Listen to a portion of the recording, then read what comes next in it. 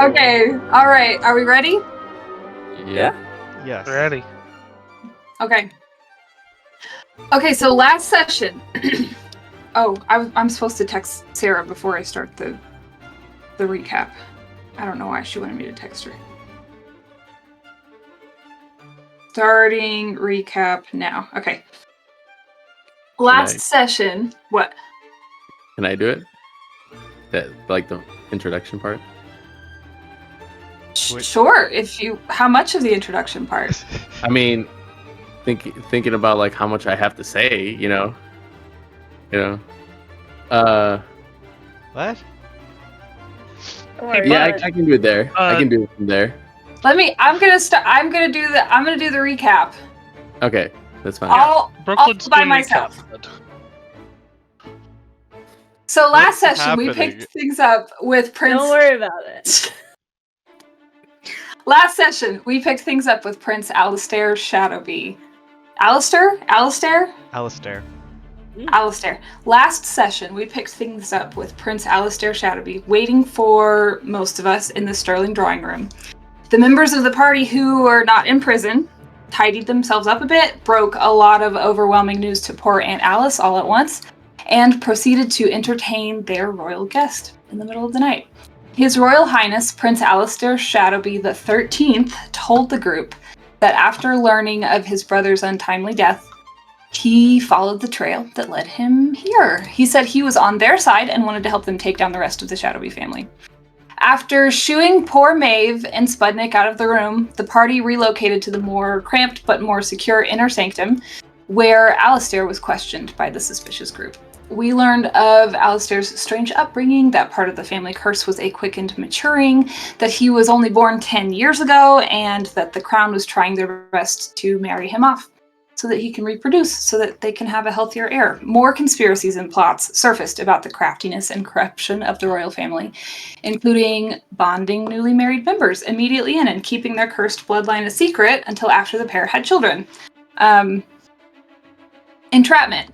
The tunnels under the ground were confirmed to be hiding places for the shifters whilst in their monster form, and the expanding of the tunnels mirrored the expansion that the Shadowbee family was attempting upon weaker neighboring countries. Alistair pressed upon them the need to overthrow this regime before it came to that, and also pleaded that his mother, the Queen, be left alone. After a lot of negotiation, the present Sterling party agreed, thinking that staging a coup with Alistair's help could also help free Dominic from his almost definite execution. And because it wouldn't be one of our D&D sessions without making things extra complicated for Chantry, Dove, Eleanor, and Nicholas decided to split up.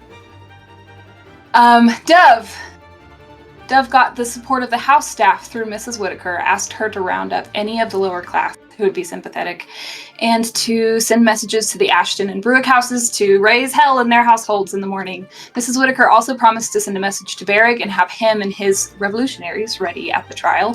Dove visited the Vein Forges, gave a clunky but ultimately convincing argument to have them join the coup, and even got to crash a motorcycle. This new contraption that the Vein Forges thought up. She also called out to her patron for help contacting Dominic, as she was very anxious about his well-being after the strange sending return from what was supposed to be Dominic's brain. Given the gift of a mourning dove familiar named Brad, Dove flew through Brad's eyes to the castle, found the cell that Dominic was held in.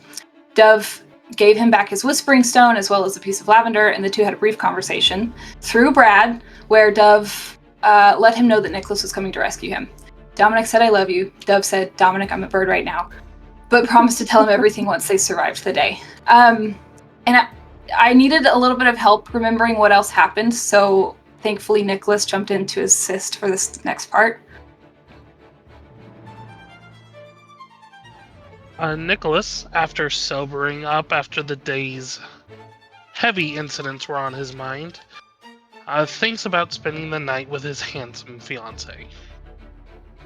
As he and Eleanor begin to argue about it, his goddess steps in and comes face to face with the young man. Beautiful and wise, she urges him to stop living in fear and to accept his destiny. With the goddess's words ringing in his ears, he goes to find Edwin, informing the valet of the entire situation. Nicholas and he begin to prepare for their long night, but not after Nicholas fires Alan, but encourages him to show up and cause some trouble for the nobles. Nicholas starts on his way, starting with the Stormonts. The Stormonts are a wise and generous family, and without hesitation, they answer his call. His next stop was the Vault Skies. In a desperate attempt to reach out to the diviners, Nicholas made a plea for them to stop misusing their goddess-given gifts. But in a severe miscalculation on his part, Duke Valtsky paid with his life for crossing Nicholas. Nicholas left the estate and made his way to the church, hoping to find his friend and niece, Emily. A priestess informed him that the two surviving Frost went up north to their estate to recover. Asking for the goddess's grace, Nicholas was able to recover before heading to the square to find his brother. And I believe Eleanor's going to have to remind me of the next part of the evening. Of course. Eleanor traveled to the Blumet estate to secure their support. She presented all of the currently available information, noting that there was no point in keeping secrets from her soon-to-be in-laws. The Blumets, moved by Eleanor's impending marriage to Dahlia and their fierce familial loyalty, agreed without hesitation. Lady Heather Blumet made it clear the Blumets protect their own. From there, Eleanor journeyed to House Boulderton, where she faced an entirely different kind of challenge. Her first meeting was with Lord Micah Boulderton, who proved more obstacle than ally. Eventually, she was granted an audience with the true power of the house, Marchioness Grusmalda Boulderton. The no-nonsense matriarch listened to Eleanor's proposal with a calculating air, though she expressed distaste for these tainted creatures in power, as well as the use of the tunnels the Bouldertons built for being used for such reasons. She also demanded that House Boulderton's influence be elevated, including a seat at the Prince's Council and raising them to the station of a noble house. Tensions rose as the discussion turned to the Prince's fate. Grusmalda suggested that Alistair's safety could not be guaranteed due to his lycanthropy, but Eleanor passionately argued his worth for the future of Regencia. After much debate, Eleanor's unwavering stance earned a grudging agreement from Grusmalda to spare the prince, though her displeasure was palpable. Returning to Blumet Manor, Eleanor sought the aid of her future family once more, but this time for a deeply personal endeavor. Drawing upon her unique skills as an Order of Scribes wizard, she requested their assistance in transferring the spells from her spellbook to her skin as tattoos, a permanent and symbolic act of preparation for the battles to come. The Blumets, ever supportive, agreed to help her undertake this extraordinary and intimate transformation. And Dominic, would you like to let us know where you Dominic just sat in jail, thought about why Balon granted him magic, prayed, and then got taken away. And that's where we left off. Thank you guys so much for helping me with that, with the recap. I really appreciate it. I couldn't have done it without you guys. Bunch of cuties. So about those inspirations, huh? Oh! Oh! Oh, wow. My goodness. How did I not I mean, coming? just just whatever. Yeah, it's fine. All right, everyone take an inspiration. Yeah! Brooklyn, take an extra one for the outfit. No, I'm okay. Thank you, though. Oh, all right. There's going to be that moment in the session that we need one more inspiration. Okay, I'll take it. Okay. Yeah, why would you not take? What's the matter with Because you? I have like 2 of them! Yeah, well, we have a lot of crazy Yeah. things that we're probably going to be doing. You're right. Okay. I got 3 inspirations this Okay, cool. session. Remind me if I you and forget. Eleanor are on your own. You may need them. Yeah. That's true. I got You 3. and me, buddy. You and me. You got 3? For once. Yeah! I'm being a great companion. Yeah, you've really stepped up these past few sessions. That was very sneaky of y'all. Cute and sneaky, I guess. Brooklyn's like, I'm almost done writing it. I'm glad I was able to get a sentence in. No, poor Dominic. We're sorry. Boy. No worries. Been a rough Okay. couple of sessions for him. All right. Don't get locked up, kids. Don't get Yeah. locked up. There are consequences to your actions in D&D. Don't do Yep. drugs. Don't do drugs. Also, don't do drugs. Unless it's a wish potion. Nope. All right. Thank you for that recap, everyone. Welcome to the final chapter of Shadows and Blood Ties, a Regencia story. We are in chapter 29. The city of Dawnland stirred under the first whispers of dawn. Its cobblestone streets glided in the fragile light of a new day. The autumn chill lingered, curling low along the ground like a waiting predator, biting at the heels of the few figures brave or desperate enough to wander the early hour. The great sea river mirrored the fiery streaks of the horizon, its waters too calm, as if holding its breath for the storm to come. Above it all, the spire of Shadowby Castle pierced the morning sky, its silhouette stark against the rose and gold haze of the rising sun. The edifice loomed over the city, unyielding as the monarchy it represented, but cracks of discord hummed beneath its surface. The Statue of Justice Square. The square was unnaturally quiet, save for the rustle of banners stirring in the breeze and the steady rhythm of boots as shadow cloaks prepared the gallows. The Statue of Justice, a towering figure of a robed woman holding balanced scales, seems to cast an accusing shadow over the scaffold, its stony face turned toward Nicholas, waiting there in the early morning light.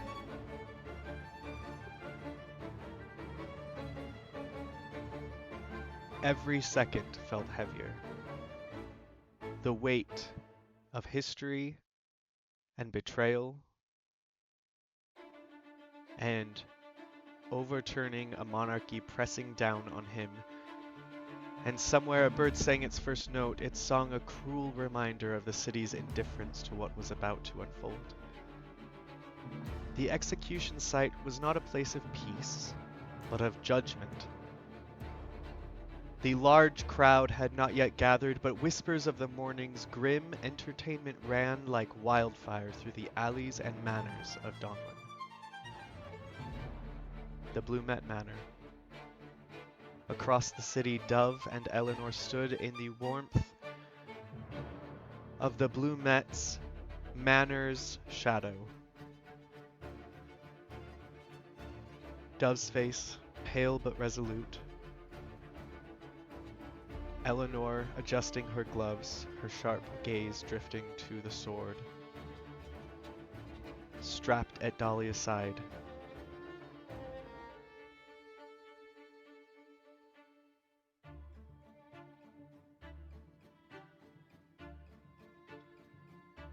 An eagle, large, unnaturally large, waited in the courtyard, its feathers gleaming faintly with magic.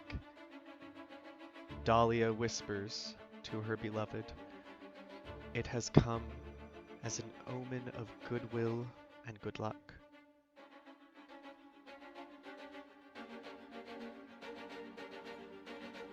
They knew that if they failed today, there may not be another chance. And as Eleanor and Dove looked at each other, the unspoken words passed between their eyes, "Then we don't fail."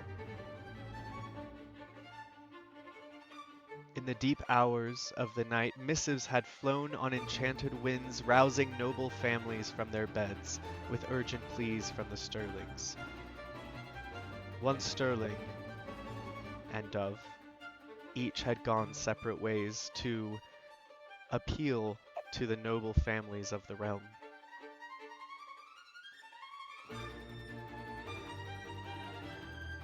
Many noble halls had received the call. Allies were uncertain, tensions were high, and loyalties were fragile. A handful of carriages now make their way through the quiet streets, their banners hidden, but hopefully their resolve unshaken. Inside each sat a noble dressed not for ceremony, but for battle. Who had received the call? Who had answered the call? And who had heard of the call sent to others and had come to support the crown? Who is prepared for what might be the last stand against tyranny or a catastrophic defeat? As the first light of the sun reached the highest towers, the clock bells of Dawnland told the hour. It was a haunting melody reverberating through the city like a drumbeat of fate. The sky bled colors of fire and rose, bathing the gallows, the castle, and the cobblestones in eerie beauty. This was a city perched on the edge of revolution. At its heart, the Sterlings prepared to strike a blow that would either shatter the Shadowby dynasty or cost them everything.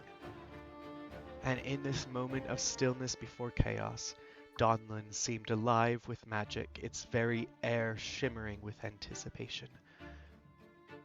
The player's fates written in its light and shadow, and the day had begun.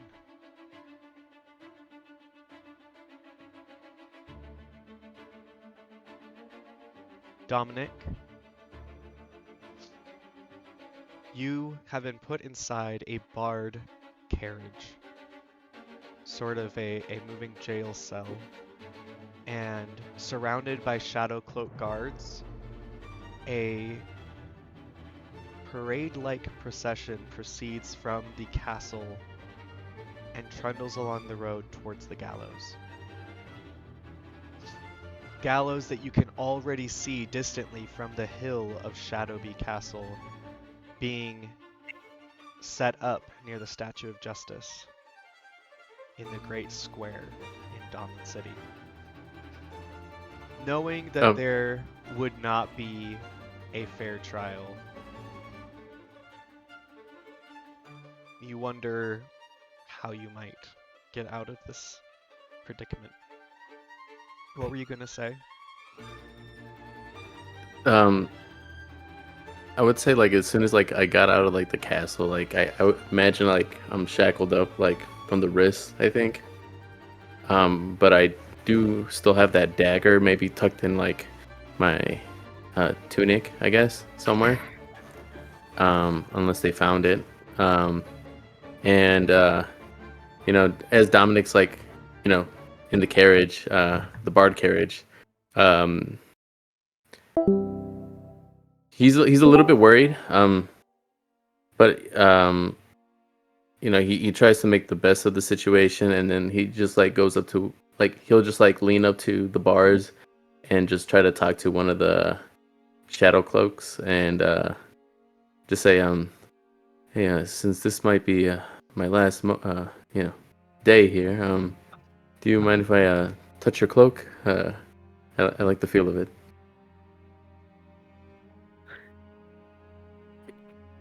Remind me very quickly what dagger you have. It's the one that Brad gave me. I didn't give you a dagger, I gave you lavender. Oh, a yeah, but you also gave me a dagger. I did too. not.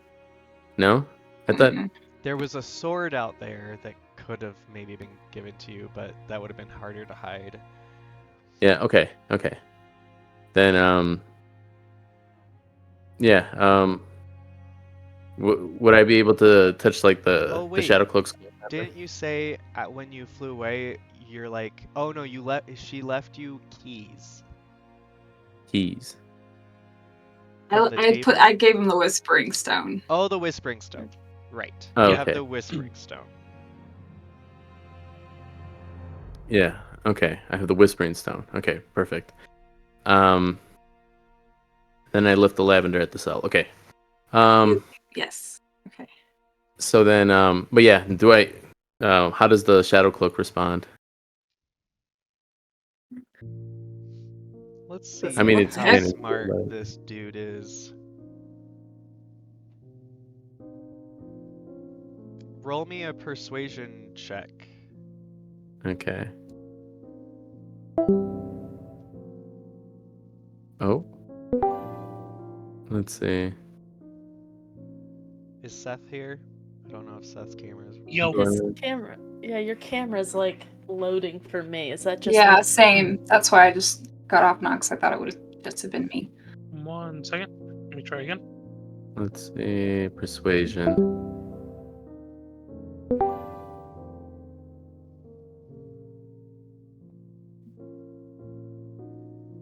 $17. Yeah, There we you're are. here.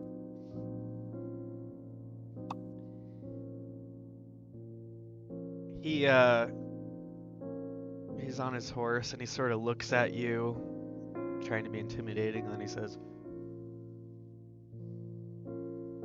"You all right? Since you got nothing else before you die?" And he's gonna pull his horse over and say,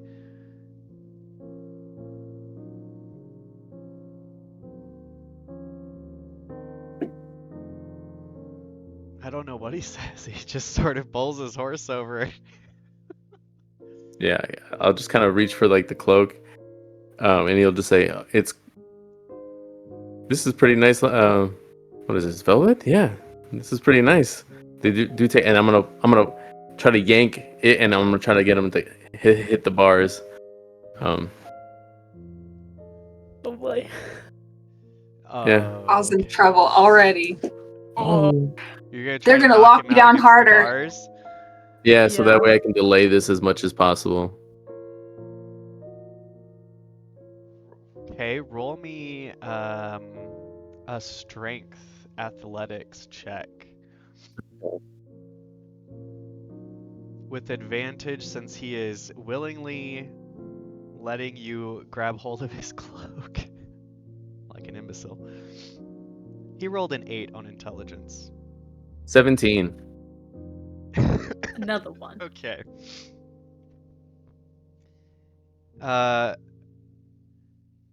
He, with a haughty face, holds his arm out, and you grab the cloak and you say, "Wow, is this velvet?" Clonk.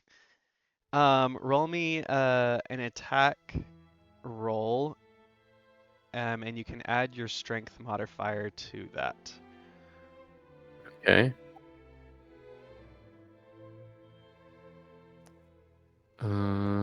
Let's see. Oh, so then it's just like another. Oh, it's just like another athletics, basically. So.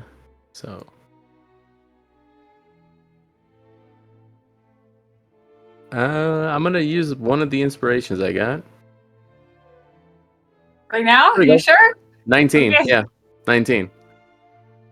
My So God. 2 more to go. 19 Yeah. damage? Oh. Wait, an attack roll with. Oh, sorry.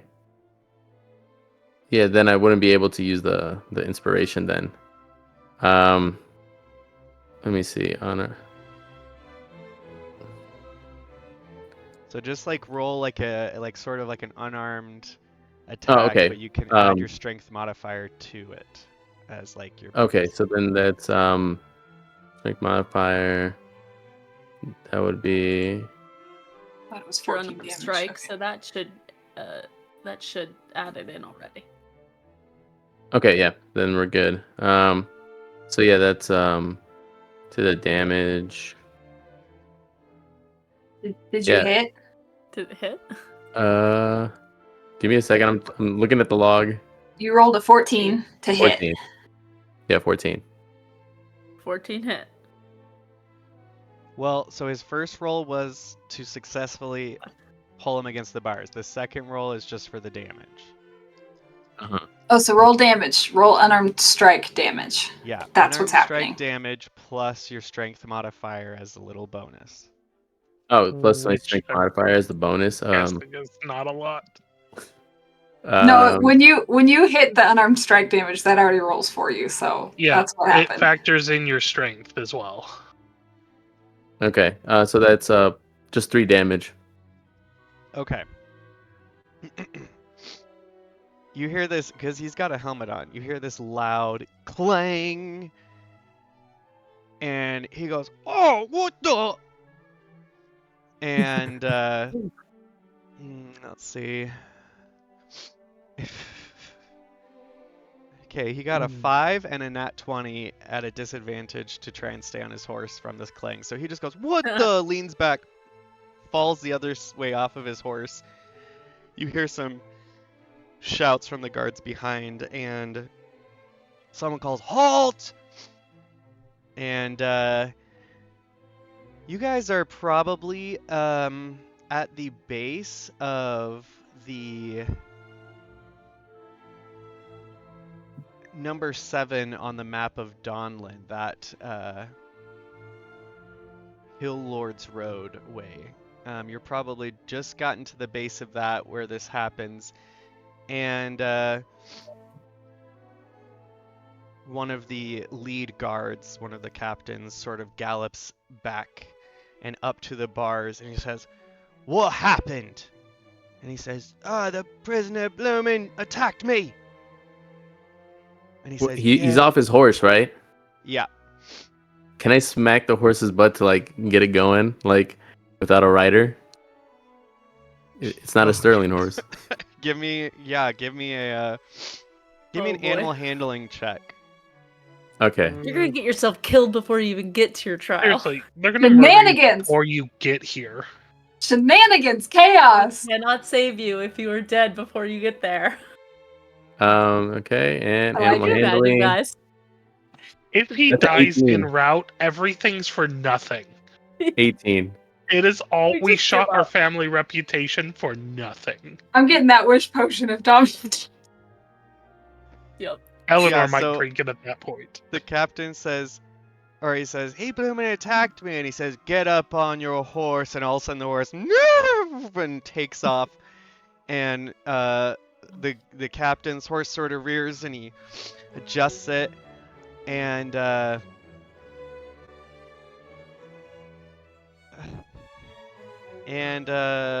he looks at you, Dominic, and a couple of the guards at the front of the procession sort of gallop off after the horse to retrieve it. And he looks at you and he says, "You want us to perform your execution right here, do you? You Not think this is really. gonna That do was the anything?" whole point. I mean, I think I'm at death's door at this point. Might as well, try to get myself out. He snaps mean- at some guards, and they gallop. They don't gallop. They move their horses a few feet up to the back of the cell carriage. You hear an unlocking from the bolts. Your cell is unlocked, and you are dragged out onto the road. You are shackled with your hands and your feet, so you kind of can shuffle and your arms are shackled. And they pull you out onto the roadway, and the captain says,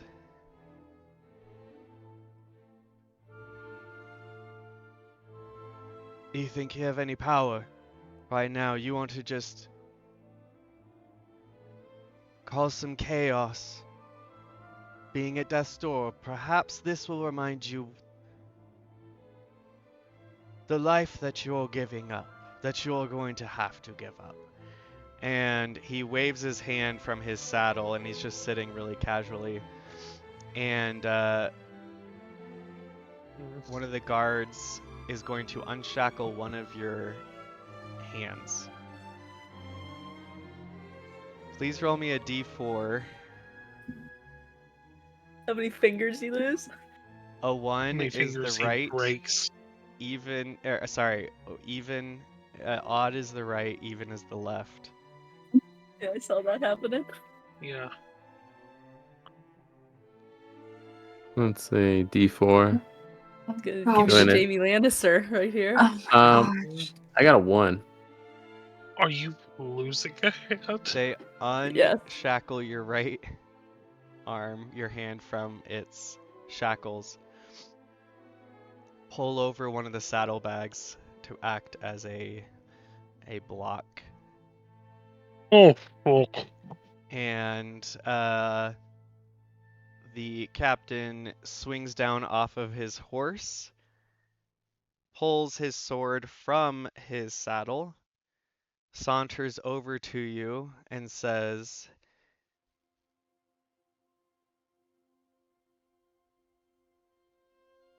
"There are consequences for actions, even for prisoners doomed to die."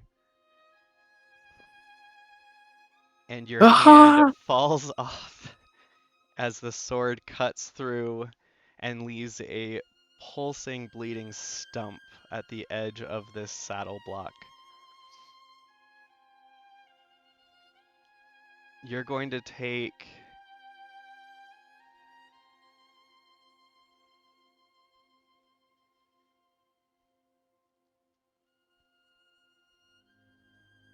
3d12.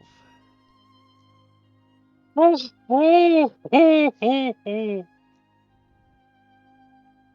a lot. Play stupid games. Win stupid prizes. Oh my god. That's 23 damage as you lose. Holy your hand. crap! All right. Oh, that's a quarter of your hit points. This is turning out worse than I thought it was gonna be. Really? I Dominic, didn't they expect that. bring a piece of cloth from a saddlebag. They field bandage up your stump and throw you back into the carriage. Okay. Yeah. Not doing that again. Yeah, you only have one more hand. You can't afford it. Gosh.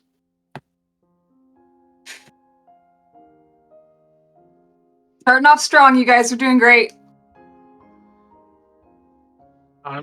Can we even say that I'm running a Regency campaign anymore? Am I just too dramatic? It's Game of Thrones. It is. We have left This is more Bridgerton. Game We of have Thrones entered than... Game of Oh, yeah. Thrones. Oh, we've been in Game of Thrones a long time. Like session 4. We've been in Game of Thrones since Dementia Delusional Grandma. Granny. Dementia Grandma. Yeah. Dominic, you think that you've bought yourself about 10 minutes of extra time before the carriage starts bumping and trundling its way along the path again. Every bump and movement as the shackle on your right stump pulls and presses on the throbbing and raw skin, and you can see blood seeping through the end of the bandage as you watch your hand be left on the roadside, covered in dust as the horses trot past it.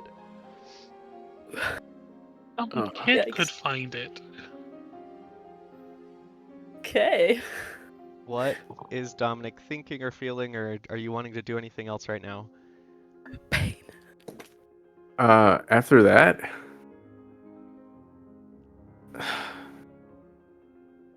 not really. I think his best shot is at the trial now, I guess. No, these guys don't play around. He is I guess he's got the pain to distract them from like his possible death at the trial. So Yeah. It's not looking good. So Roll me a perception check. okay.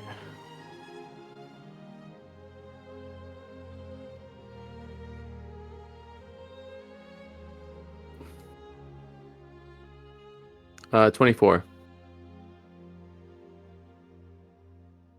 As hope threatens to fade and shatter, holding your stump, you look down and you see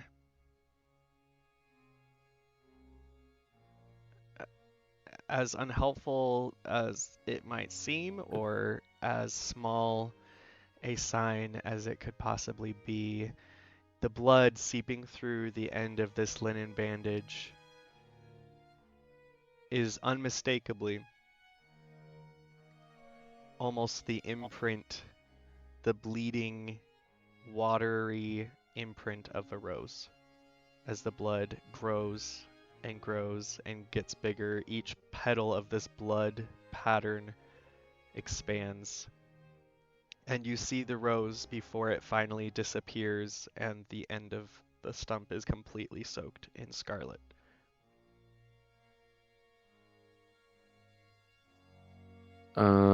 Yeah, Dominic will just say, he'll just like look up to the sky and just say like, well, I'm glad you're still with me. And, you know, just, knowing that, you know, so, you know, I guess Balon, you know, knowing that Balon is like watching over him, I guess, you know, I think that's like one of her signs. So,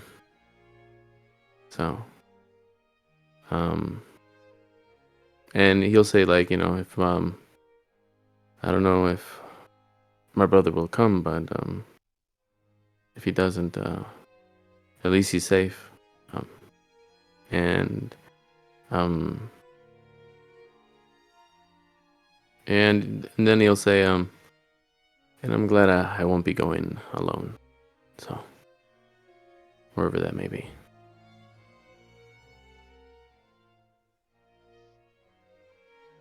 Okay, we're gonna pan over to Nicholas at the Statue of Justice Square. Could I have done one thing? This has to do with Nicholas. This is why I request it.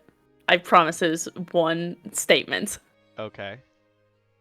I just wanted to send a message to the Whisper Stone. To him. Is that okay? At what time? Definitely before the trial starts, or when we anticipate the trial starting. Okay. And my message would say, because I know that Dominic was compromised and potentially his Whisper Stone. It says, the weather vane indicates rain.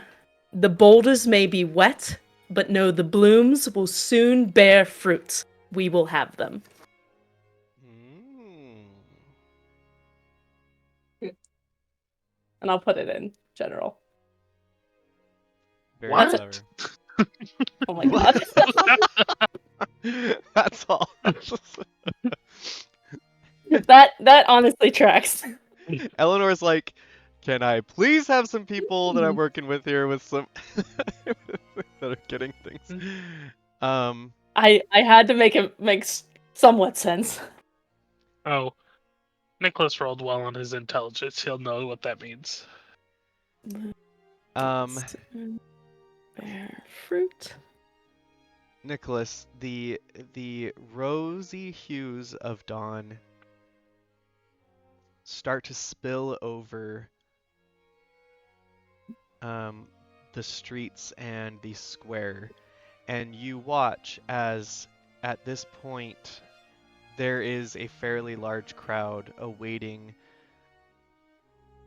Word had spread that a procession with a prisoner's carriage had been seen heading down the slopes of Shadowby Castle. Word had spread, and people have shown up to see who it is and what is going to happen.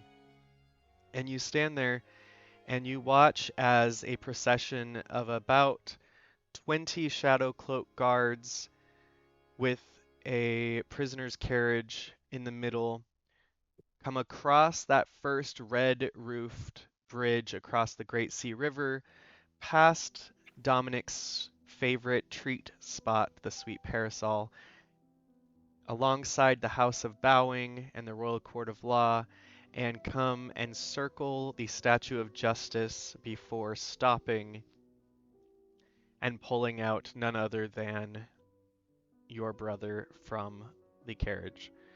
There are stands with about 4 raised bleacher-style seating to one side for nobles and those wealthy enough to pay for seats away from the masses that are fairly full. There are commoners and middle class and all sorts of folk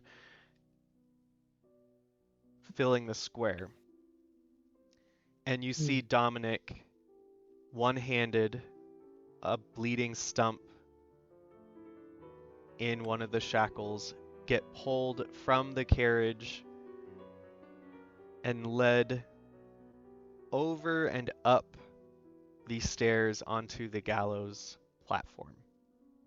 He looks white-faced and in pain.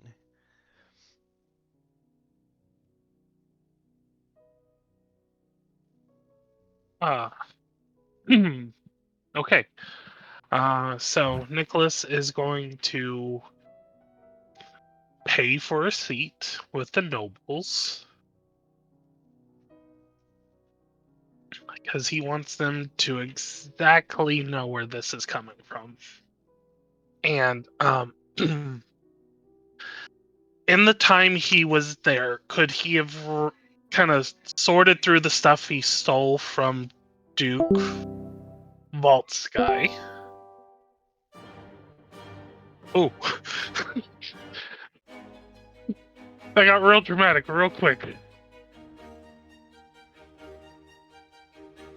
Dominic lost a Yes. hand. It's gonna be real dramatic.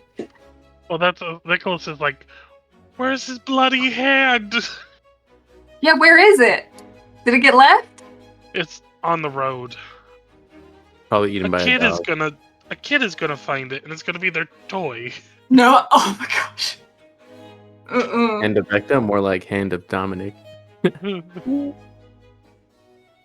I also need to possibly see if someone has a rapier or a dagger that they're not really gonna miss. I mean, we got plenty at home. Well, am I at home, bud?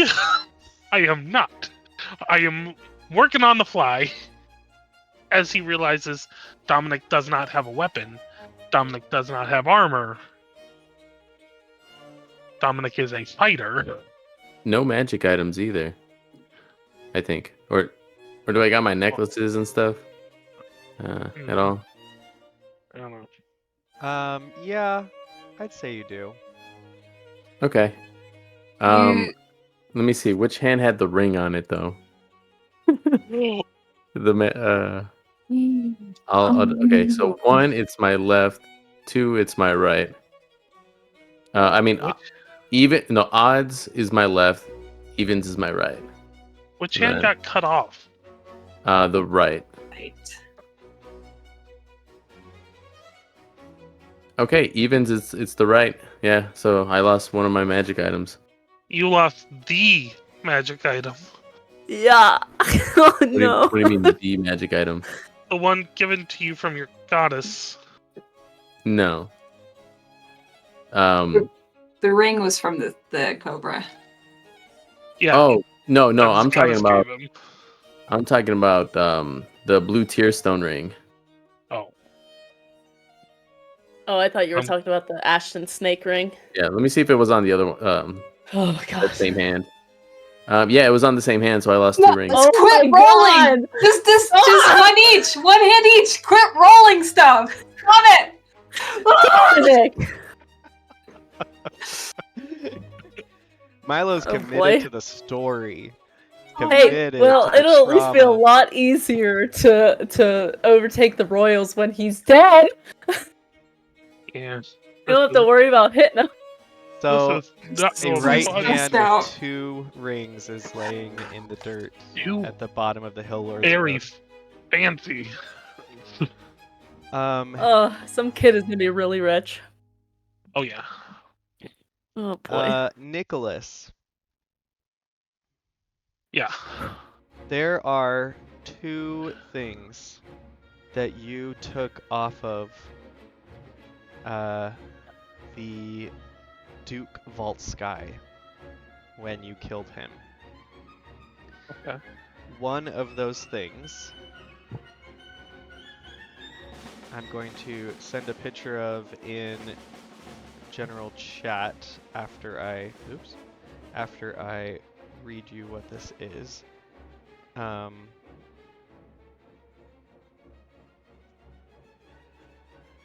But it is what is called a stellar night dreamoir. And this is for all intents and purposes, a spell book, you assume. You haven't had a chance to like really attune or look at it, but it is a cushioned spell book. And from everything you've seen inside, when you flipped through it quickly, you think that this has to be used by a wizard. The other thing... We ride by the river. He's like, too late. No. I will fight you if you do that. It's on sight when Eleanor sees you. Tosses it in the Fisticuff river. immediately. Oh, No, useless. I can't use that. She doesn't need extra spells or anything. Yeah. The other thing you pulled off of his body is what is called a portable fortune teller. And I'm going to send a copy of that link in general chat. Essentially, this is a metal box that... I'm sorry, I was just turning. Metal box, roughly 8 inches wide and deep, and 5 inches tall. It's painted in purples and blues and covered in stars, moons, and other celestial symbols. A lever protrudes from the side, and there's a slot mechanism at the front. Sitting on top is a smoke-filled crystal ball.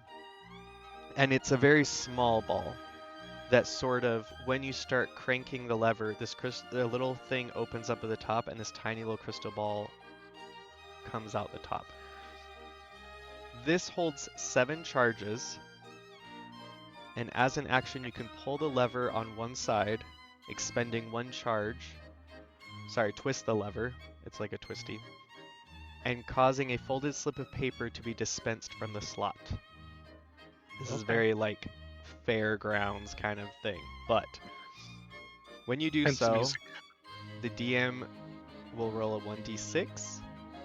On a roll of 1 to 5, the paper contains a cryptic but meaningless fortune.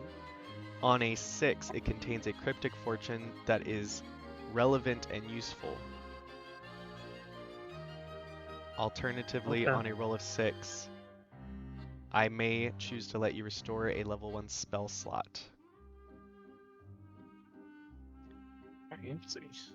I will say, if it is a 6, then the fortune will not only be relevant and useful, but very useful. Okay. That's about all about it that you've been able to glean in the little bit of time you were waiting in the still lightning darkness of pre-dawn. You also asked to look for some sort of weapon. Yeah, a guard, sleeping drunk, someone who's not gonna miss their weapon, and if possible, not gonna miss their leather armor. That you managed to just take off of them? I am very good with my hands. I'm a musician.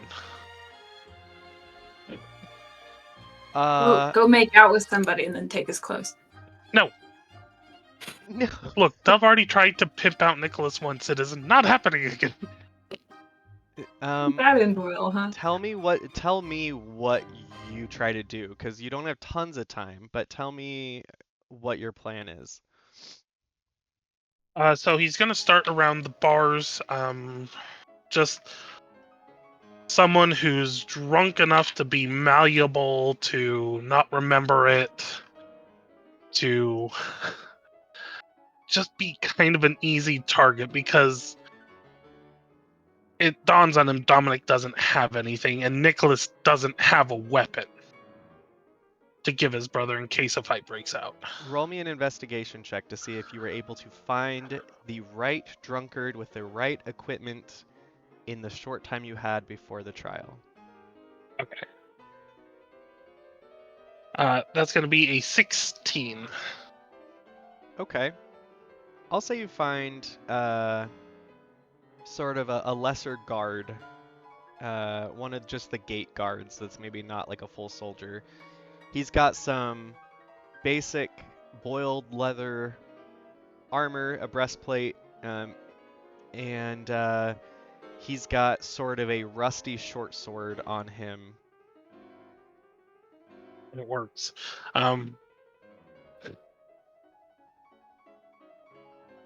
Nicholas is going to follow this guy, and the moment he kind of approaches maybe a barrel with some rainwater in it, Nicholas is going to run, put his head in the water, and freeze the surface.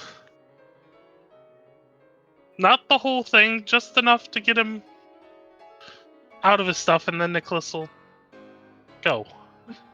And So you're killing unfreeze him. the man. No, I'm not killing him, I'm just holding him still. His head's underwater.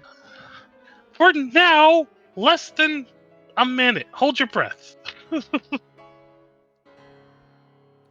Yeah, it takes about a minute to don off armor, so we're good. So like, Yeah, just like 60 seconds to take armor off of somebody. I'm gonna roll a Constitution saving throw for this dude because he's drunk. So I don't know if he would That's last fair. a minute before. That's fair. Okay. He got an 11, which, when you finally release him, you're not sure if he is unconscious from alcohol or unconscious because you might have drowned him. But And he just slumps to the alleyway in a complete deadweight puddle, and yeah.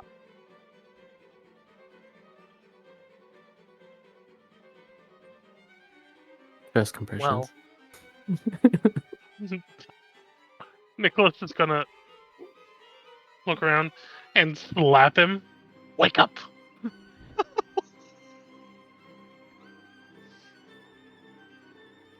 Okay. I don't need more death on my hands. I can help it. Okay, let's see here. Come on, He be does alive. not wake up from your slap. Okay, look around. I didn't mean to do it. And he's gonna put his hand on the guy's head and give him a single point of lay on hands. A single point. As Come you on. put your hand on his head and you transfer just the littlest bit of energy from yourself to him, you just see his eyes roll back and just water spurt Okay, and gush everywhere. time to go. Nicholas is gone. He's alive. Okay, how is Nicholas holding or carrying or hiding this leather breastplate and rusty short sword while also being in the noble's box? So, Nicholas is going to tuck the sword into like his pants under his jacket. And then the armor, he's just going to like roll up the best he can and put it in the bag he has that are also holding the relics from the divine estate. Yeah, I don't think the boiled leather armor is going to be able to roll up. You might be able That's to fair. slightly fold it into like a... A shape. Yeah, that's fair. But it's pretty bulky Nicholas still. doesn't fold. You know what? I will tuck it somewhere it won't be noticed, hopefully.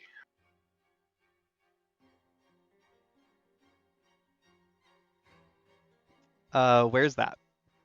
That's a good question. So as we're coming up into the boxes, Nicholas is going to like shove it underneath one of the seats and just kind of far enough out of the way that if you're not looking for it, it's not going to be visible. Okay. You brought your And hopefully it's blanket there. and your whatever to the game, and you Sure. just put your stuff My under bottle your... of wine, yeah, it's your- fine. Okay. It's fine. All right. What? Now that that has happened, it is now present moment, and you're seeing Dominic get led up to the gallows platform. The one thing you do notice at this moment is that no royal family has shown up yet. Okay. Boo.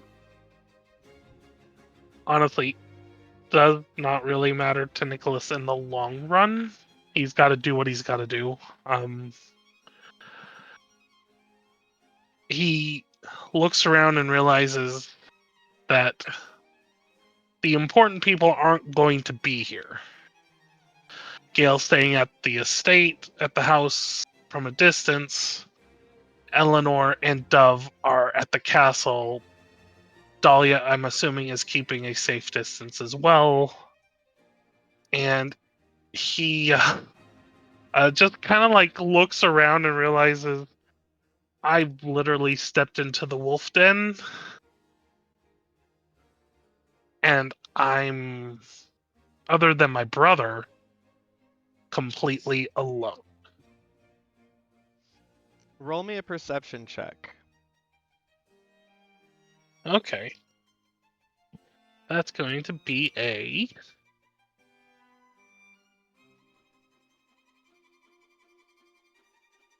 19. Here's what Nicholas notices and sees as he starts to sort of feel the terror of the situation. In these noble boxes, you tag certain people. You see some Bouldertons are present. You see some Vaneforges are present. You see Bruicks and Ashtons present.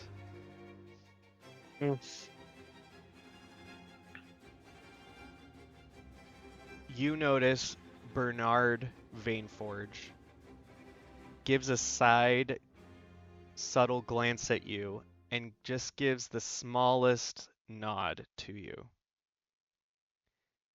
You also see Lord Ivan Ashton, who you know none of you contacted, give you a look as well and narrow his eyes. You can see in the crowd as you scan your eyes over, there are the 20 shadow cloaks that came with Dominic that are now sort of making a semicircle ring around the gallows. There are also about 20 more guards that have shown up from the House of Bowing that are sort of skirting the edge of the crowd. And then there are also, you see about 20-25 guards that are tower guards, Tower of Gore guards, with the Tower of Gore sigil on their chests that have shown up and are sort of ringing the other side of the crowd. As you look around, you can almost feel and sense an odd sort of electricity, a tension in the crowd that is even beyond what it normally is there for executions or trials.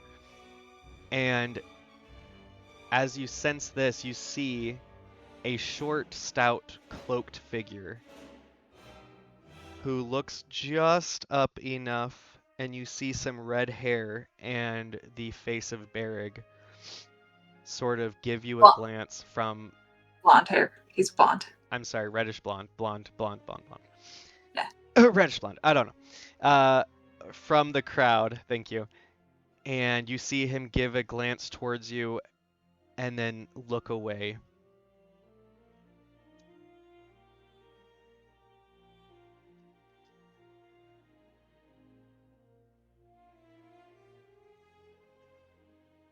You then feel a sense of a shiver go up your spine, and you look towards Shadowby Castle, and you see the royal carriage and a procession, a new procession, leaving the gates of the castle, and the royal trumpets blare from the ramparts, announcing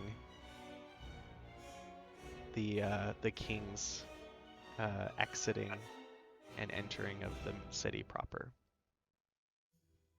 Pantry, can I say what Dev was going to do for this real quick? Sure. Because Dove, the second that we thought the trial was going to happen, would have sent Brad, the dove, to go and be a part of this and like keep an eye on things through him for as long as possible. I don't know if we're like riding a horse to the castle or whatever we're doing, but she would have sent this through Brad for this. Sure. Do you want to send the dove when you hear the royal trumpets? Sure, yes. And I want him to be carrying a silver, one of my silver, not daggers. Okay. It would have to be a very small one, based Yeah. on I looked it drawing up. that our artist, our resident artist, drew of the cute little dove. Well, but I looked it up, and the stats that we have for this bird, it can carry 1.5 pounds, and Great. daggers are 1 pound. You way to do your research. Yeah, There you go. It can definitely Inspiration. carry a silver. try and dagger. like, yeah, it's little and it's like tucked up in his feet or whatever. But that's what he's doing. Dove, as you send Brad the dove away with the silver dagger, you and Eleanor are in the trees, the gardens, next to Blumet Manor. And as you see through the dove as it rises into the sky, you can see the royal carriage, each of its corners holding a banner of the royal family's sigil, and then a single one in the middle of the canopied top holding a great banner of a wolf. Guards that are sort of palace proper guards surround the carriage and are before and after it as this procession leaves out of the castle and heads towards Castle Bridge for it to leave the confines of the castle completely. You know what? Roll me a perception check with the dove.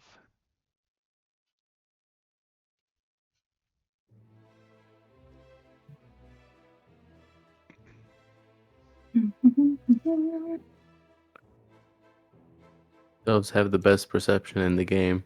Did we have? Plus Did we? 88. Okay. We said no dark vision. Can I keep the advantage on perception checks that rely on hearing or sight? Sure. Okay. And I get +3 perception. Okay. Don't fail me now. Oh, I have advantage though. Okay, we're gonna try again. 30-20. Let's go, baby. As you see this procession and sort of circle around to head towards where you know the Statue of Justice is in that square, a sparkly glimmer of metal catches your bird's eye from the dusty road as the sun glints off of something in the dirt.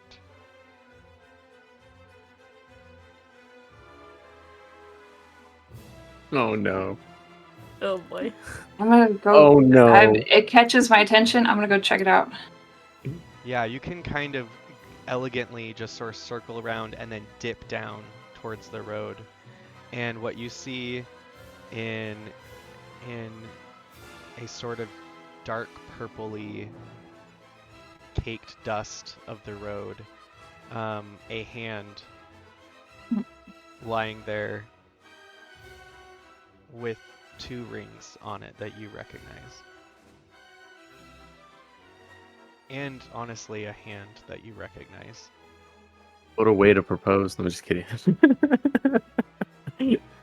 I'm gonna say in my halfling dove body to Eleanor, I'm gonna start panicking. I'm gonna say, Eleanor, they cut off his hand. His hand is in the street. What?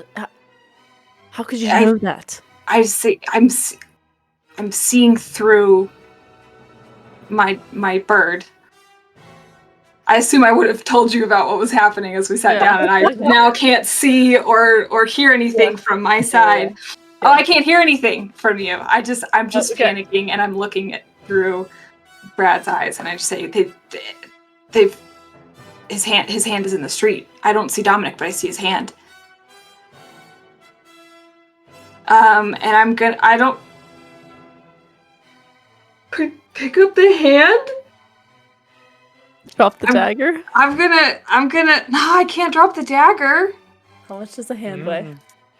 How much does a hand weigh? Choices.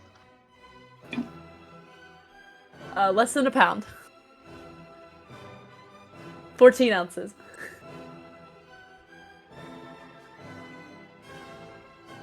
With the rings, maybe a pound. I think I gotta take these rings before somebody steals them, and I'm gonna have Brad pick the rings off of this. I'm gonna come out of his body as he's doing that. I don't want to experience this. I tell Brad to take the rings off of before you Dominic's come out of his dead body. hand. You sort of land on the road next to this hand. It's about the same size as the dove. And you look, and you can see at floor level up the hill just these massive black horses and this carriage and these guards trundling sort of in a haze, unfocused in the camera lens, but getting closer, and the road starts shaking as the horses and carriage get closer. Is that scene in Gladiator?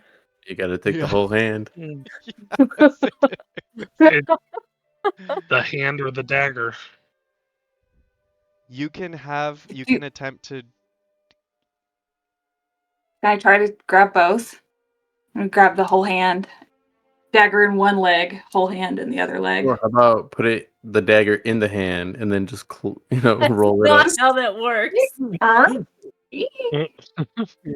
Drop the dagger on the side of the road, grab the hand. What are you doing? I'm gonna see if he can pick up both, and if he can't, then we're gonna make some decisions. A dexterity acrobatics check with the doves. Okay, +1. Mm. Big money, no whammies. 16. Yeah! You feel him just managing to get into the air right as horses and the dove sort of gets caught in this updraft of the carriage and horses Carrying a hand.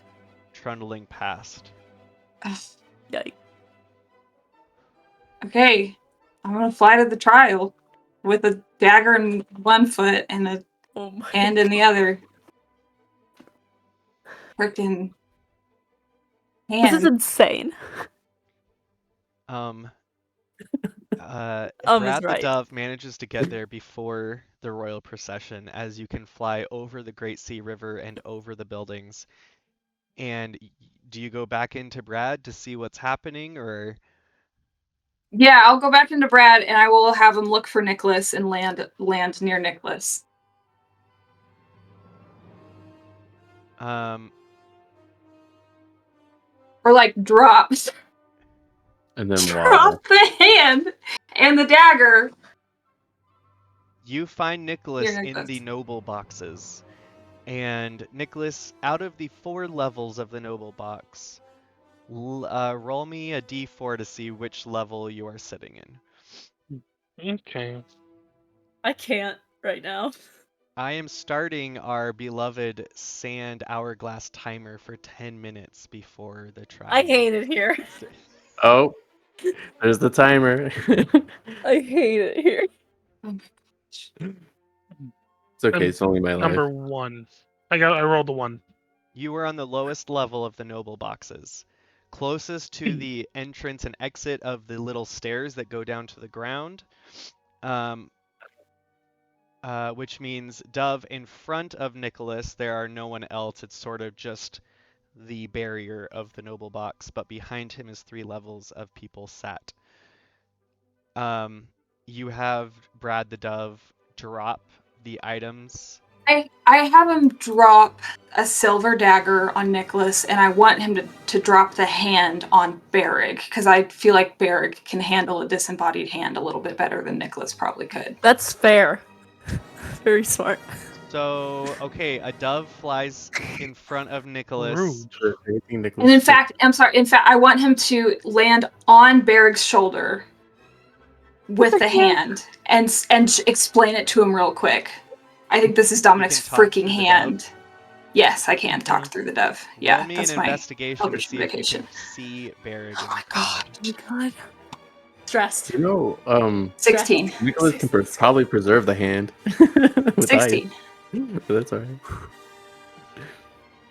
You are able, after like a couple circles above the crowd, you find Berrig. And are you dropping the dagger off first or no? Dagger off, swooping by, dropping dagger in Nicholas's lap.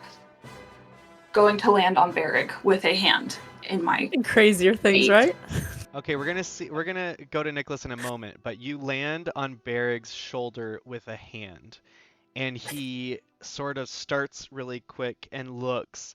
It's me. Oh, it's me. Tiasha, we've been through this. I don't want to sound like that. Devious. He sees a dove though, and he says, "What have you brought me?" Barry, I think this is Dominic's hand. I don't know why I grabbed it. The rings are important to him and could come in handy. I need you to get Dominic out of here. That was good. He just takes the hand from Brad the Dove, pulls both the rings off. The hand's a little bit swollen, but he just sort of uses his dwarf strength and just sort of takes them off, pockets the rings, and someone's got sort of a hand cart that they're pulling through the crowd, and he just tosses the hand onto the hand cart as it trundles past. I'm going to tell him I'm not going to stay here the whole time, but this bird is going to stay with you. If you need him to do something, just say the word. I'll check in every now and then. He's going to stay on your shoulder. Is that okay? Dove. Yeah. Take care of yourself. You too. Please don't die. Please don't let Dominic die. I'll see you soon. This is the day we've waited for our entire lives. It's not turning out like I thought it would, or hoped. I'll do whatever is necessary for you. Thank you, Eric. Do I see Dominic? He is kneeling on the platform with 2 guards on either shoulder, and you can see the stump and his hand in the cuffs, and the stump is starting to bleed and drip out. I want Brad to swoop, hopefully where Dominic can see, and then go back to, like, take a big turnaround so people aren't like, "What's this bird doing?" And then it goes directly to Barrick's shoulder. But I want to try to swoop in front of Dominic, and then end up back on Barrick's shoulder after flying around for a minute. And that's all I want to do. Dominic, roll me a perception check with disadvantage.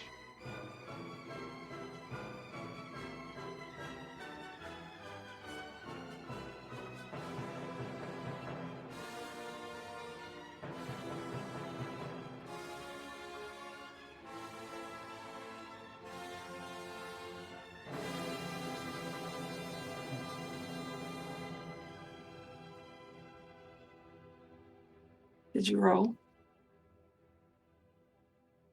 There it is. What? We cannot hear you. 14. Okay, you see. Sorry, the hand joke was funny. I had to mute. You see Come in handy. this dove with green and fuchsia glistening on its wings, and a pink sort of poofy breast, and it flies sort of just within your field of vision. And whether you know that this is dove or not, it reminds you of dove, at least. This is the same bird that talked to him just a couple hours ago. Hopefully. Yeah. Definitely gives Dominic some peace. And yeah. I don't know. I think Dominic is like he's in a state of mind where he's like, well, I tried. And yeah. And just trying to like try to get the best look to see if his brother's around. Yeah, I'll say with your perception check you did at disadvantage, it was high enough that you see Nicholas in the noble stands. You see him there without anyone else that you know with him, but you do see him, and you feel a little more hopeful just as the herald, who apparently is also standing behind you out of sight on the gallows stand, says, "Prepare for the king!" And you hear the crowd break into hushed whispering and talking in a different way than it was before. And you hear all the guards sort of stand to attention. Eleanor and Dove, you guys from the trees and the gardens could have seen and heard the royal procession passing and heading off to cross the Great Sea River. Dove, you have just come back, and you both know that it is now or never.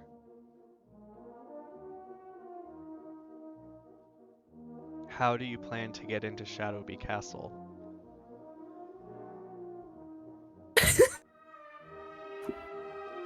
Eleanor, they have. I can't go in the castle now. We have to go get Dominic. They chopped off his hand. They're gonna kill him. That's why Nicholas and everyone else is there. All right, to make sure that does not happen. Our job is to go into that castle. This is our only chance. Well, he can't fight now. He's not gonna get out. There are plenty of others there. Dahlia's there, Nicholas is there, Berig is there, and whoever else we were able to get together, alright? He will be safe. We have to fulfill our part of this.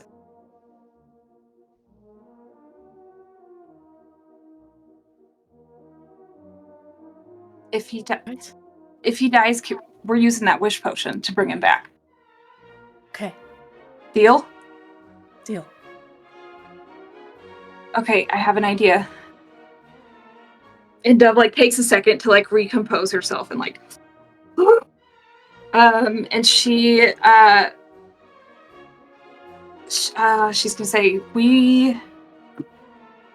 my parents worked in Shadowby Castle. My mother was a cook.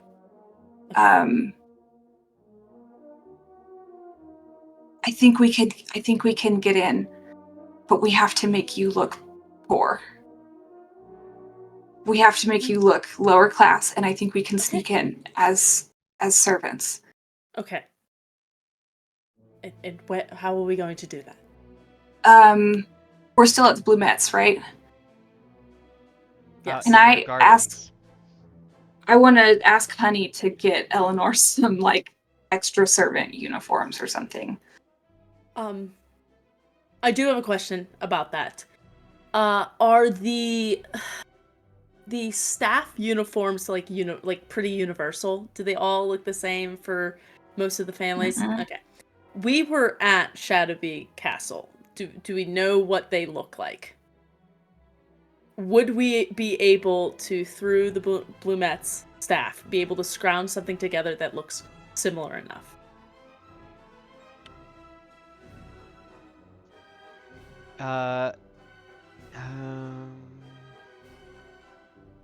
You think maybe just similar enough to get to an actual servant to get their clothing? That's all we need is somebody to not look twice at us when we get in. Right? And then we can take somebody out, ask for help. I don't know. Find a closet.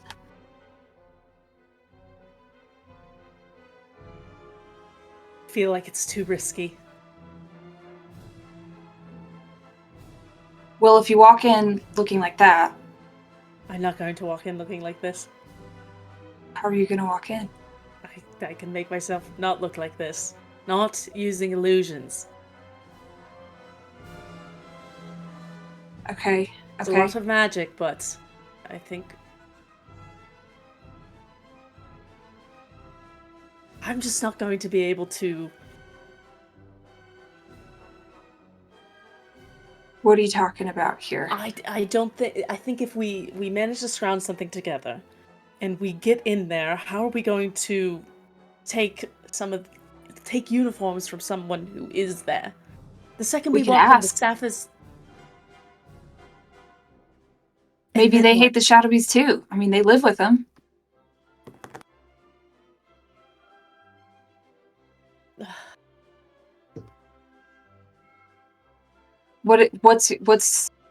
Alistair said he left some doors open. We go in that way.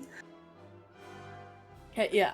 DM, what openings did Alistair leave for us? He said he was going to leave his window, as well as something else open.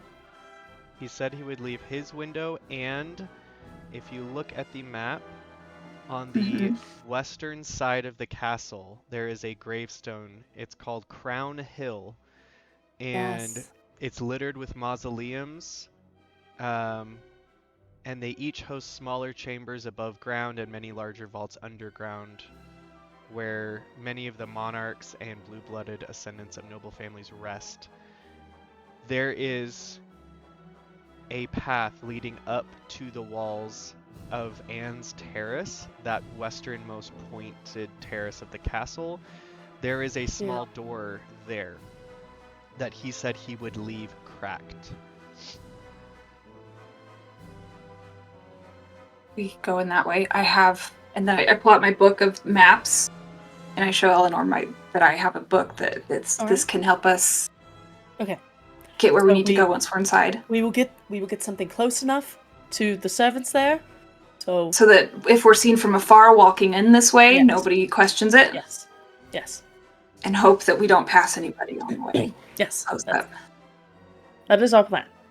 Okay. So we're gonna run back. We're gonna grab me and Dove, something close enough to as close as we can get to Shadowbee servants' uniforms.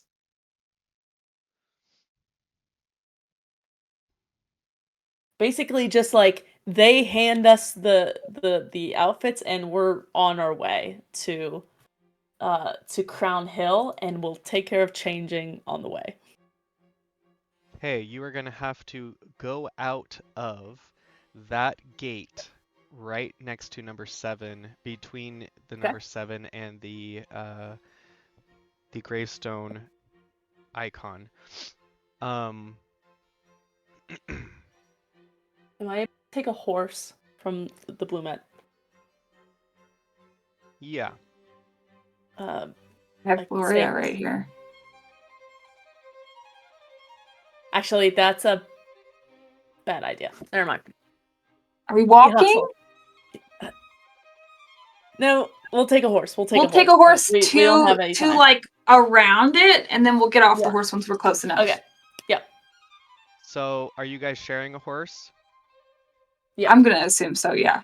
Okay, you ride your horse through this gate and to that edge of Small Castle, the town just on the western side of the gates outside of Donlin proper.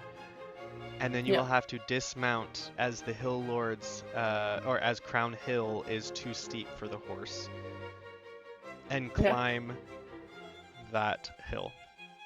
Okay. While you do this, our timer is restarting because I paused it for a moment because some of this was could be fudged. And we're going to go back to Nicholas and Dominic. Nicholas, a silver dagger lands in your lap. You watch as this dove carries a hand to the figure in the crowd, cloaked. The hand disappears and the dove flies over towards the gallows, spins around a bit, and you stop watching it. As the royal carriage comes up and stops outside of the crowd,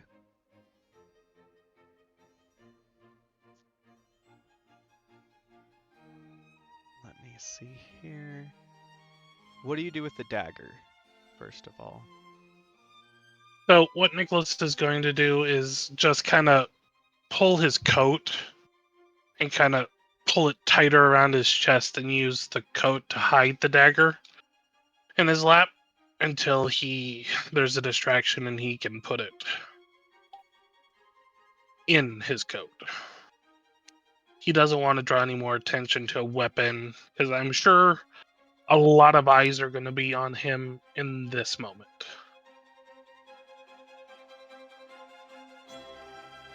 Agreed. If you look at the handout screen, you'll see... That's terrifying. Could you guys hear that? The timer just went off and it has this death gong. Dong! I was like... if you look at the handout screen, Nicholas, and everyone, you'll see the Shadowbee carriage that gets pulled up with its banners and flags, and the new Shadow Cloak guards sort of make a pathway and stand on either side as one of the coachmen opens the door and folds down a step, and King Alistair Shadowbee the 12th steps out, dressed in purple and black.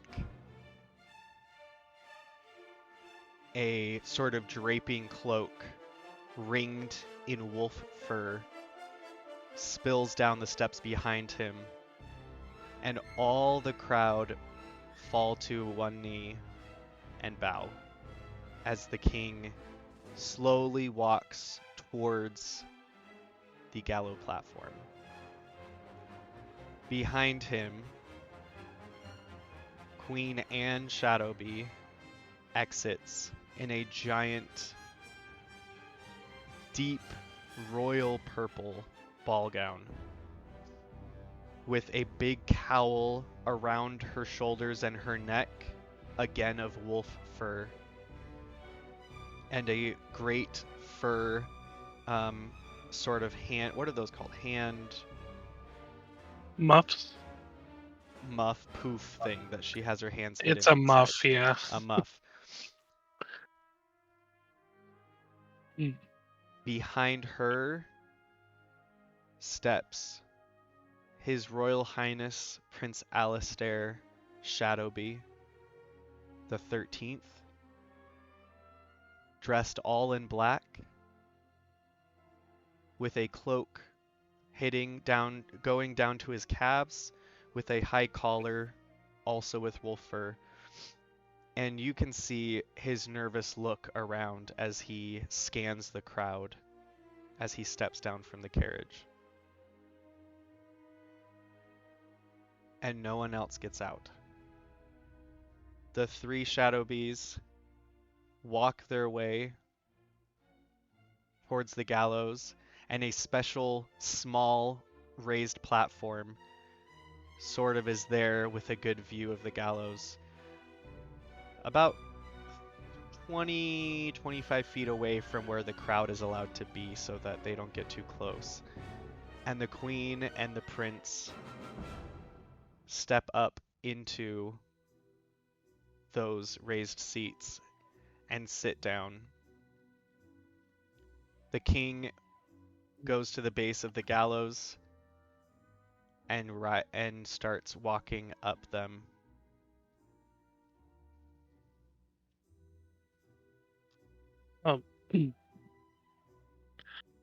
As Nicholas has his head bowed in respect, he's going to pull out the sending stone to Dove and Eleanor. I've just seen Mama Bear, Papa Bear, and Baby Bear.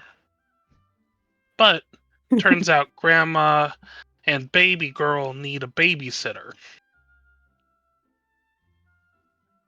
He's gonna tuck it back into his jacket.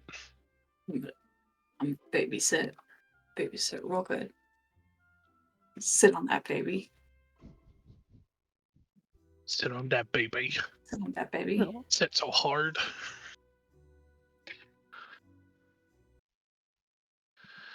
You will see a picture of the king and queen and crown prince on the handout screen.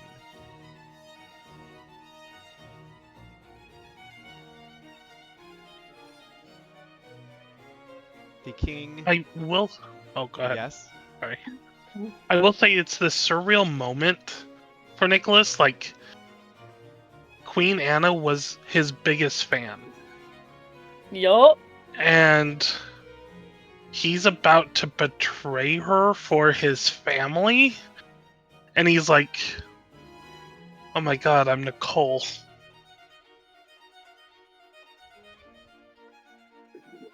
I think it's just this weird, random, intrusive thought that he's like, oh, this is why Mother did what Mother did.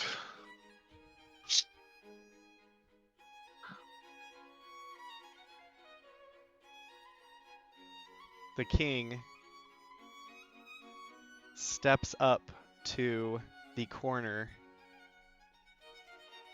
and the herald steps between the king and the two guards and Dominic, who are sort of in the center of the gallows platform. The herald opens a scroll just for formality. Clearly the herald knows what the titles are and what to do and say. And he yells, His Majesty King Alistair the 12th, ruler of the realm of Regencia, beloved king and provider of the Commonwealth, power of the beloved kingdom of the modern age. Presenting the accused and the prisoner, Lord Dominic Sterling. Dominic Spudnik Sterling, who is accused of the murder of Prince Solomon Shadowby. When did I get a middle name? I thought that was wait. your middle name. Huh? Is it not? No, it's just Dominic Sterling. I think Nicole you made a joke about it in character one time. You did make a joke about it in character once, and I think it just kind of stuck. Because I know that Sputnik's middle name is Dominic. I know All what right. Nicholas's middle name is, but I don't know What's what yours canon? is, bud. Tell us now. Do you have a middle name So- of Spudnik or no? There's no middle name. Okay. Okay. They then he wanted says, when you got married, they wanted you to keep Uh-huh. your last Mhm. name and put it as your middle name. so they say, Lord Dominic Sterling, who is accused of murdering Prince Solomon Shadowby, and you hear gasps and hushing from the crowd.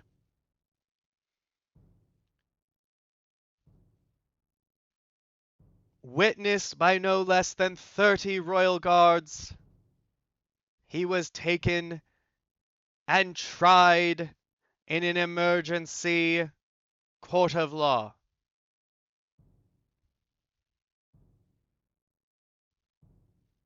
His Majesty the King is here to pronounce his judgment.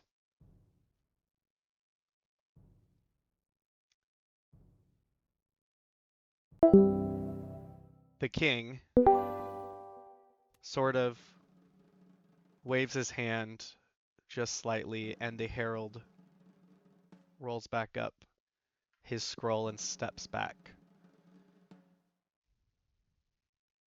King Alistair's voice, smooth and authoritative, carries effortlessly over the silent crowd, watching intently by the Statue of Justice. The rising sun, now coming out above the rooftops, casts an eerie glow behind him, framing him in a halo of light, belying the darkness of his words and his visage. He begins in a tone of disappointment heavy with sorrow. Citizens of Donlin, behold what treachery has wrought. Our beloved city, the jewel of Regencia, thrives on loyalty, honor, and the unyielding strength of its people. Yet, even amidst its light, shadows crawl where they do not belong. It is my duty, a sacred duty, to see that those shadows are cast out. His gaze sweeps over the crowd, lingering briefly on Nicholas and the few familiar faces of allies hidden amongst the onlookers. And then his voice hardens and becomes sharper and colder. Dominic Sterling, scion of House Sterling, stands here accused of the gravest crime against the crown. The murder of my son, Solomon Shadowby, your prince. A life stolen, a future obliterated. and with it an act of treason so vile that it stains not just his hands, but the very soul of his house. He pauses, letting his words settle over the gathering like a suffocating fog. And Nicholas and Dominic, you can see accusatory and angry eyes turn towards Dominic. I think in that moment, the temperature in the square begins to drop as the temper that Nicholas has held on to, or at least tried for so long, begins to boil over.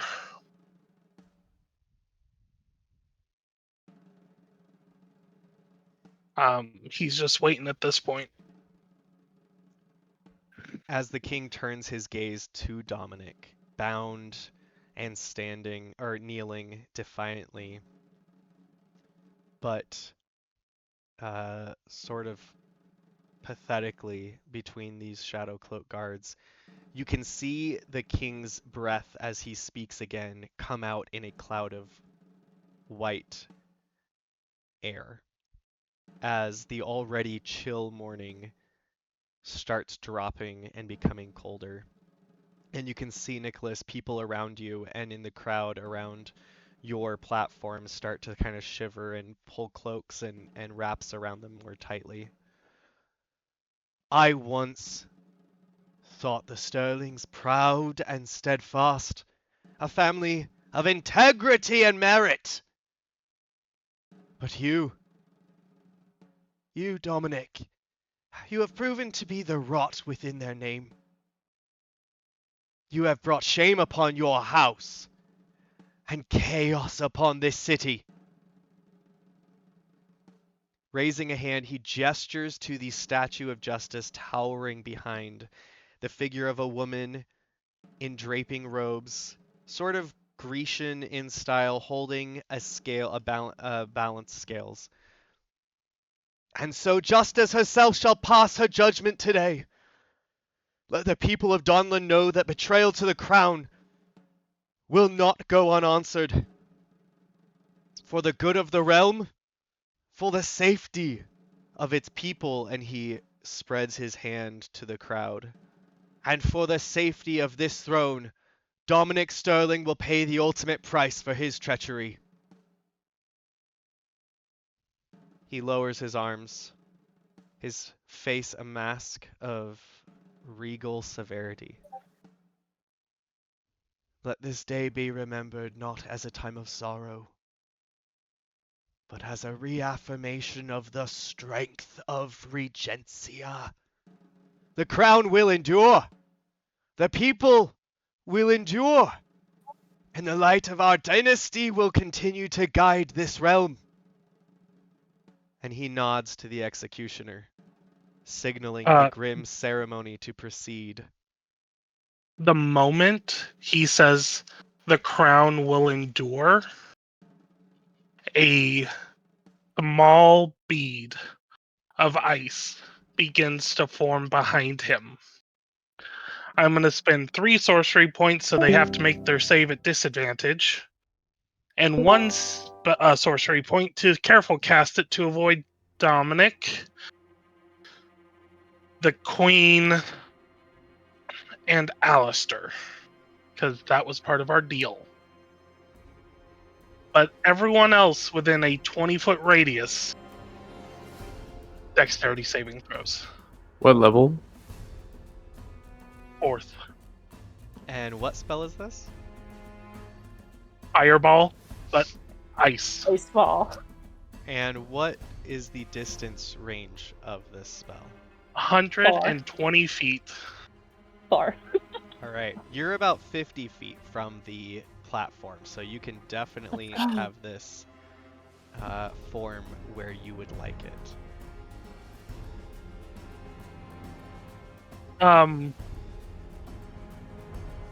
It's just within a spot I can see. Okay. So it's literally right behind the king's back. Okay. And I want it to turn, like the bead, to turn into the Lady of Justice before it explodes. Like the figure of Cool. her? Yes. Mimicking exactly the statue. Dang. As he says, the light of our dynasty will continue to guide this realm. Gasps ripple through the crowd as a pure crystalline figure of a woman holding scales stands just behind the king. And onlookers later will swear they see a sparkle in her eye before the entire platform explodes in an icy blast that might as well be a comet hitting the ground. Frozen fragments of spears and daggers of ice exploding in all directions. What do they have to roll? Dexterity saving throws at disadvantage, please. Dodge it, nerds. Let's go. Dying, guys. I'm Dub pulling looks up so the nervous over king's- there. The king. Oh, Crazy right now. as we are riding the horse, I would have gone back into Brad's. I don't know if it's too late to say this, but would have gone back into the Brad's to see what's going on. In the Brad. in the You're Brad. about to see what's going on. You Looking said a into the Brad. dexterity saving throw? Is that what you said? Correct. And Dove, so like Dove's in Bradley's eyes, right? Yes. Maybe. Mm. Like, does Brad get hit? Brad's on Barrig. Oh, okay. I'm assuming Barrig's I'm not not- within 20 feet. I'm not going to be hitting the crowd if I can help it. If you can help it. Ooh.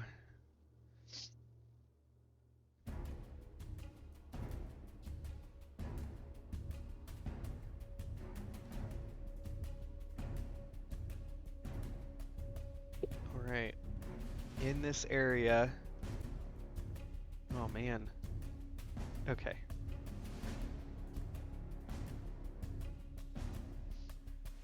The king rolled a 14 dex saving throw. Does that save That it? fails. It fails? Nicholas's spell save DC is a 17. Oh my gosh. Side brothers. Let's go. Half of the He guards King out. in that Sorry. range pass because they got a 17 with a -1 to Ooh. dex because of their armor, but they got a At 17. disadvantage? Yep. Dang. Damn. And then the other half failed with a 7. What gonna is take the damage. damage? Buku. We've got 10, 20, 30, 43. Ooh, baby. Bypassing all resistance to cold damage. Oh my god.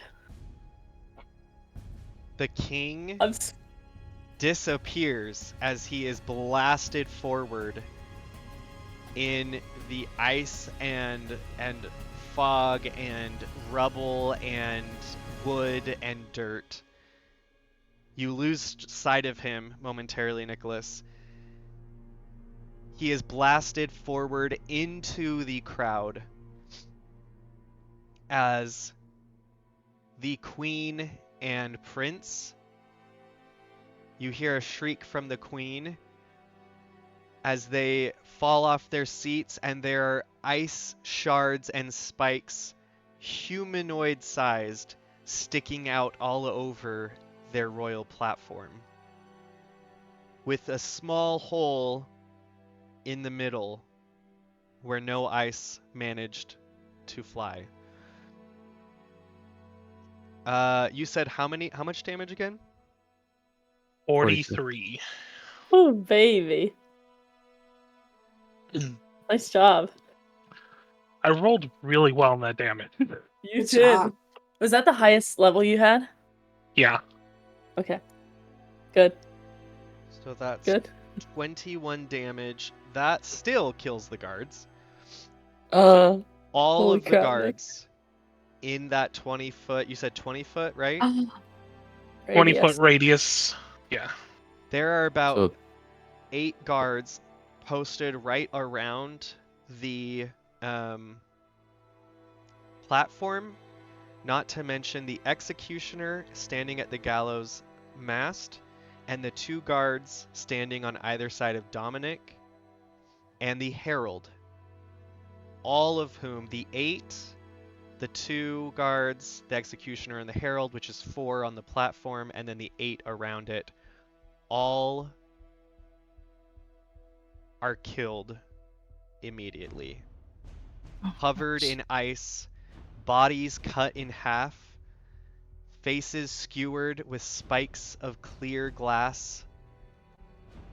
The platform, 2/3 of it on that front corner is demolished as Dominic falls into the frozen ground that is now the crater that was the platform on this side. Dominic, roll me a dex saving throw as you fall in the blast of this crushed platform. all right. Let's see, dex saving throw.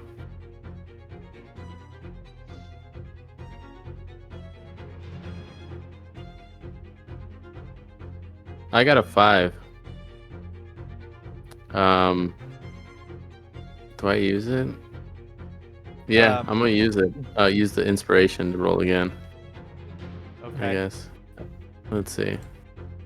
All right, You might need it later. 18. Okay. I have one more left, so. You Staying on your feet. fall, you fall and you manage to sort of throw yourself so that you land on one of the guards that was next to you, that currently has just a shard straight through their neck. You manage to land on him, avoiding some ice spiking up from the ground, and then rolling off of him onto the frozen ground. There is, Nicholas and Dominic, a moment after the initial shrieks.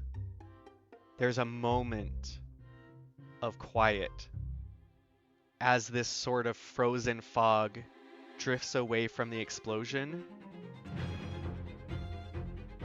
And then, suddenly, there are guards and commoners yelling and screaming. And you start hearing clashes and explosions and gunshots and cries from the crowd and cries from the guards.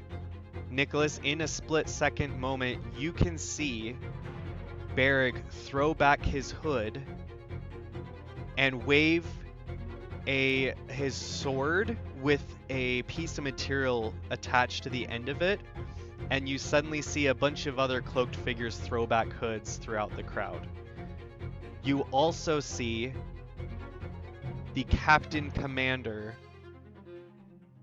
Captain Zephyros, who was stationed in the ringing guards outside the crowd.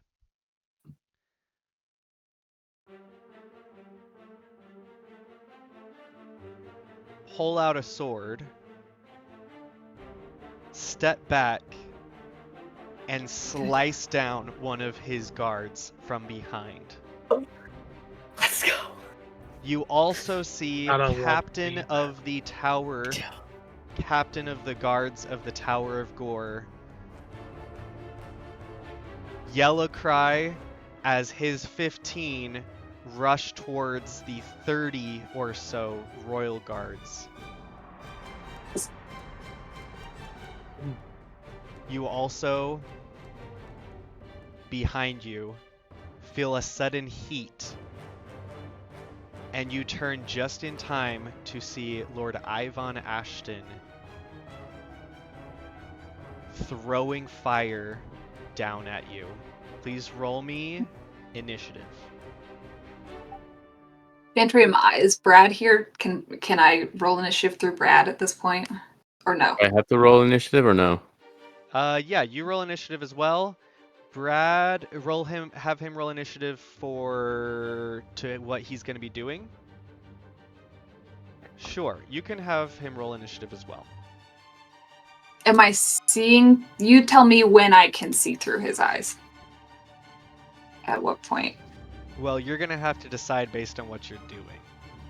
As we're riding horses, I'm gonna like totally. You guys probably are just getting to the gate door or the door inside as this happens. So you could have been watching through his eyes probably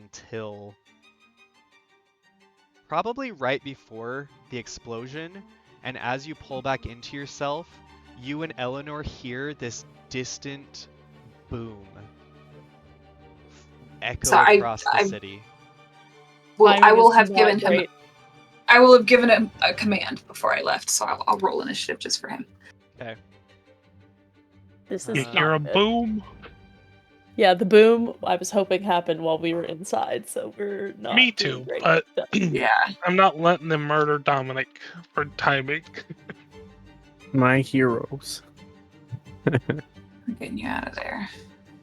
Okay, I'm just don't rolling like for this. some peeps here. Oh boy.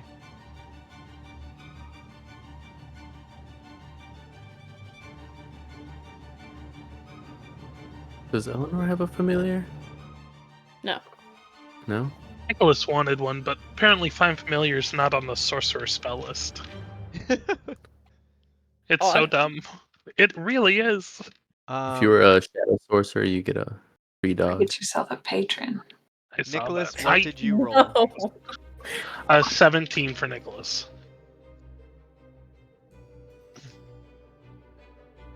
Dominic? I gotta. I think it's. Hold on. I gotta scroll up because the rolls. It is 18. Wait, no, this is 17. 17. I want to reroll Dave? for Brad. I'm sorry, Brad? Dave, Brad the dove? should I use it? I want a high initiative. Should I use it? You're soon not gonna going use- to be able to do much. You're a bird. You're a bird. I know, but I want to. Okay. No, it's fine. I'm a 10. Okay. It's You okay. are a 10. You are. We love You you. are a 10. I need Nicholas, Dominic, and one of the sets of guards to roll one more time because you all got 17s. I guess which out of the two of you has the higher dex? I think Dominic does. Yeah, I got like a +4 to my dex. Oh, so do I then. You got an We'll 18 in just- dex? We'll just say Dominic's going first. We're not strong at the Sterling family. We're dexterous. Yeah. Figure Well, it I'm I'm no longer ambidextrous now. After Dominic, No, you're not. then Nicholas, then the one set of guards, we have Brad the dove. Then we have one set of nobles, I'm not going to say which. I'm dying a little, guys. I'm so anxious. The other I set didn't know of Dahlia nobles, was here. and then You the didn't? last set of guards. No. You didn't know Dahlia was here. My message to you said so. I took that as they're on our side, not that they're in. Oh yeah, I Proud said of we us. have them, meaning they're there. Oh god. We, That before darn bad Nicholas. this fight ensues, we are going to pan back over to Eleanor and Dove. Dove, you Bugger. suddenly see Eleanor. You sort of been maybe holding onto Eleanor's hand as you guys hike up this hill, the Crown Hill. Your thighs are both burning as you rush up to this shaded side of the castle as the sun is now blocked by the towering spires of Shadowby Castle. And Dove, you suddenly see before you a door and Eleanor's panting self pulling you along. And just as you see where you're really at, you both hear and almost feel through the earth a boom.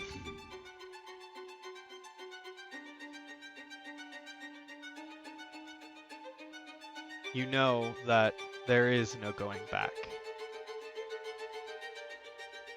All right, that's our The cue. match, baby.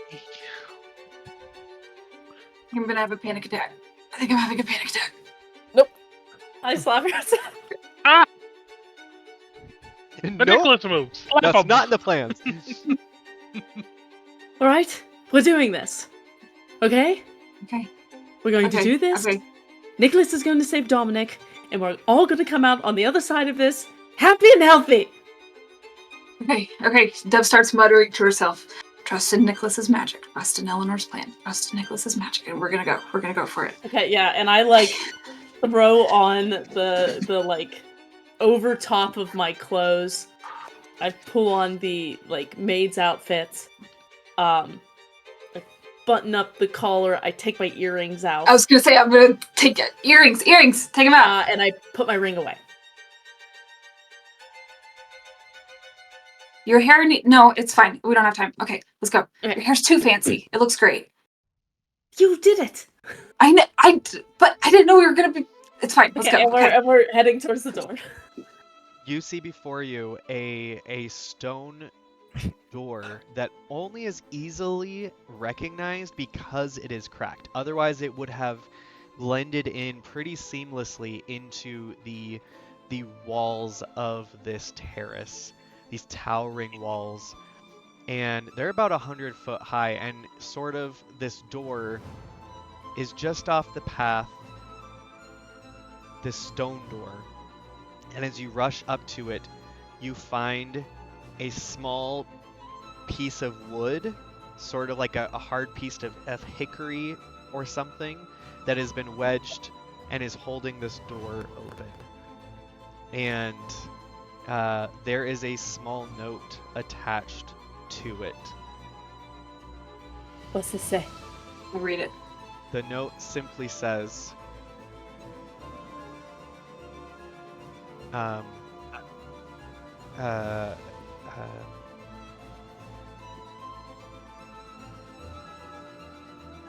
what's it called? Thought I had it in my head. 1 second. Freedom, peace, love. I don't know. Good times. Don't worry, they're all already dead inside. Don't worry, I killed It them this says- morning. Love, it- Alistair. It says,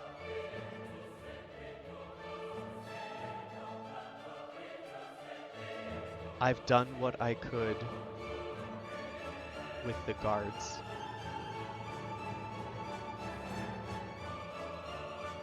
You have a little time without the saw. Okay.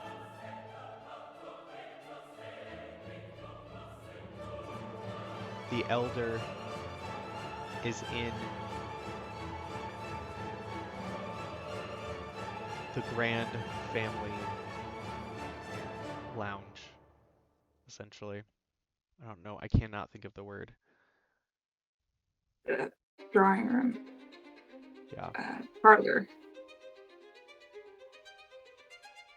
Grand Family Lounge. Okay.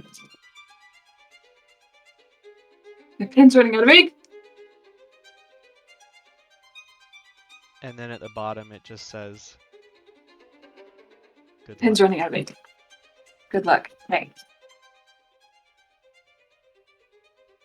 Okay. Does your map show where that is? I would step inside the door and look at my map. Can you read me again the powers of this map? What you said was not a whole lot. It is Vague good. What? I said vague could be good. Leather-bound book that always has a map of the area, and we've used it to look at maps of the tunnels underground and to look at maps of the city. Castle. I'm gonna say that it gives you about a 200-foot wide map.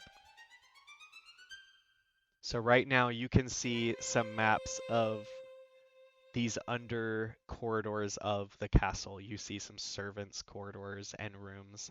Okay. You see some.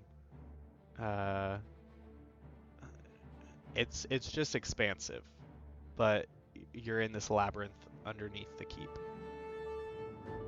Are there little feet with people's names on them walking around, perhaps? No. Darn it, Though I okay. wish. That's for a different campaign. Yeah, okay. All right, I show Eleanor. Okay, we can go. We can get Please lead the way. some uniforms. Do we want to waste time with that, or do we just do it?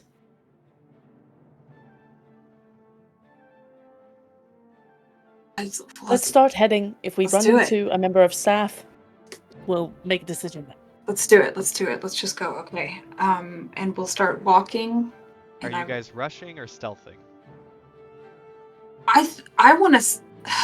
I say the hustle that staff usually has. We are not looking. Running. So Yeah. performancing. Sure. For me, is it a performance if this has been my job my whole life? Can I just walk? You'll get advantage for both of you because you are staff, or you have been staff. Okay. Alright. I'm following Dub's lead. Okay. Okay. Oh, fantastic. Diet 20! A 21. A nat 20? I rolled a night. I rolled not natural 20. I rolled a natural 19 for a 21. Great. You guys start bustling off, and immediately around your first corner, you come upon a Shadowbee Castle servant. They are dressed in a black tunic. There is a purpled leather belt wrapping high up on the waist, and there is the Shadowbee sigil on their tunic in the middle. They also have a sort of all of the servants have these sort of powdered wigs that they wear. And there's these light purple gloves on their hands. And you guys come upon them, and this middle-aged woman says, "What are you two doing here?" I need your help. We have had a rough morning. Our uniforms. My younger sister had a candle and it lit on fire, and we have giant scorch marks on our uniforms, and I know that I cannot present ourselves to the Shadowbees looking like this. Can you help us get new uniforms?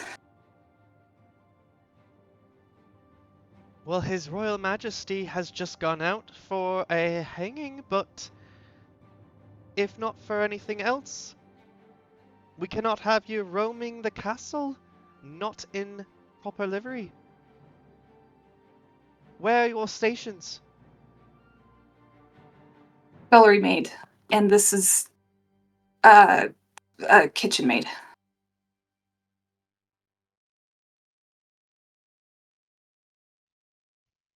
We're new hires. I still haven't really figured out this whole area yet. Do you at I least need have some your help finding armbands on you? Oh shoot! I forgot and I hit Eleanor. You forgot to remind me about the armbands. Oh, I'm sorry. It slipped my mind. It's been 2 days. I really need your help because I do not want to lose this job. This is a big break for me. Well, follow me and be quick about it. And she leads you along to a laundry room and gets you outfitted in servant's clothes and gives you, Dove, you said a scullery maid? You have a gray armband that goes on your uniform. Should have picked different jobs. Yep. And Eleanor, you get a sort of grayed lavender armband for kitchen. Okay. And underneath this sort of black tunic with purple accents is simply like servants' cream and white linen, blousey shirts with little buttons and frills around it. Scullery maid gets a matching gray apron over your skirt, and kitchen, you get a special hairnet cap that you have to wear that is also sort of a linen color, and you sort of get these ribboned bands that she tells you to roll your sleeves up and attach them with so that you don't suds up your uniform. And then she says, I'm assuming that you're not set for a break at the beginning of the day. No, we'll get right to it. Yeah, of course. Thank you for your assistance. And she bustles out, leaving you in this room. Dang it, I wanted to ask her a question before she left. Hey, come back. Hey, question real quick. What? She gone? Roll me a d4. Oh god. Do you want to roll it? You roll it. Oh god, okay. Do you lose a hand? I just might. You're gonna have trauma. 4. She does not come back, but another servant passing by, carrying a whole bushel of apples. A youngish lad with golden curls. Basically, if Brooklyn's David was 15 and working in the castle. Carrying a bundle of apples, and he's got some soot sort of on his cheeks. And talking about monster trucks. Talking about monster trucks. Like my He comes into the door and says, "Sorry, is someone call?" Yeah, we're new here. I just had a quick question. I'm still trying to figure everything out. What do the different colors mean? Well, as you see, I've got this sort of purple with the red stripe. Right. That puts me in delivery. And it looks like you've got kitchen duties in your scullery. What about the other colors? Oh, alright. So you've got here the mid-tone lavender. That's for sort of your typical palace maid, making sure that the rooms are tidy, the dusting, the straightening up, the fireplaces, all that. And then you've got the deep purple. Those are for the royal attendants, the staff that caters the drinks and holds all of the very upfront and personal with their royal family for anything they might need. Then you've got the black. Those are supposed to report to the Saw, and they also are the only ones allowed into the Moonspire. Then you've got the black with the purple band in the middle. Those are the ones that are allowed to go into the prisoner's tower. And then you've got, of course, the white bands with the purple, which signify one of the butlers or housekeepers or castle keeper, whatever you call them. And then there's a bunch of other colors that I'm still trying to get a hang of myself. I think that's great. I've made the great. Yeah, that's a lot. Yeah, thank you so much. It just need to know who to talk to when. And where do I want to keep away from the saw. Where do they hang out? You and me both. No one likes to Yeah. talk to them. Just if you see them coming, don't try to run, because if you see them, that means that they're there to talk to you. And the best thing to do is just to answer their questions as honestly as possible, and hope that you don't get taken to their tower. Because usually if you get taken to the tower, you don't come back. Does that happen often? I haven't seen it, but you know, you hear stories. Alright. Thanks for your help. Where's the Grand Family Lounge at? So you won't be doing any service in there. No, I mean, that's all the way in the number 2 on the map, Watcher's Tower. Number 2 on the map. Got it. Thanks. Yes. Says that's all the way in Watcher's Tower. But you're Okay. gonna have to let some of the dark purple and lavender banded servants bring you stuff. I mean, they'll be very angry if they see a scullery maid over there. Oh, yeah, that Yeah. makes sense. Okay. Right enough. Thank you for your help. Yeah, my Much name's appreciated. David. What's yours? Oh, David, pleasure to meet you. Matilda. Dottie. Dottie, Matilda, welcome to the castle. Thank you. It's We'll be exciting. seeing you around. Yeah, I best get these apples down to the kitchens. Anyways, see you around. Thank you. Yep. I Okay. shut the door. Yeah. and Which I bands are we dump- swapping I out? dump our bands. I grab lavender to put on, and I grab a set of black and purple for each of us. And Yes. I shove them like in my shirt or something. I- like, yeah, make I- it really big. Also put the lavender on. Yeah. Try to look like just what? Yeah. You Hey. guys are like Okay. taking these off. And I like shove them back in. I tried to pick lower jobs that she probably wouldn't know about, but I didn't think this is smart. Okay, yeah, let's go. We need to go. Before you leave the room, Dove, you notice Eleanor's still wearing her kitchen staff hair cap, Shoot, take it off. and you realize that you both are going to need powdered wigs. There's none in here. I thought this held everything. Are there any in here? Like these. If you look around some, you find a whole long wall chest that opens as one, and there's just tons of little wooden doweled mannequin heads with a bunch of powdered wigs, servants' wigs on them. And each one Grab has a whichever number. You assume Oh, that these no. are for certain servants. Yeah, I'm just taking one.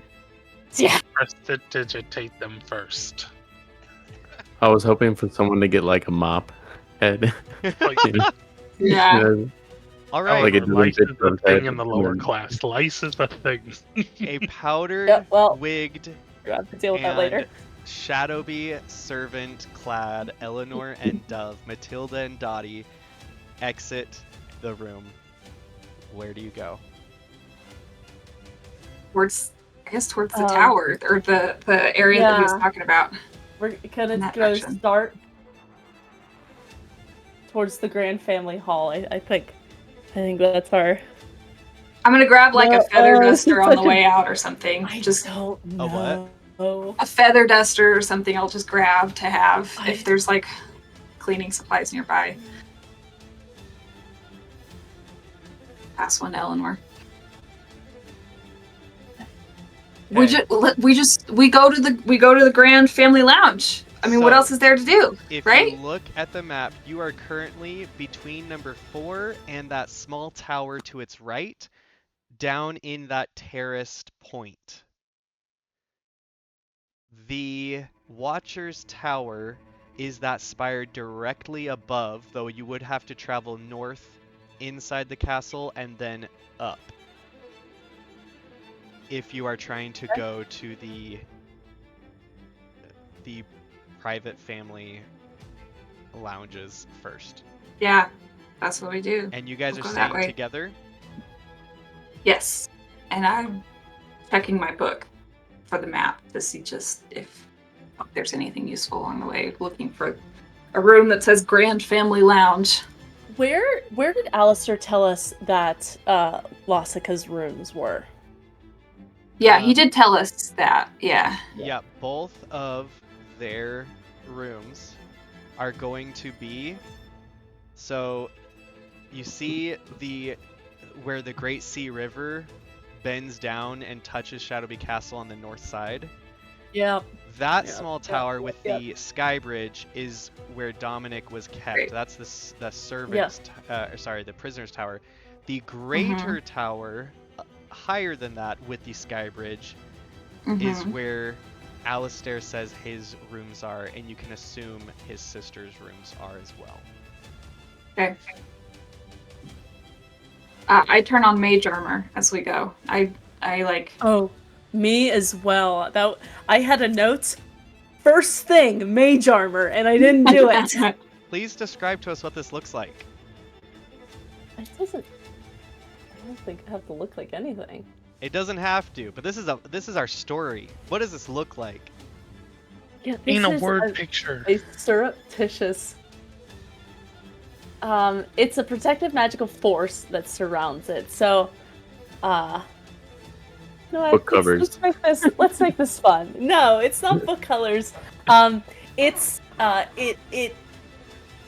shows itself like maybe we do it while we're still in that room and under, out of the view of everyone else, and it reveals itself as like these like wrapping warping vines before like settling down into like invisibility. Like Dahlia.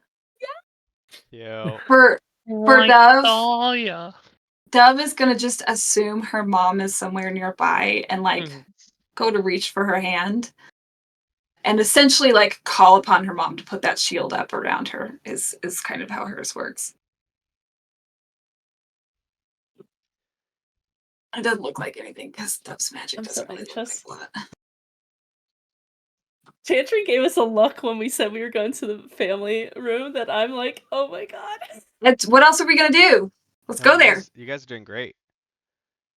I hate this. All of this worked way too well. This is great. It has to happen one way or another. I know. You guys get all the way up with very little to stop you or happening. If you take a look at the handout screen,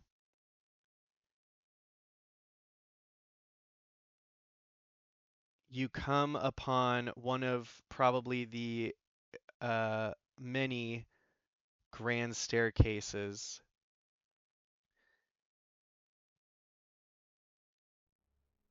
This sort of just Rococo brilliance of white marble. In this area of the castle, as the morning light comes in, sort of dispelling some of the shadows that are typically clawing at the statuettes and the murals high up on this gilded wall. And you start climbing the stairs. Strangely, there's no one about, and your soft footsteps on these marbled stairs echo around this palatial entrance hall.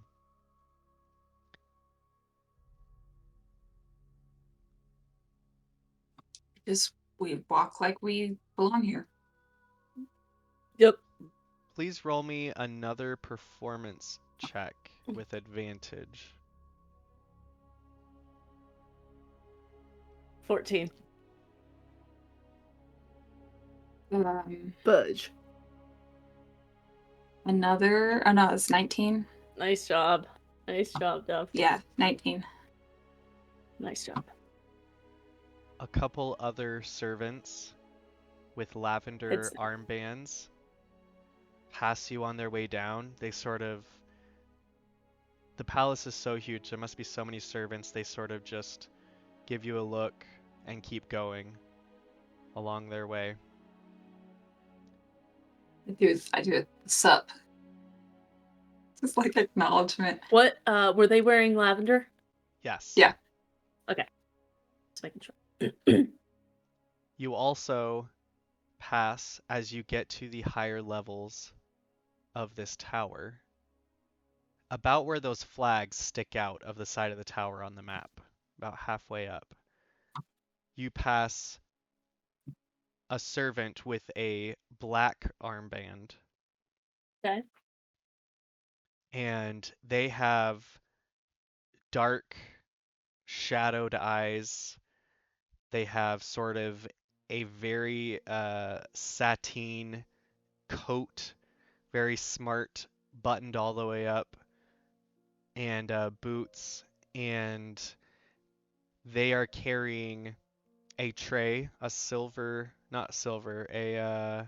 golden tray with sort of a dome on it, like a food tray, but from underneath there is blood pooling out from the dome. And they sort of just stop at the top of a staircase as you guys sort of are coming up. Do And I get the sense that this coat that they're wearing is like part of the black banded people's uniform? roll me an insight check. So, because I have that. 6! Just assume I fail any insight. It's fine. Never fail. 15. Dove, you assume that this coat means that they're like a higher up of some sort. Okay. Eleanor,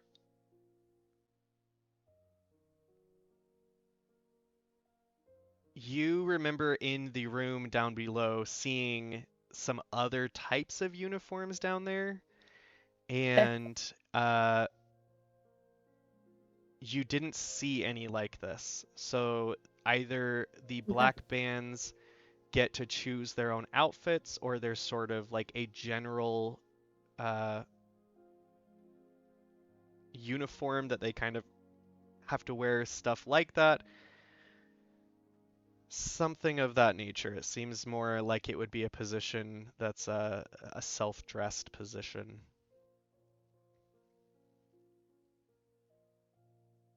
They stop when they see us. They stop as you two are coming up the staircase, and they were about to go down, and they sort of just stop at the top. Is there like not enough room on the staircase for us both to for the three of us to pass? In like normal people life there is. Maybe here there's a deference that should be followed. Okay.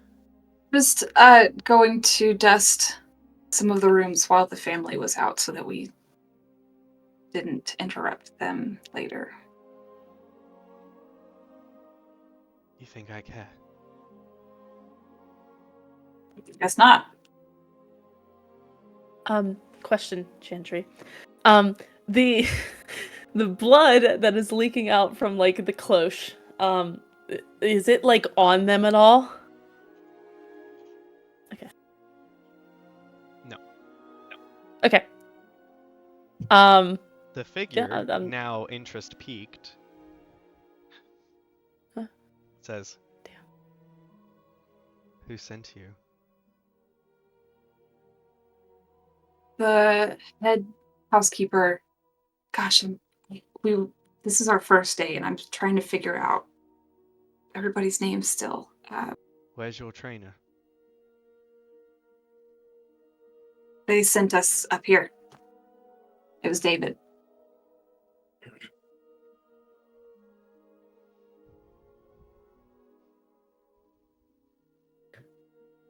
Get on with it then. Oh. Can I ask about the blood?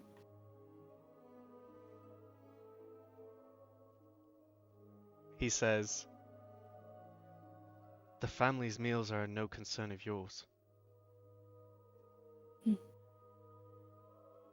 No taken. And start hustling. I'll keep my eyes on you two. We probably need it. Probably need the help. Appreciate it. Roll me performance checks again. Not deception. No. With advantage because of your outfits, and he's gonna roll an insight. I love that you guys keep getting performance checks, and that's what I built Nicholas for. I know. A 17. 9. Oh, no. Dolls. Favorite girl. At advantage? That's an advantage. Eleanor, you move on, wishing you guys hadn't talked to him. Yep. Dove, as From the you look beginning. behind you, you see him cast a suspicious glance over his shoulder directly at you. And he looks you up and down, almost as if he's memorizing what you look like. And then he starts down the staircase. Eleanor, do I need to kill him? Excuse me. What now? I think it would be really beneficial if you were to assist us on our journey. I'm going to cast suggestion. Yeah. Yes.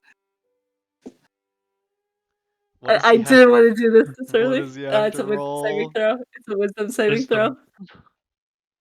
Oh, a nat 1. That's Yeah, a failure. boy. For the next 8 hours, he's mine. He... And this is suggestion? Mhm. Yes. Okay, so can you keep making suggestions, or how's the spell work? Like, is it one suggestion, or is it... So, you suggest a course of activity limited to a sentence or two and magically influence a creature you can see within range that can hear and understand you.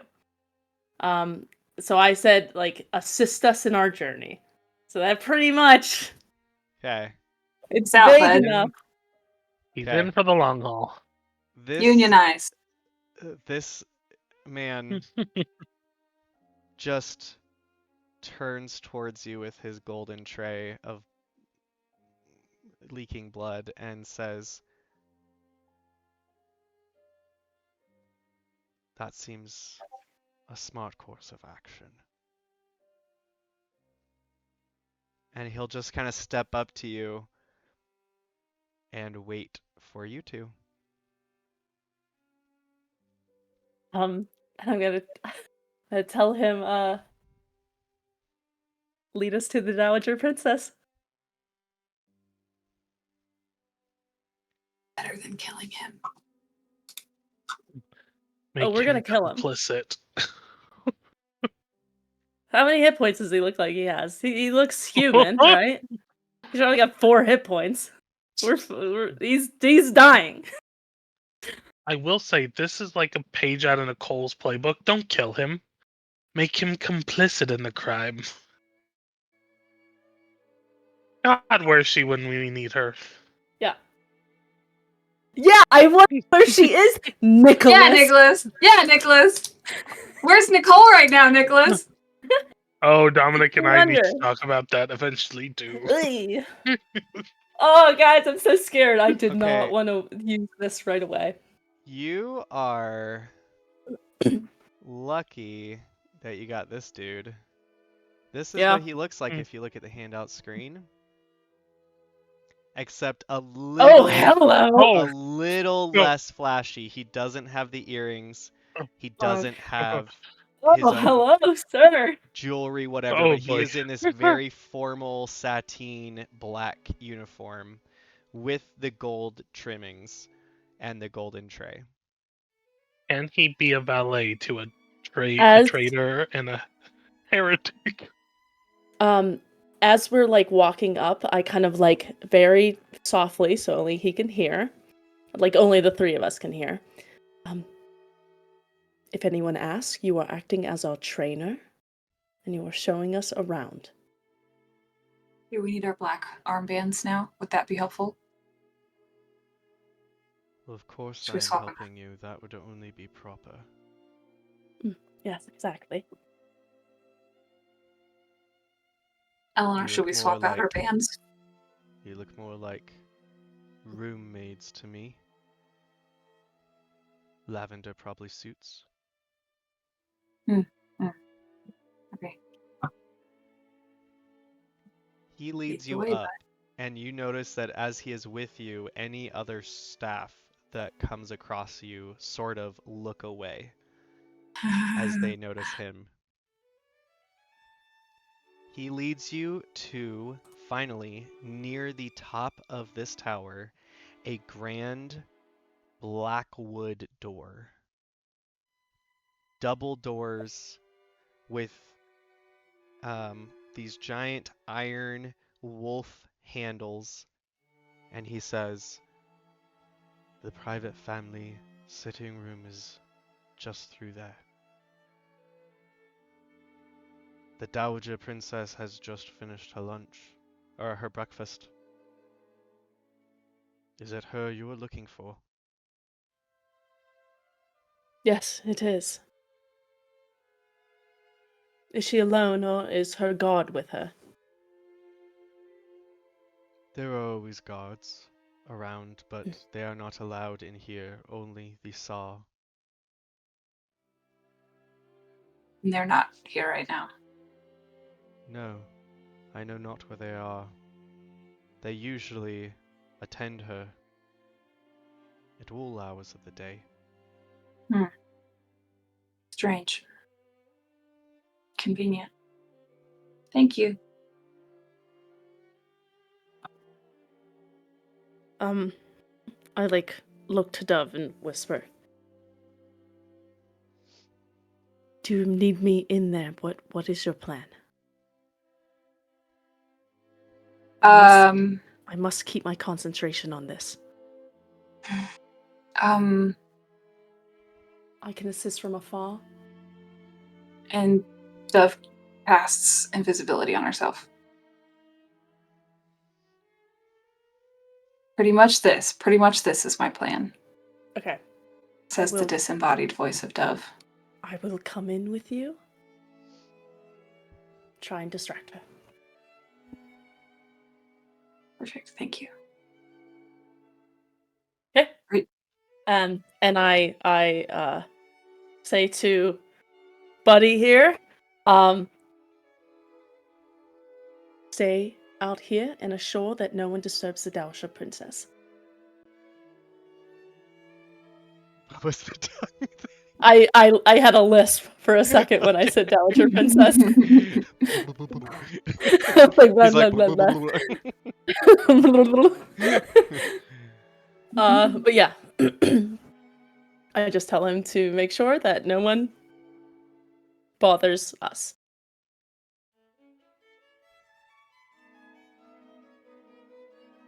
And I'm going to open the door and let Dove slip in. I slip in.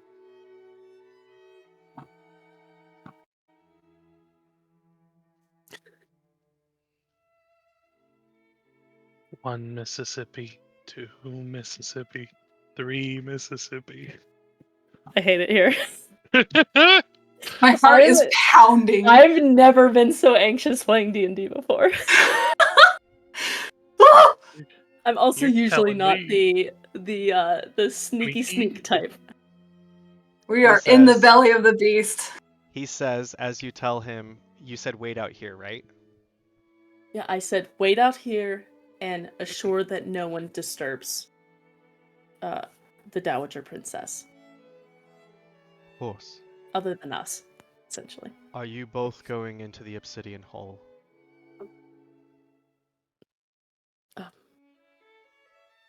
Dove is now invisible, BT Dubs. Yeah. Small halfling, are you?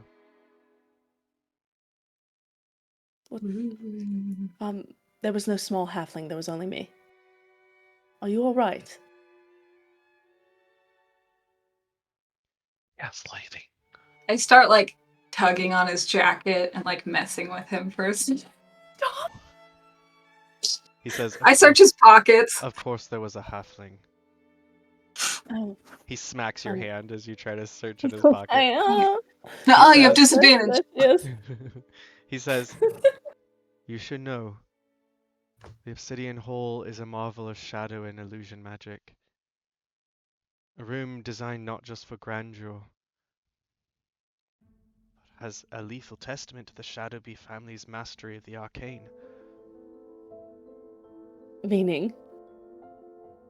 Meaning it serves as both a meeting chamber and a trap-laden gauntlet for those foolish or daring enough to challenge or enter, should they be uninvited. And how does one become invited?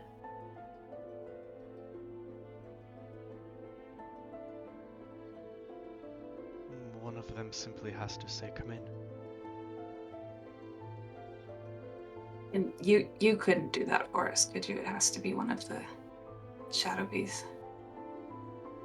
I could request entrance. Knock on the door and request. Will that work for us? If she tells you to come in and then we come in? You are with me, are you not? We are. Is this your wish? I mean, yeah. Yes. Yes. Yes. Yes. Will this still work He inside? hands Will I the still tray be... to Eleanor Yeah. and steps up to the great doors and gives a knock. Then he opens the door slightly, steps into the crack and says, "Pardon me, Your Majesty, Your Royal Highness." He would I'll not pull out my stutter. crossbow. He says, "Pardon me, Your Royal Highness. I have forgotten your dessert."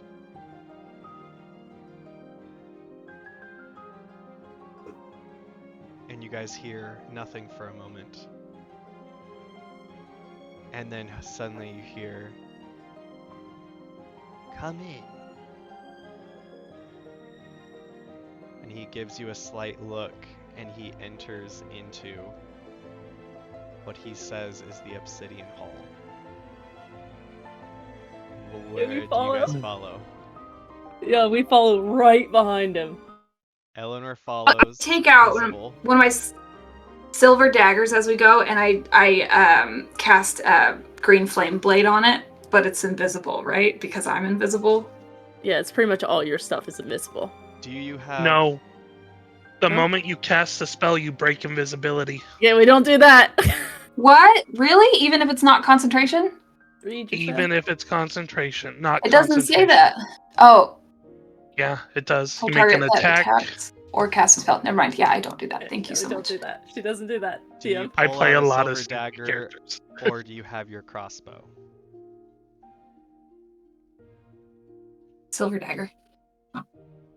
Load So the you like, nobody silverware sees you, in you're the like, crossbow. crossbow. No. Silver dagger. With silver dagger and crossbow. No, never Yeah. mind. No, I take it. No, I take it back. That's dumb. That's dumb. We wouldn't do that. Put the silver first knife in the crossbow. I keep Okay. saying it's a short bow. I keep saying crossbow. It's a short bow. Yes. Didn't you Okay. have a whole bunch of kitchen utensils too? You could use that Yeah. as ammo. Shove them down their throat. It's Hey, and we follow Guy. If Yeah, we you follow look him in. At the handout screen, you will Oh, see God, a I hate it picture here. of the Obsidian Hall. I hate it here. Spooky. fine. I mean, Nicholas would have been fabulous in this place. Yeah, well, you're not, Guy. Your Shadowbee fiance is Big, hella dead. big explosion boy.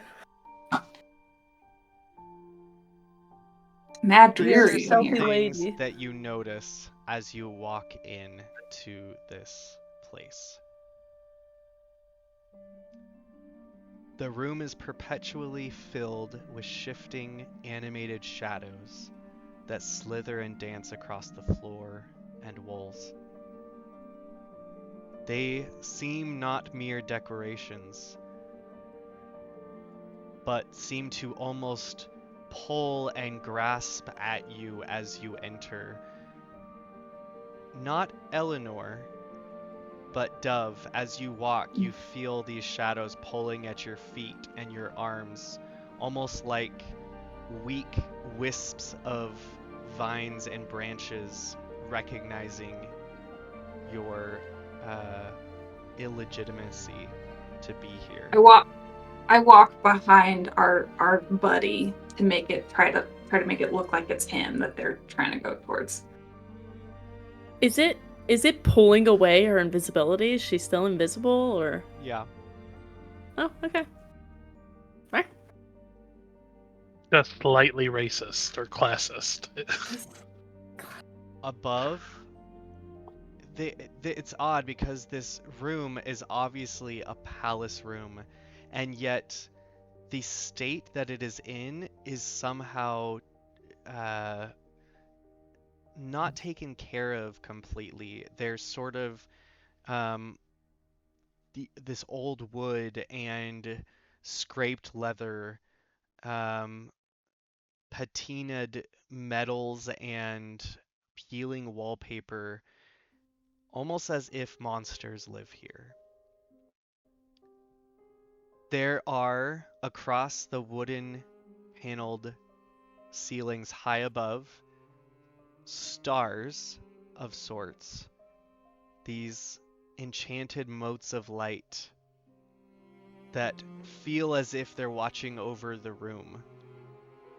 You feel as if 1,000 eyes are looking at you and can see you.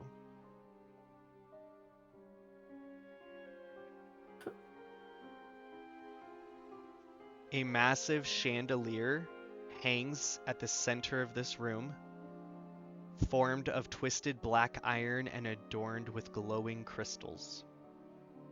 These crystals each emit a soft, eerie twilight, perfectly attuned to the shadow magic imbuing the space.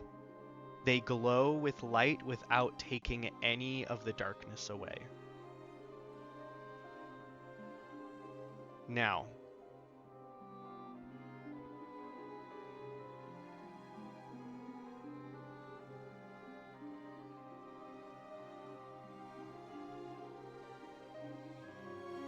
how far do you go in?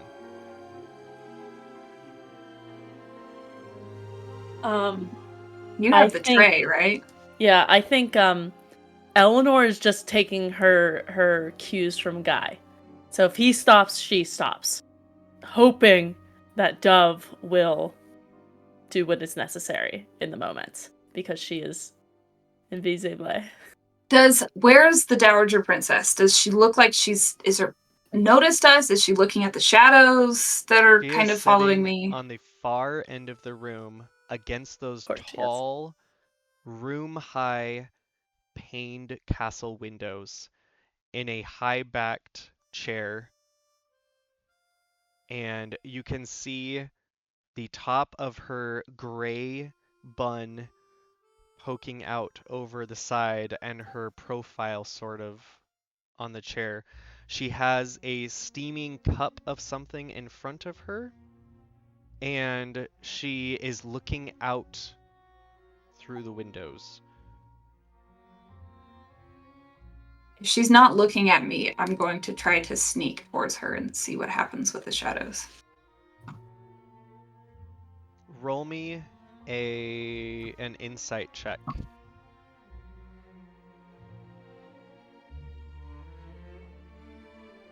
11! I got above a 10, you guys. Nice job. Do I think she can see her?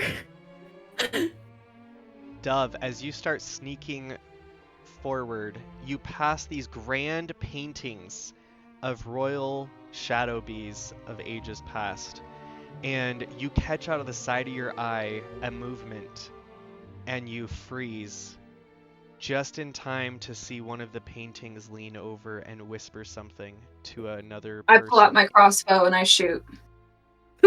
At the painting?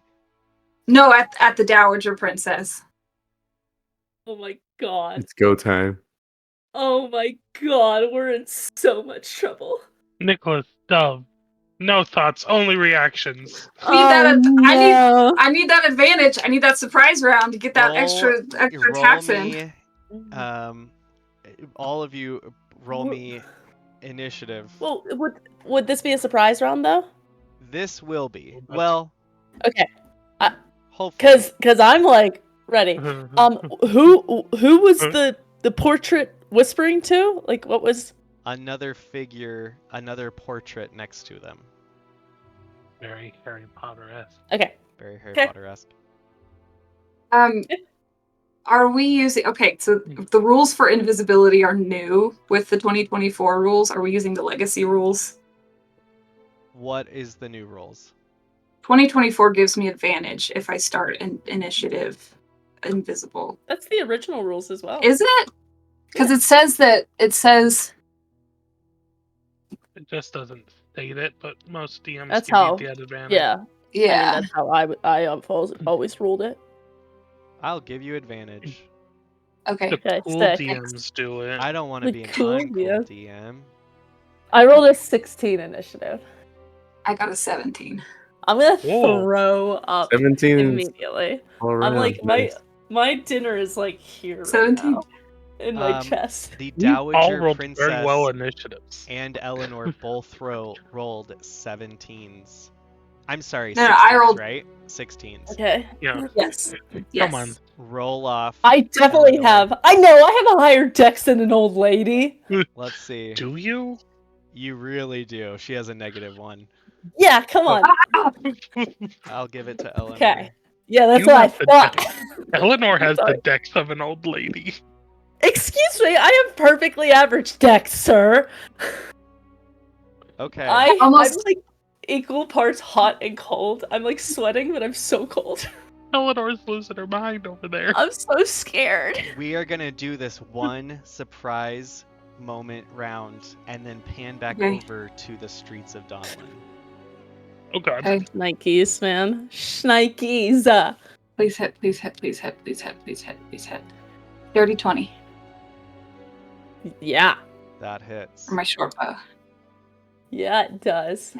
Don't my keyboard. Okay, short bow damage is 10 plus my sneak attack damage, which is 2d6 or 3d6. Yeah. You got this. So 5. So that's 15, and I'm going.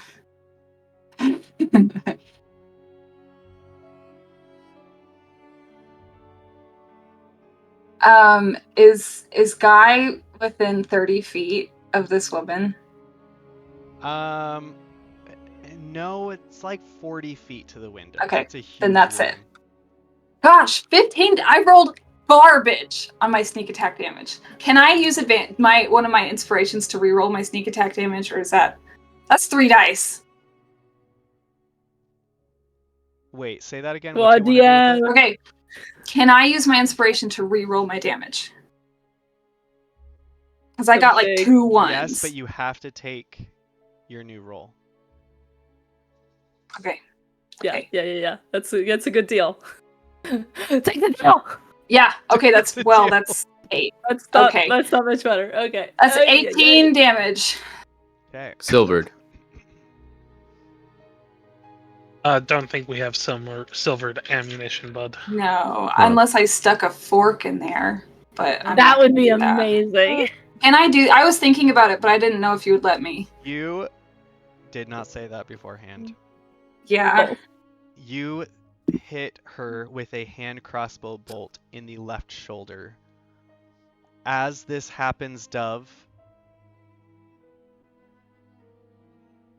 the portraits lining the walls move suddenly What, and do I start get a turn? screaming and wailing about intruders.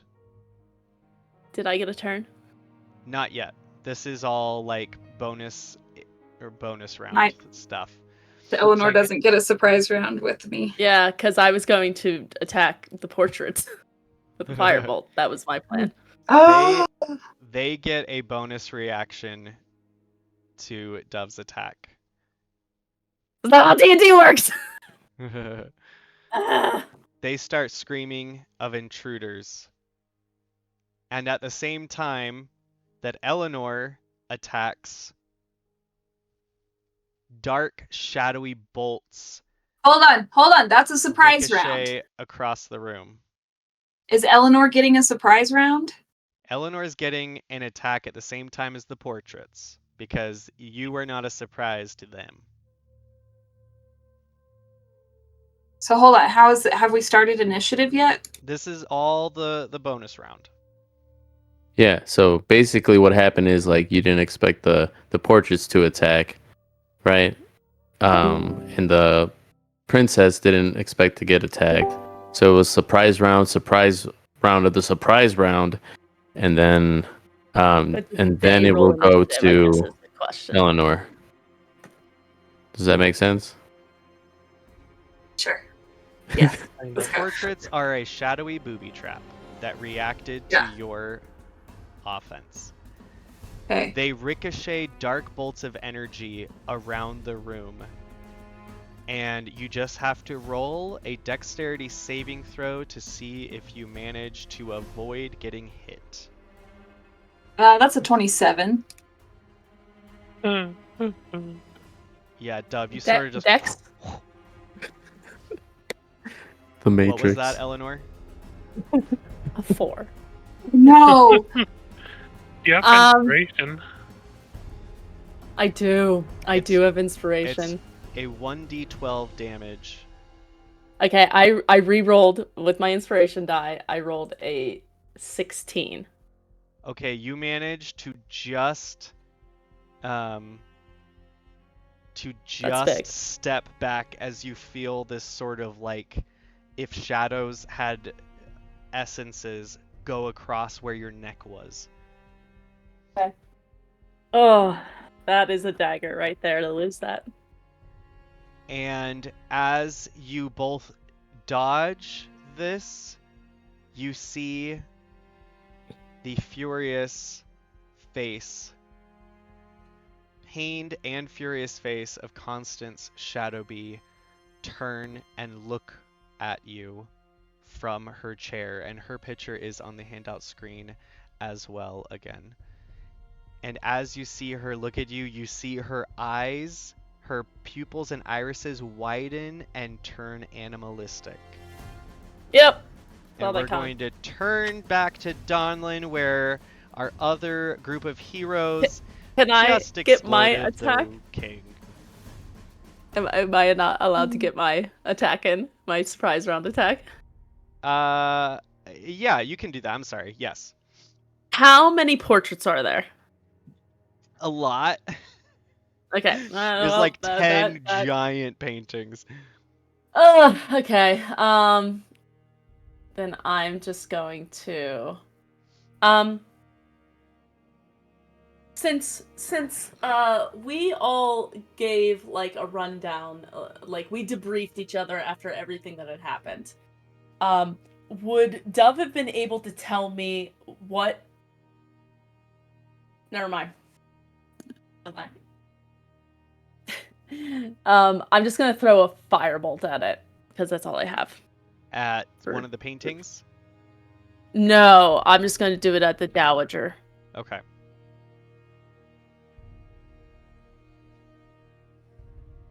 A lot. A 21. What? Huh? 21. That definitely You just hits. said a lot. Yeah, I said 21. 14 fire damage. I think she's resistant, but that's all I got for ranged.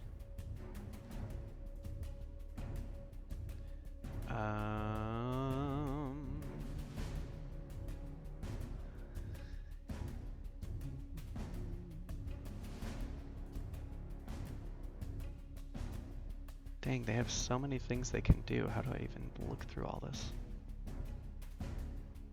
We're getting caught immediately. You're talking about the people who are going to help us, right? They have so many things for that sure. they're going to do. Yeah, because we went back to Nicholas and Dominic. Okay, how much damage? 14. You hit her. Did you go for the princess or the portraits? I went. Princess. There's too many portraits. There's no Yeah. point. They know we're here. And this Okay. was a firebolt. Yeah, that's all you got for I'm gonna range. say this firebolt just burns and sears right through the very edge of that chair, and sort of hits the bolt that's already in her arm, and just sort of blasts it deeper in. Cool. And as she puts her head with her black high-collared ruffle collar into the air and screams in pain, you see teeth starting to grow in her mouth. Dominic, Nicholas. Hello. Nicholas. Oh, I'm sorry. Dominic is first in the initiative. You just fell off of this exploded gallows platform. There are dead guards and ice around you on all sides. And you can hear the chaos starting to grow in the whole square. Am I still like restrained in any way? Yeah, you're still cuffed and you're still shackled and your legs are shackled. Okay. So there's an ice spike that impaled that I saw. I wanna. Yeah, that impaled like one of the guards, so I'm going to try to break the shackles with that ice spike. Just kind of like slam, my shackles, and then just try to break myself free. Okay. The best way you think is probably to get the point of the ice spike in one of the links and try and bend and break the link as you pull it down the ice spike. Roll me. I'm gonna say a dexterity. Sleight of hand. A dexterity athletics. I'm sorry, a dexterity acrobatics, because it's going to take just the right angle and amount of pressure to break the chains and not just break the ice spike. Okay. Dexterity. Oh, that's a nat 1. I'm gonna use my inspiration, my last one. Your last one? Yeah. He burned through 3. Why did 27. you? Oh, What was that? 27. Now things are getting interesting. Yeah, you sort of take this ice spike that's skewering through this guard's, I think it was his face or his neck or something, right? And I think his neck or something, and you just sort of set it up like a giant spear in the ground, and his head sort of just hanging on it. And you just position one of the links, and you sort of grip the chain, and you pull down and burst that one iron link on the ice spike. And I'm going to say that you're able to do that with your legs as well, since you got a 26 or 7 or whatever you said. Yep. And then, let's see. I'm going to take that guard's weapon. And then I'm going to bonus action do a crimson rite on it. So basically just smearing like my wound on the blade, if possible, as a bonus action. That's kind of a lot for one round. Oh, okay. I'll let you either cast the rite on the blade or bonus action grab the sword. Oh, I'm just gonna grab the sword. Yeah. Okay. So you pick And, up the guard's weapon. Yep. And no movement, right? So far. No movement so far. Okay. All right, that's it for me. Okay, Nicholas, your turn. So remind me, Nicholas turns around and there is fire coming at him. Yes. Okay.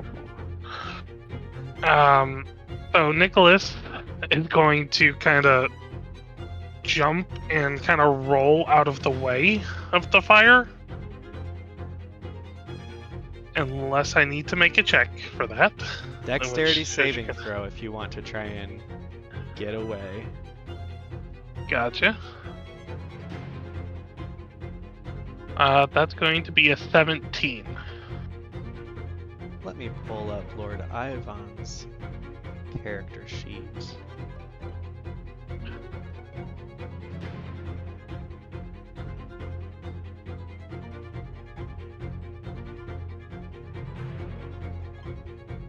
And what did you say you got?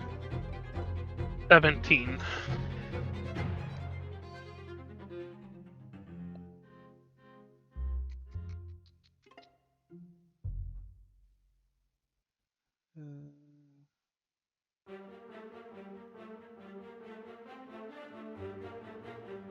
Okay, he has to make an attack with this.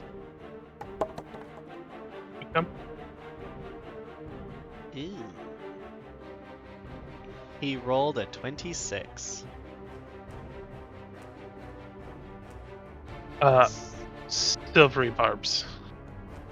What does that do again? Makes Gives him re-roll? disadvantage on his check, and I'm going to give myself advantage on my next d20 roll. Okay, good call. I'm gonna roll again. Did you roll super high again? He rolled a nat 20. Well, takes the 26, so... Okay. You turn and you try to dodge out of the way, and you feel this just whip of fire blast you backwards, flipping you off of the platform and throwing you about 10 feet across the courtyard. You're going to take...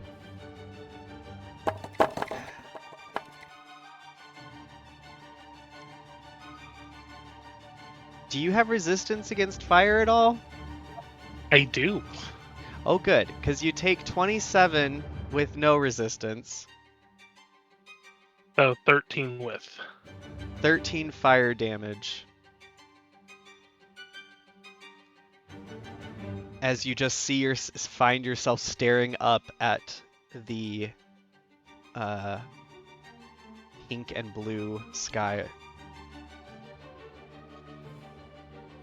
Now it's your turn, officially, since Okay. that was sort of a response to his sneak attack. Gotcha. So Nicholas is going to, I guess, hit the ground.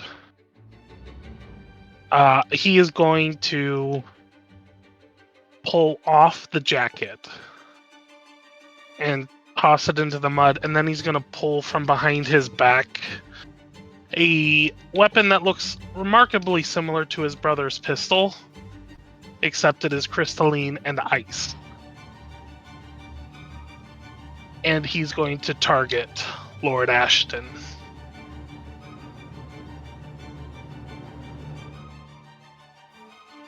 And I Now, have is advantage on Is this one. this like an ice magic attack that looks like a gun?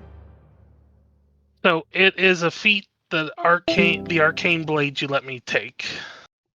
It can make a ranged attack or ranged weapon or a melee weapon. Okay.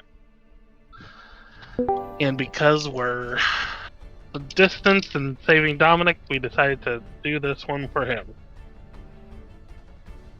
Natural 20 for a 29. Oh, Well, Get that it! definitely hits. Yes! And you get double damage. Okay. 16.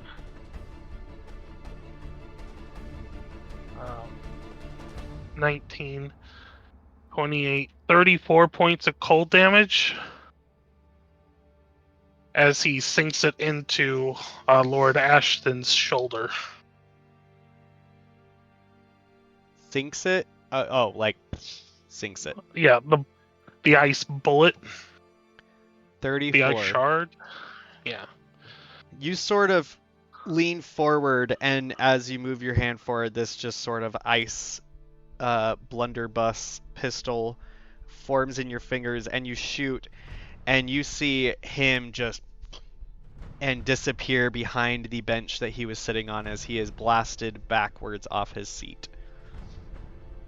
All right, and then bonus action going to use a sorcery point to quicken. No, actually, don't need to spend it. I'm going to use a second level spell to cast Misty Step and get right back in that guy's face. Okay, we are wasting no time. There's a picture of Ivan Ashton on the handout screen. Boo! He's too handsome. Boo! Boo this man! Boo this Man. Anyone watching? Boo! Wow, he is very handsome. Okay, that's not important though. And Misty Step, was that a bonus action? Yeah. And can you do that after casting your spell? I forget how that. It's not a spell. It's a feat. It's a feature that allows me to conjure Which a is weapon. why one of the reasons you wanted it. Right, okay. Yes. You Misty Step back onto the noble's stand. Okay. I'm going to roll.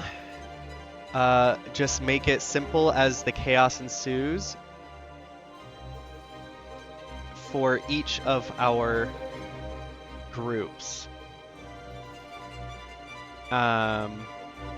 The good, as in the guards that seem to be allying with this revolution, are going to gain the first attack as they were aware of what was going to happen. And they are going to roll. Boom! They got a 19 plus, and this I'm doing this as a group rolls. 19 plus 3 is a 22. Do I have here? 22 for the good guards to attack. That's gonna be really great, actually. All right, and they've got 1d8. Ooh, that's not as great. 2 damage to the enemy guards. Woohoo.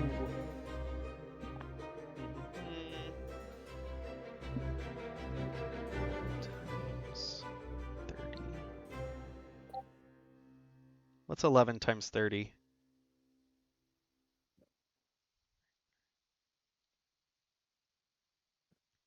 it 11 times 30, 330. Yeah.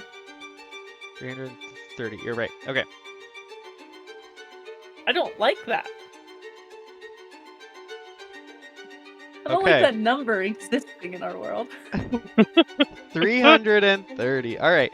Now it is Brad the Dove's turn. Okay, Brad What is Brad going the Dove to. doing? Brad is going to take the rings from Berrig and swoop them over to Dominic. Okay, so you have to dive into Berig's pocket. Can Let I me say give what? Can you say things through the dove when you're not you? Oh, probably not, huh? So I'm gonna have Dave.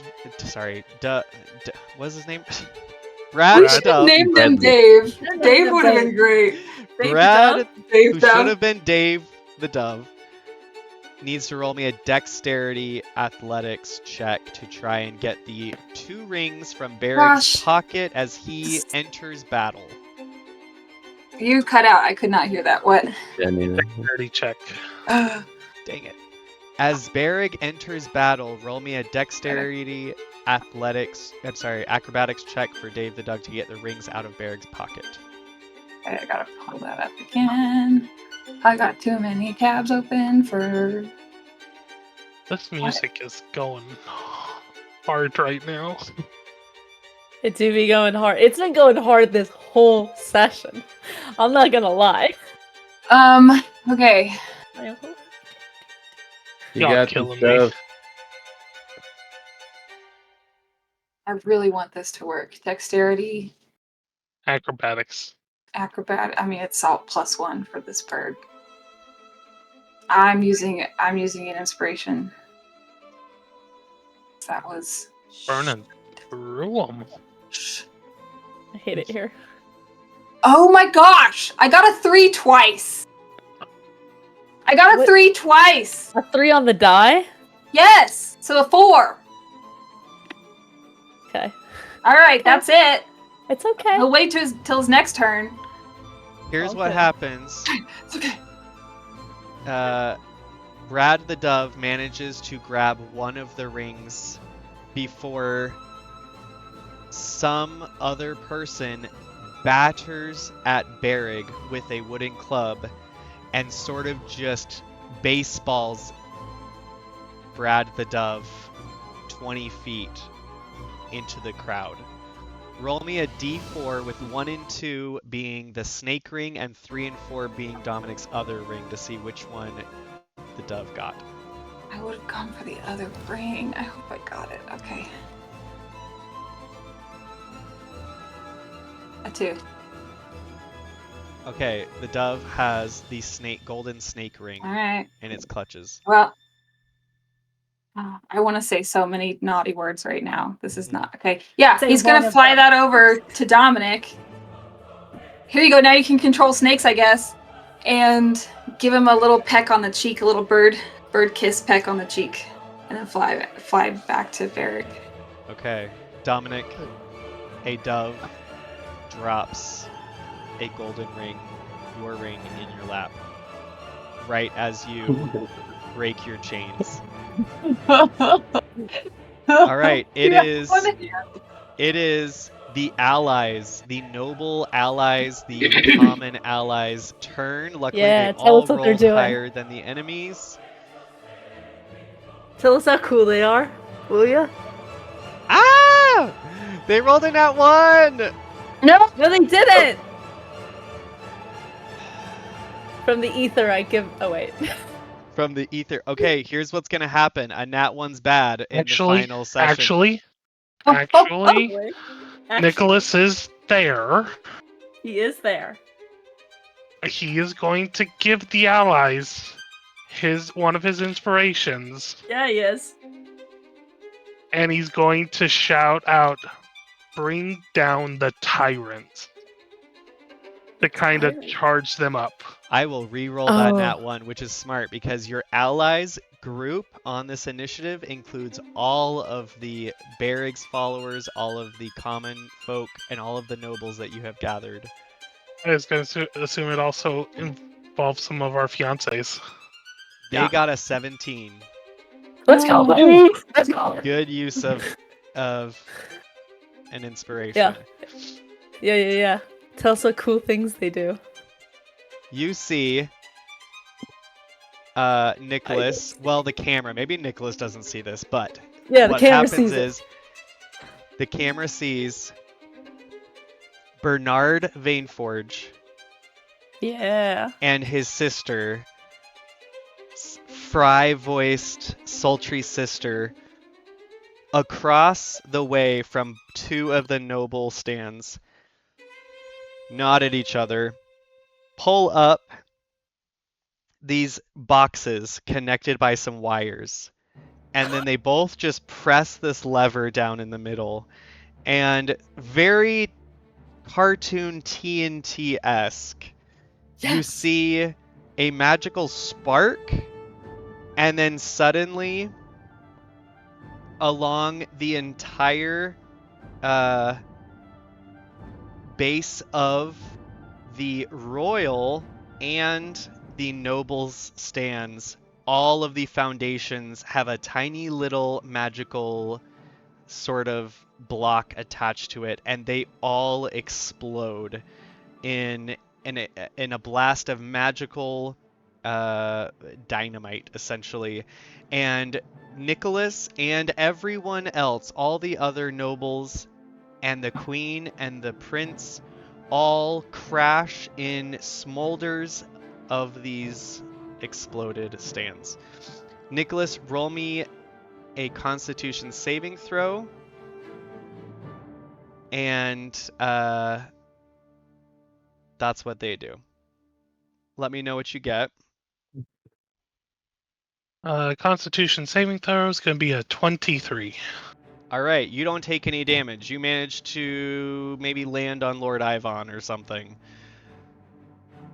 Nicholas kind of like tuck and rolls superhero style. Okay. Yeah. Do I have to make one or no? No, because you're not in one of the stands. Okay. You also see Don't from the attention to allies, yourself. you see, and this is just a really epic picture that I've been saving for this entire campaign. Who do we I'm so see? excited. Who do we see? I'm so excited. Where is it? I am Where is too. it? I don't know what it is. I'm excited though. I've saved it forever. Where is it? I'm so excited. If I can't find it, it didn't happen. Yeah, it does. You I have just too many describe it pictures to on us. Too many pictures on here. Oh, okay. Are you ready? Okay. Yeah. Yeah. An extremely handsome, Handsome. chocolate-skinned, tall Yeah. man Can't be He's gonna yesterday. He's gonna look. suddenly He's gonna look so handsome. rises from Yeah, he a does. rooftop nearby. Dark storm clouds gather in a torrent and cyclone around him, and lightning flashes from him to the clouds. And if you look at the handout screen, you'll see just the most epic picture of Gale Really? Stormont in his power. Oh my God. Let's go. Nicholas just looks over at I'm so someone, hyped. whoever's next to him, and says, "I'm gonna marry that man." But we gotta make it out first. You I see don't care. five There he Fly to is. the next one. lightning bolts strike this giant square simultaneously as shrieks and explosions ricochet through the air, and all of your ears sort of suddenly ring silent from the cracks of this electricity. Dominic, a guard Level rising up in aroused. front of you suddenly is just, his skeleton is revealed as a bolt of hot, like very thin wire of electricity strikes the top of his helmet, and suddenly he explodes in guts all over you just as he was raising a hammer to bring it down upon you. Who? A guard right in front of Dominic who Okay, is about to alright. attack him. Okay. Okay. Cool. Yes. One more God. thing you see, the camera sees from the allies is Yeah. What do we see? What do Yeah, we see? Who's gonna be cool next? Who's gonna be cool Beautiful next? redhead. Oh my God. Wait, let me find it. Ruby with the machine gun. No, I'm kidding. Hell yeah, man. That's not They gonna work sound out well cool. for you. I'd pay to see it, man. Oh She's not man. here though. I do just want to say that. I do hope she's not here. Oh my gosh. I'm so excited to hear about all our allies. Keep awesome. Barrig shows up and has giant magical superpowers that we never knew about, and then kills everybody. Wow, that was cool, Varric. Nice job. Wow. Let's save our friends in the castle. Yes. If you look at the handout screen, Hail. House Boulderton proves why they are a house of the nobility. Okay. Boulder. Sure. Oh snap! I guess. Easy. Okay. I bet they packed some punches. I bet. One Oh. of the young Oh, nice. Bouldertons, just picture this guy with a big dwarven beard, Cool. suddenly gets covered. His body becomes like stone as he casts stone armor on himself, and in the rubble, very earthbender cool. style, raises the ground, and an entire group of 5 Shadowbee guards fly into the air from this earth-like explosion. Cool. It is now the king's turn. I think he should not have a Oh. turn. He Personally. should just die. I'm gonna roll I to thought see. I'm pretty sure he was dead actually. Oh, Yeah. you think? He's probably. I think we got him. I Yeah. think Nick got him with those 30. I don't think. whatever. I bet he has a lot more hit points than that, so we should focus on him. No kidding. I'm Okay, dealing with he the only king rolled and a a 4. flamethrower. So he, Yeah, that's it. as he tries to stand, he is covered in rubble from a mix of the Boulderton's blast and one of the crowd's noble stands collapsing. So Yeah. he does not get this round. It is now the enemy's house's turn. No, it's not. It's not though. We skipped them. I think, Oh, I we think it's do? Brad's turn again. Yeah, I think- I'm here. I think they don't get turns. It's fine. They don't get turns. Yeah, I'm Only pretty sure the they don't good get guys. Only the good guys get turns. They should Yeah, just that's a- welcome death with open arms. Yeah. Okay. Uh, You see, or not you, the camera sees. Fine. You what? I'm a little nervous. I am too. Sees Fine, I'm great. the, what's his name? Who He doesn't have a is- name because he's not important and doesn't have powers. If we keep saying it, maybe he'll agree with us one of these times. Yeah, maybe once. I'm so hot Lord here. Clint Ashton Boo. stands and in a dazzling lighted display that puts the sun to shame, gathers a kaleidoscope of flame above his head, seeing this rise up of power, and he gets a grin on his face. And if you look at the handout screen, you will see this pyrotechnic display. Oh.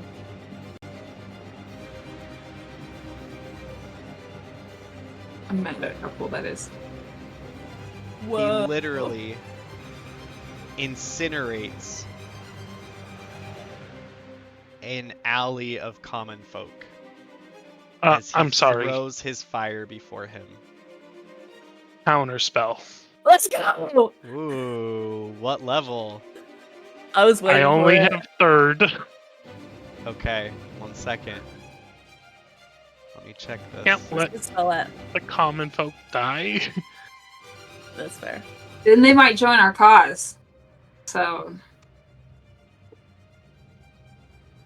the alive ones, at least.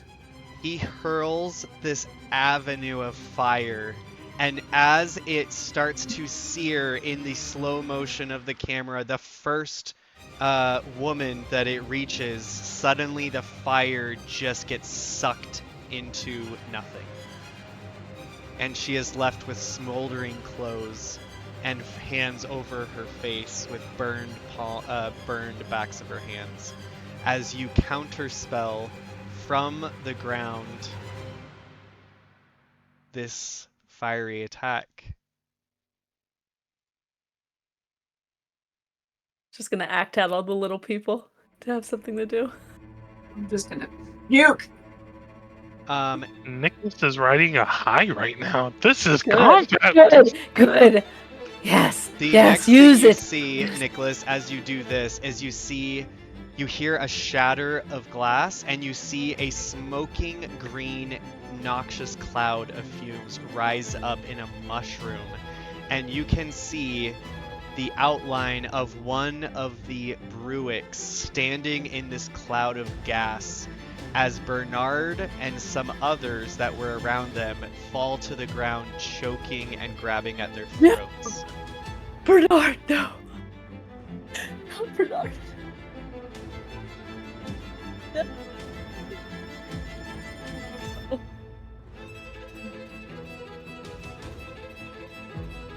I'm gonna be depressed for weeks. The last thing you Is it see, for since we've Bernard? got to make it even in 3 and 3, Just keep... is... Sorry, this is supposed to be going faster than it is. Ugh. You're doing great. You're doing so good.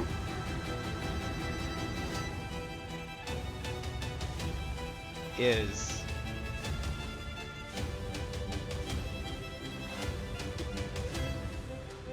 some of the royal guards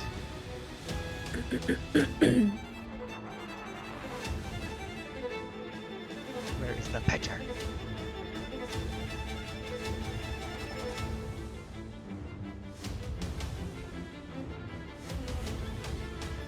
Oh, okay. One of the, what looks like the captains of the guard suddenly is visible as he rears his black horse up, and a shadowy sword appears in his grasp as he starts laying waste to the soldiers around him, and he yells out, "Traitors!" And there is a picture of this guard, or this captain, on the handout screen.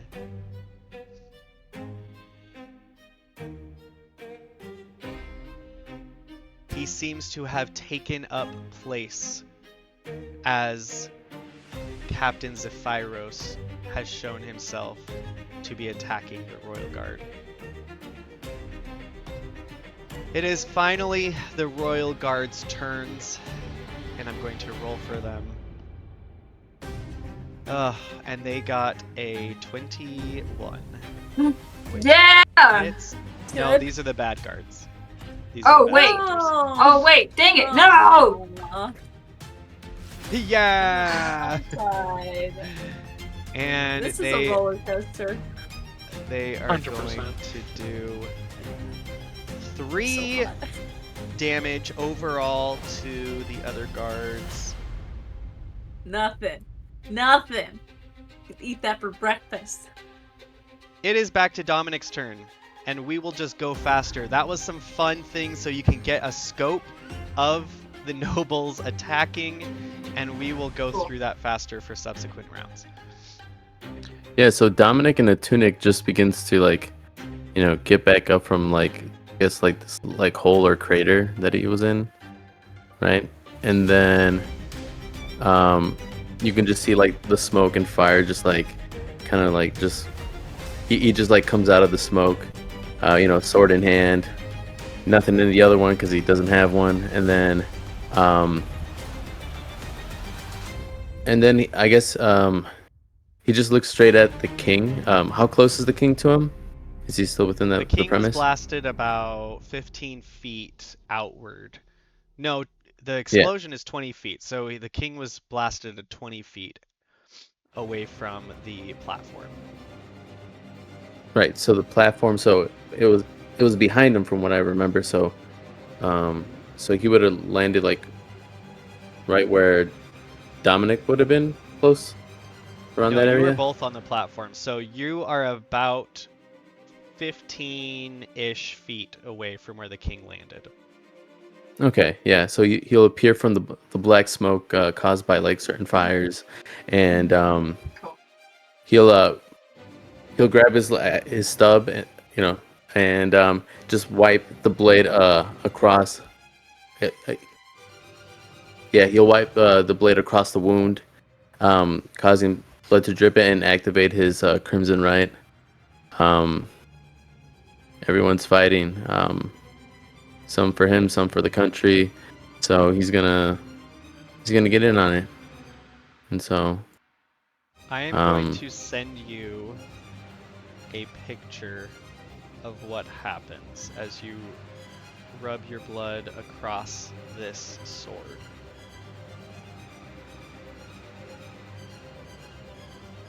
Well, actually, I'll send it to the group so everyone can see it.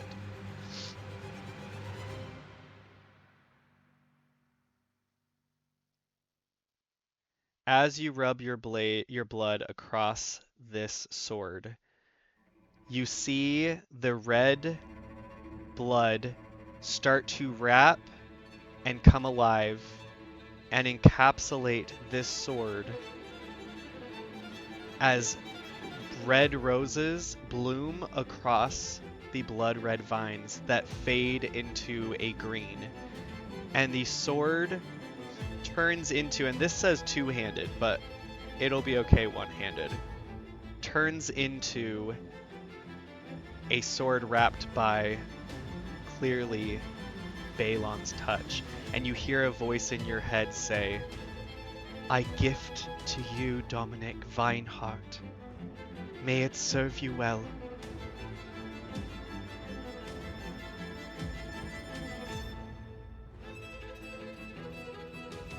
Thank you for not letting me. Thank you for not giving up on me. And let's see. I can also learn to read, speak, write Sylvan. That's pretty cool. Yeah, this is sick. Okay. Cool. And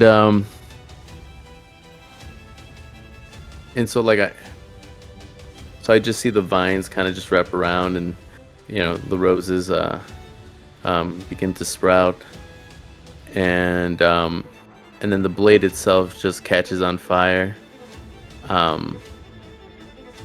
As let's see.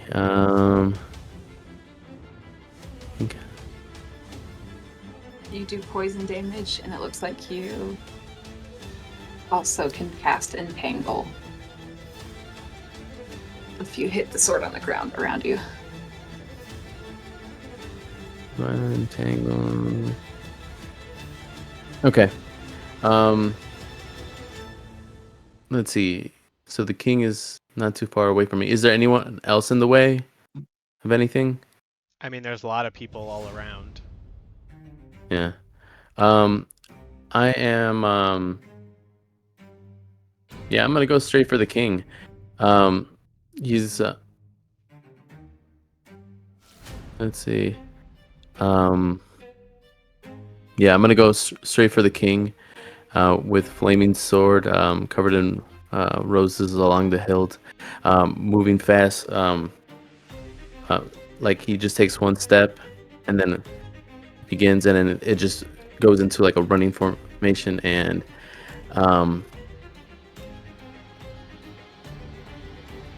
he knows he's got to do this because, I mean, if they're, this is the only way that his family can truly be happy and safe. So let's do this. Okay, and we're gonna do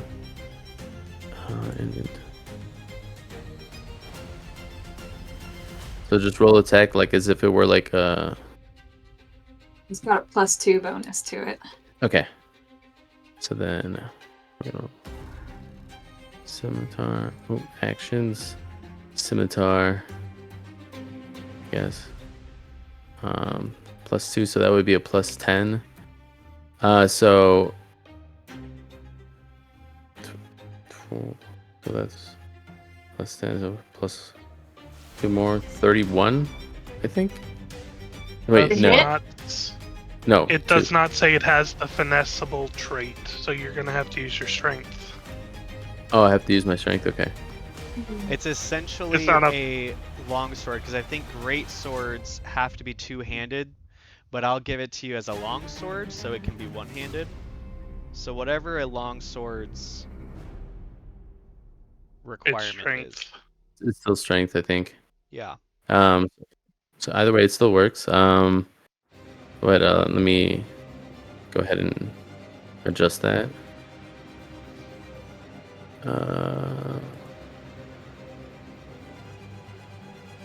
Let's see.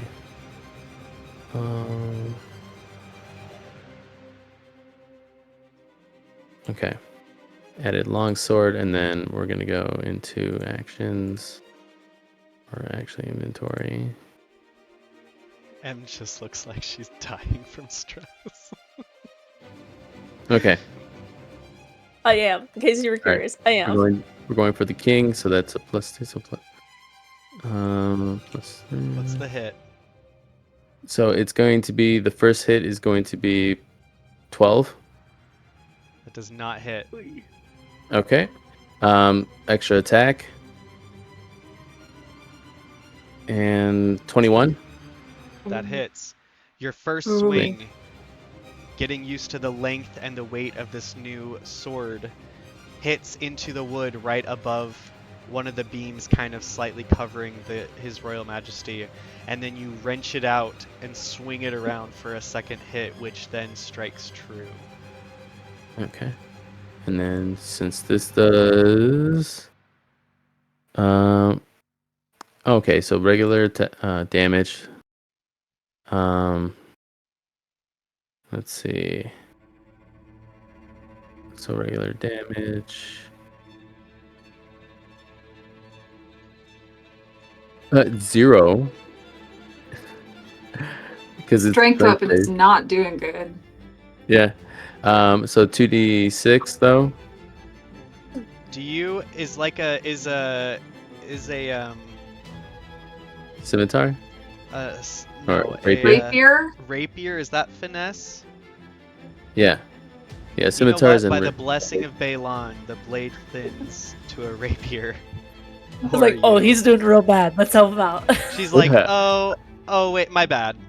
This is Sorry. Vineheart Oh, the rapier. This is not my strong boy. This is my dexterous boy.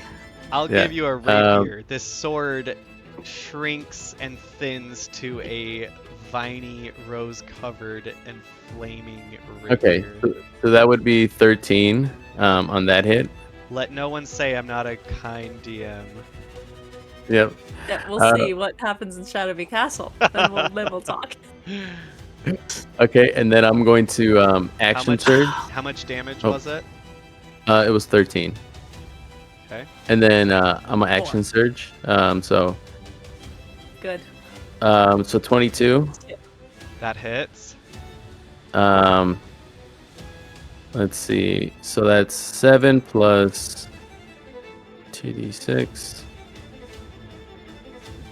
So another 12 points of damage.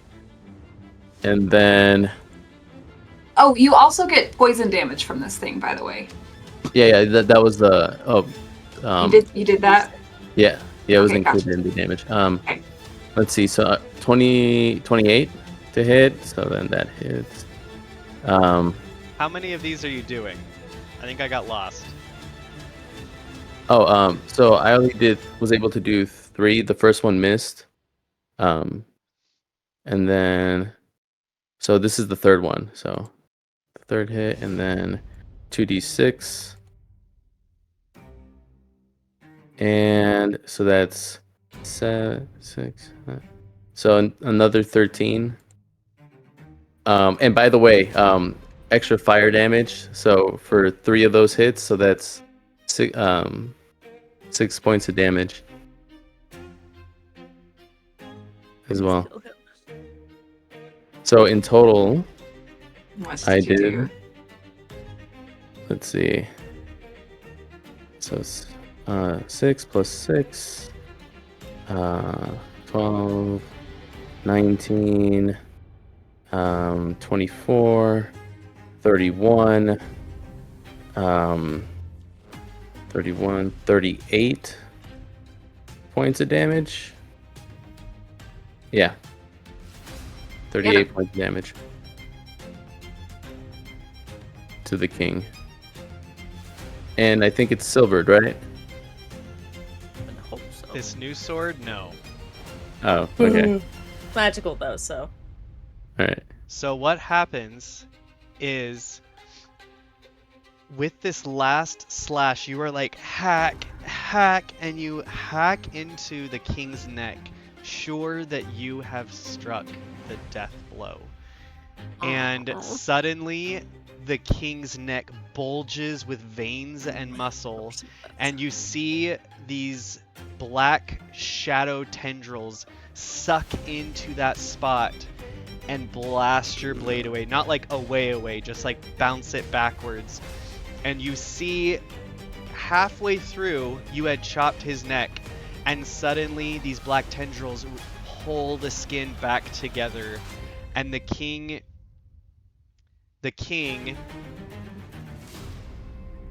pulls 15 hit points back into himself, Is that a bringing spell? him from the brink of destruction.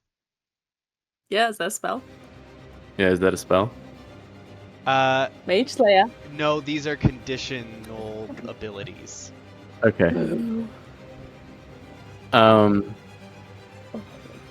Okay. Let's see. And then so I did my bonus action. All right. So yeah, I am so far so good. I'm gonna end my turn there. Next turn, he's definitely gonna die. He is like starting to look like a bloody pulp because you did bring him down what should have killed him. Okay. But he is inhuman. Nicholas, it is your turn. Fire, nice. Get it. Let's go. Get it, Nick. Get it. So gonna spend a sorcery point to quicken spell a gust of wind to blow the poison back at the Bruix and free our allies. And I will need a strength saving throw from them. Yeah. Okay. Nice job, Nick. That is a 16. Yeah, that's good. So I believe they are pushed back 10 feet. 15 feet. So they're pushed Okay. back 15 feet. They are thrown and stumble back as this gust of wind blows these toxic fumes away from the choking and drooling few who were caught in this noxious potion. You can see Bernard Vaneforge's face. His eyes are bugged out and his cheeks are white, and he is frothing at the mouth. Oh boy. Oh my god. I don't know that Nicholas would even know what that is. Who? You probs don't. It's alchemy. Hopefully, Nicholas Bernard. hopefully Paladin. Bernard has- is bloodied, or like foaming out of his mouth. Oh, my buddy. Why do bad things happen to all my friends? Is it lay on hands? Seriously. I don't think lay on hands is going to cure what he has. It's not the 5.1. It is, yeah, you but can it do doesn't- 5 points to cure poison, can't you?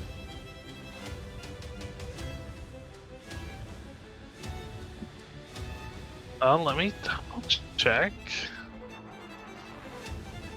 Oh. Come on. I know, I'm sorry. Okay. Damn it. Isn't spell lesser restoration? I don't know. Wait. Oh, please. No one's got spell levels for spell slots for that. Damn it. Okay, Nicholas is going to book it towards Bernard. Thank you so much. He had her back. So Nicholas just kind of like dodges and like pushes over, like vaults himself over people. And he's going to one hand is on that ice pistol still, and the other hand is going to go on the back of Bernard's back, and he's gonna kind of say small like incantation, small prayer. It's not his time. He is an ally of ours. He is strong. He is willing to fight. Give him back his strength. And Nicholas is going to give him 5 points of lay on hands. Can you do that after casting your gust? Because I used a sorcery point to make the gust of wind a bonus action. Yeah. And then lay on hands is an action. Okay, just making sure. You're gonna give him Yeah. 5 points. And that will neutralize any poison or cure any disease. Ooh, okay, good call. Alright, you see his gagging, and then he sort of just is laying his face on the ground and he starts going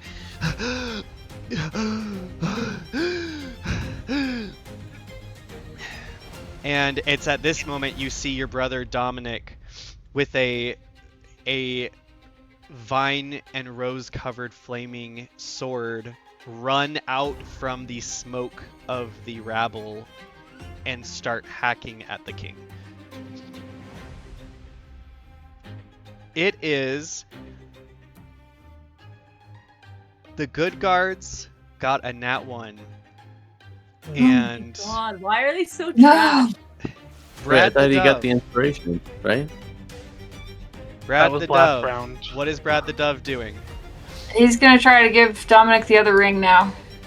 Roll me a dexterity acrobatics check for Brad the Dove to get into Berig's coat. I thought we Okay. just changed his name to Dave. What's going on? Yeah, that's his middle name. Who is he? I got a Bradley Dave the Third. 14. Yeah, 14. I'm gonna say that just makes it. He's able to get the other ring. And roll me a perception check to try and pick out Dominic from the chaos. What's my okay? I get advantage. Move cat.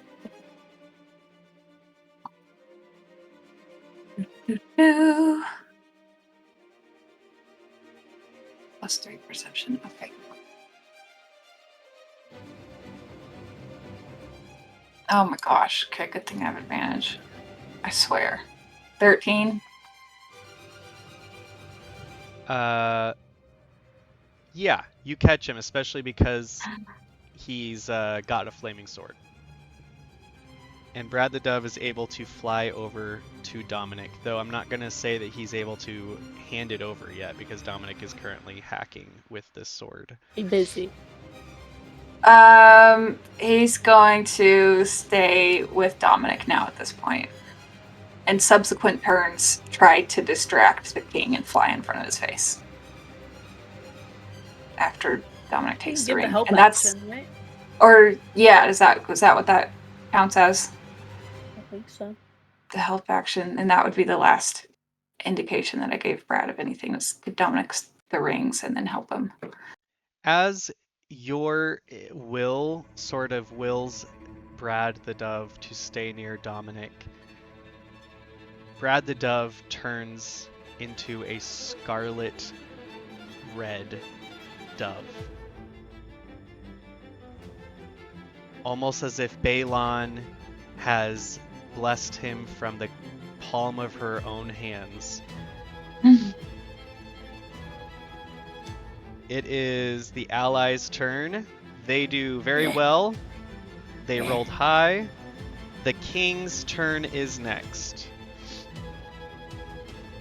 He is with his last will here as he pulls himself from being nearly executed. If you look at the handout screen, Dominic, this is what you see as this dark, shadowy energy soaks through the wounds that you have given him. This guy looks way cooler. Nope. And No, thank he you. is going to leap from being prone and leap straight at you. He has grown another half size of what he was and goes for your throat. Is he willing to bite all of us and change us into werewolves? That's an I don't option. want to be Oh a my whale God. weasel. Is he going for the same spot that Solomon tried to? It's your neck. Yeah, I don't He know. only gets a 10 to hit as he lunges at you. Oh, hold on. Like, I need to check my. I don't have armor on. You should have a 12, at least unarmored. Let me check.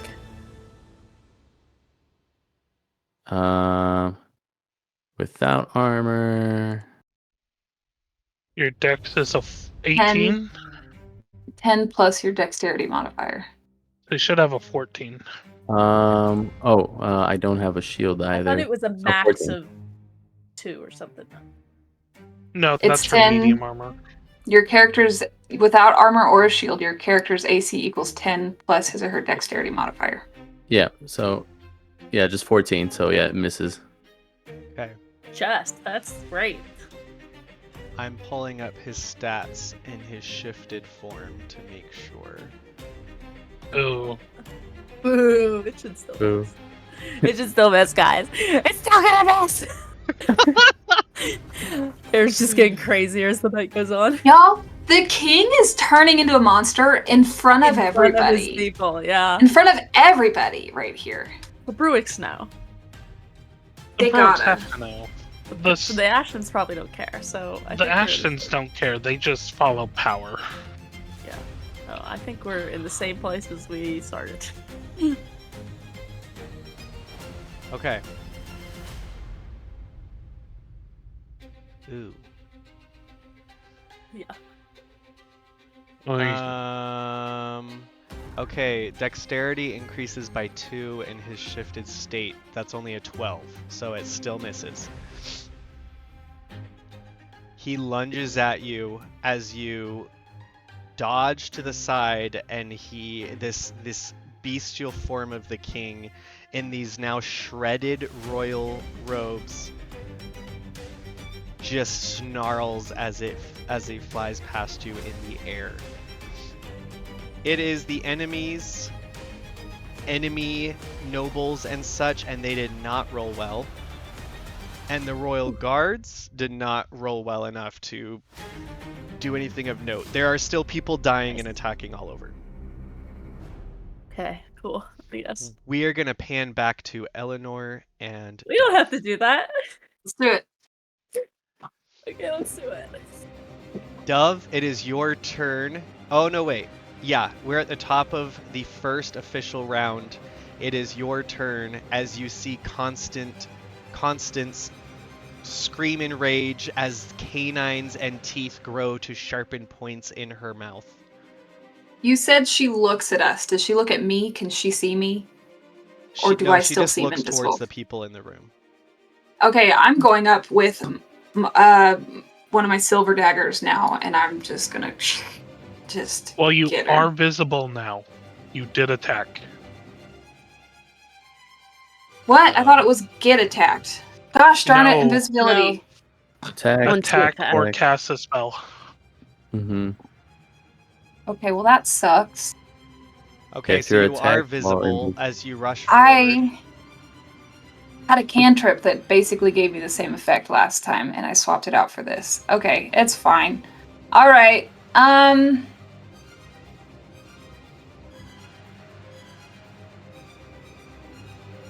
How to get advantage on this attack now? Form of undress. You were invisible. You could still try to stealth and not Can I be stealth seen and- on your own. You're Cool. you're halfling, right? The Lightfoot, right? You can I can hide hide behind people. Yeah. Bonus action, hide behind people, and then rawr, you know. Yeah, I want to And then stealth up to her, rawr. whatever, however that works. Yeah, you can bonus action hide and then attack. I'll do that. Hide behind the other side of her chair. And then Well, you gotta Hit her get with the over to silver her dagger. first, because she's 40 feet away. yeah, oh my gosh. I'm going to Sorry. hide, load up one of the silverware in my crossbow, in my short bow. I keep saying the wrong thing. And then Oh, you shoot have a her. short bow. Okay. Yes. I always say crossbow. I've said crossbow this whole time. I've had a short bow this whole time. I've been using short bow stats. I just have been Okay. saying crossbow.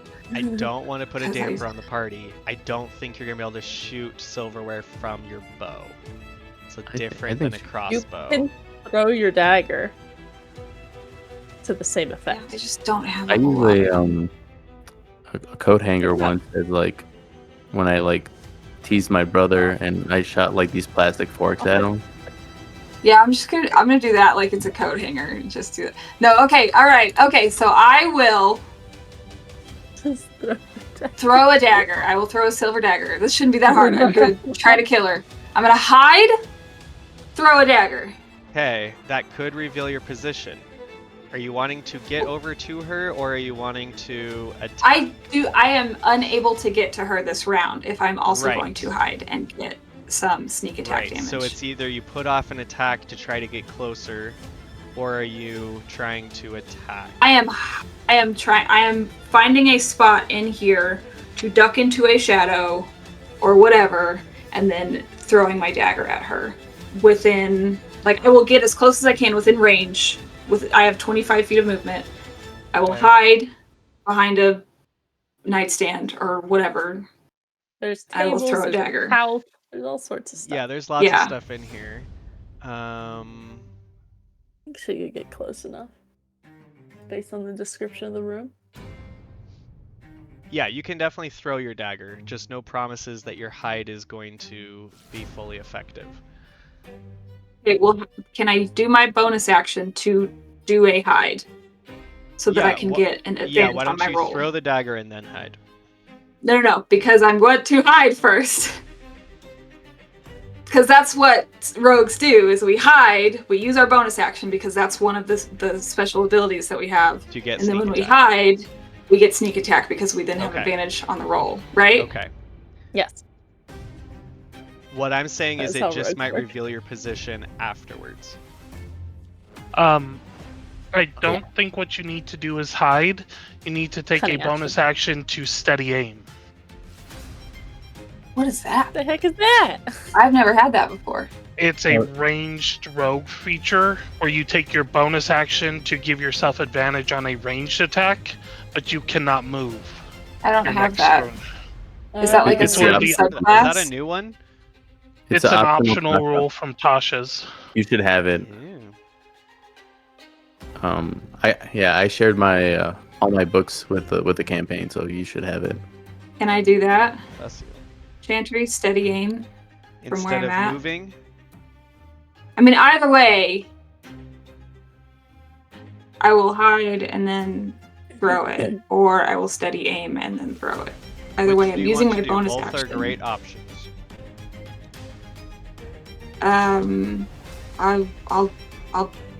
I'll hide. I'll duck behind a couch and throw it from where I'm at. Okay, that will give you sneak attack if you hit. And it does give me advantage, right? If I'm hiding? Okay. Thank you, guys. Well, Yes, that's a 19.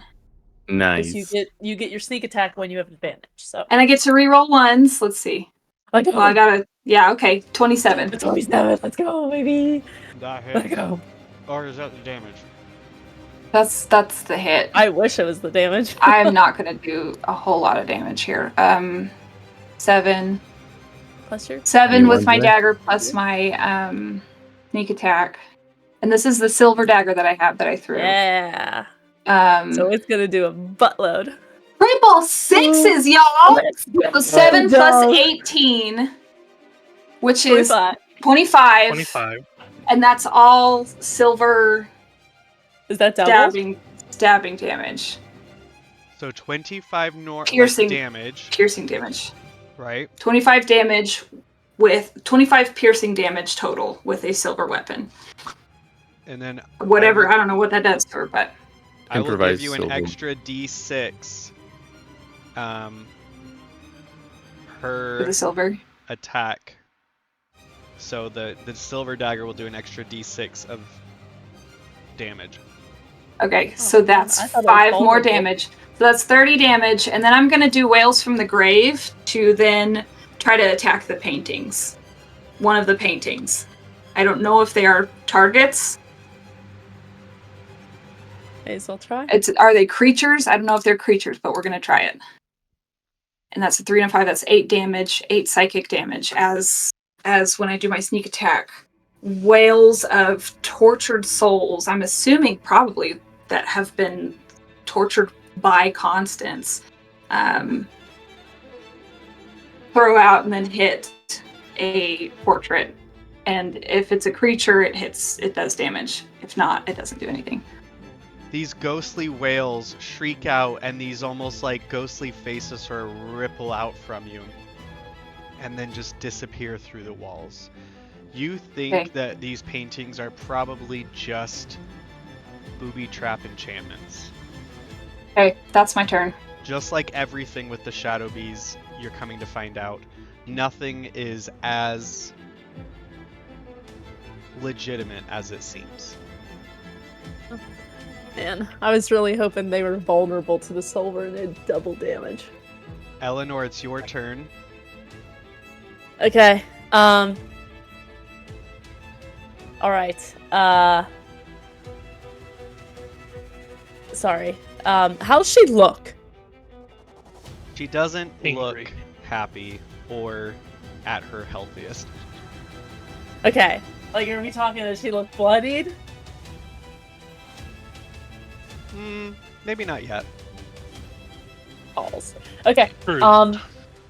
I am going to cast Catapult. And I'm going to snag out that lovely silver dagger off of the ground that Dove just threw at her. And that's a... Oh, wait. She has to make a dexterity saving throw. I think. Yes. So Oh. the dagger is going to come back towards... You're kind of like pulling it back in a catapult way because it went past, sliced her, fell Yep. against the windows, and you're trying to catapult it back towards you. To Yeah. hit her. Okay, and what is that roll again? It's a dexterity saving throw, which I'm sure either old lady is gonna still have her bad dex, or becoming a weasel made her extra good at things. Oh man, so she has a -1 dex, but a +2 from shifting, so that's an 8. Yeah. Alright. So that's gonna be trash damage. That's a 10 of force or of bludgeoning damage with the silver dagger. So bludgeoning meaning it doesn't hit with the blade side. I mean, we when Alistair came to meet with us, he like wouldn't even touch the silver. Right. So I would argue that if it touches her, it's gonna have the effect. It's just Especially if it's hitting her real hard. Well, Or I'm magically saying hard. if it's bludgeoning, I'm assuming it's hitting her with the pommel of the dagger. it can hit her with any side of the dagger. I don't know. You know what? It can hit her with any side. I'll give you a D4 of silver damage. That's crap. That was a definite waste. 2. That was a Okay. waste of a spell for 2 sure. more damage. It's 2 more. You did 12 damage. That was 10 with catapult. Yeah, that's not You hear fantastic. Less than half. you hear a loud clunk echoing thud as the pommel of this dagger just flips and strikes across her temple as it catapults back at her. Oh, ouch. Okay. We're here for your dessert. Oh god, don't. Just providing dessert. Ugh, okay. Anything else? Okay. Nope. I don't have bonus actions. Actually, would I be able to look at our guy and be like, help Dottie, and I'll point to the Dowager Princess.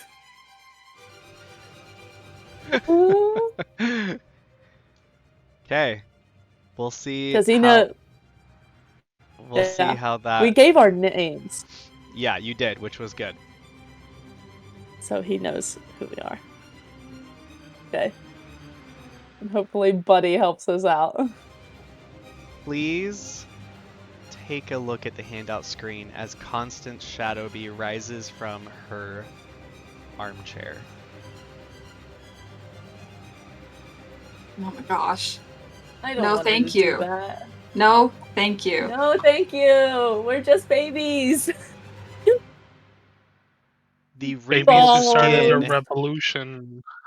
the wrinkled Yeah, well- skin seamlessly moves into the elongated and aged face of a horrific weasel human figure as her white gray hair grows around her face like a mane, and gray tipped ears sprout from her head as her eyes grow bigger and redder. Cool. I got this. I've got it. Her old lady shoulders start to rise and bulk with muscle as her dress, her black dress, very conservative and high-necked that it is, starts to just rip and tear off as golden buttons start to fly across the room, pulled taut from the muscles. And she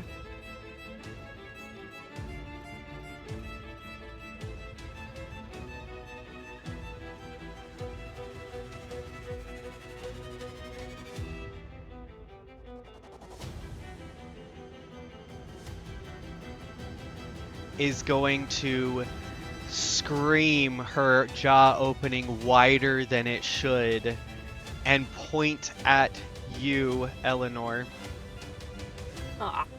and casts essentially web at you. A mass of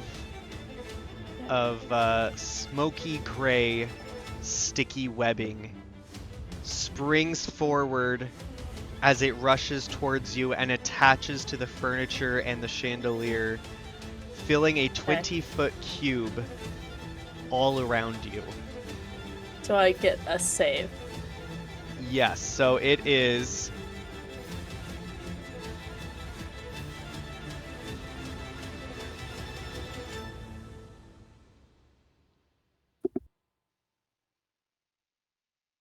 Oh, no, it's literally just, it fills the 20-foot space. Okay. It says, the first time a creature enters the webs or starts a turn there, it must succeed on a dex saving throw or have the restrained condition while they are in effect. Okay. You can also take an action to make a strength athletics check against the spell save DC to become unrestrained.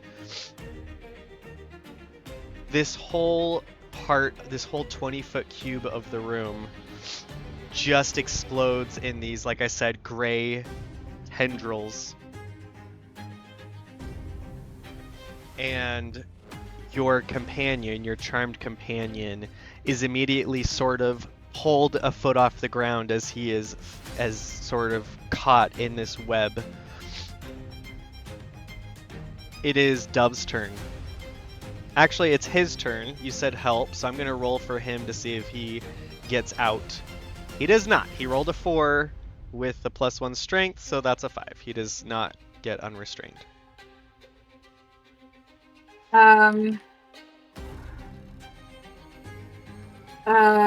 Okay, so I think what Dove is gonna do, I don't...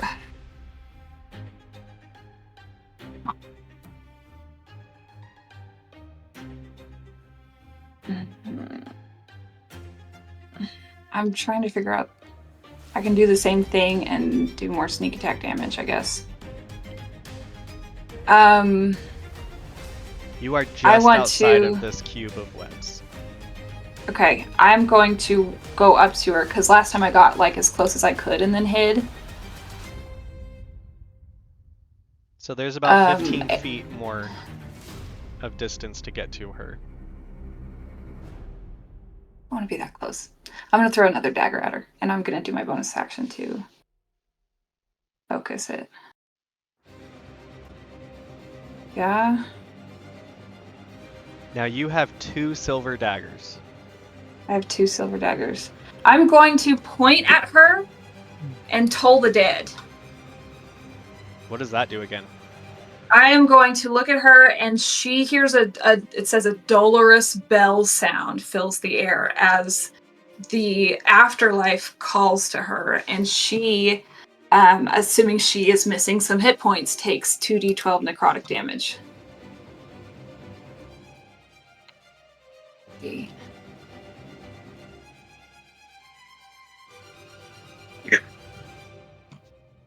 Gosh, frickin' 3 points. 3 points of necrotic You rolled damage. a 2 and a 1? I rolled a 2 and a 1. Wow, that Um, blows. You see her white, aged wear head. Her ears sort of cock, and you all hear this great, terrifying belling toll. And she looks at the sky and bares her fangs as fear ripples across her features. how does she look right now? As a werewolf, is she like hardier now? She is, but she still doesn't look great. But it's hard to tell in her wolfish form. Okay, bonus action, I do my form of dread. And this time, instead of just like random ghosts, I am pulling from the ether the spirits of people that the shadow bees have wronged in the past to surround me and to like scream at her with me. And I gain some hit points, and if I hit her again, she'll be frightened of me, and I cannot be frightened. That's it. So all of these spirits, and there are spirits that have died within the castle walls. You see spirits of nobles and of servants and of commoners and even of royals rise out of the floor around the room. And again, in a little nod to Harry Potter 5, where the Aurors are attacking the Death Eaters and they're all in black and white smoke, you see these ghostly, pearlescent ghosts rise from the floor, triggering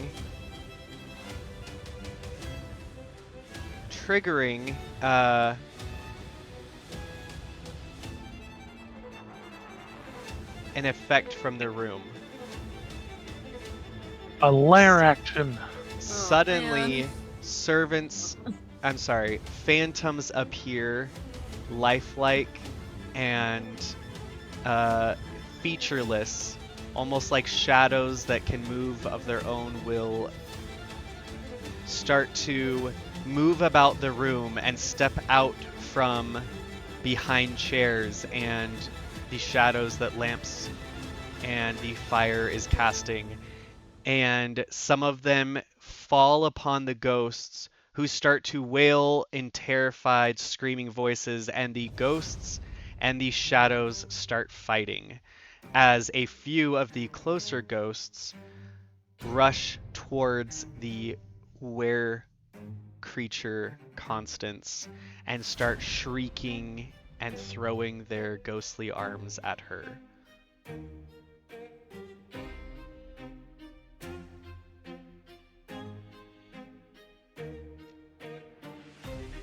Anything else? No, that's my bonus action, and that's my action. I'm gonna stay where I'm Eleanor. at, not next to her. Okay. Okay.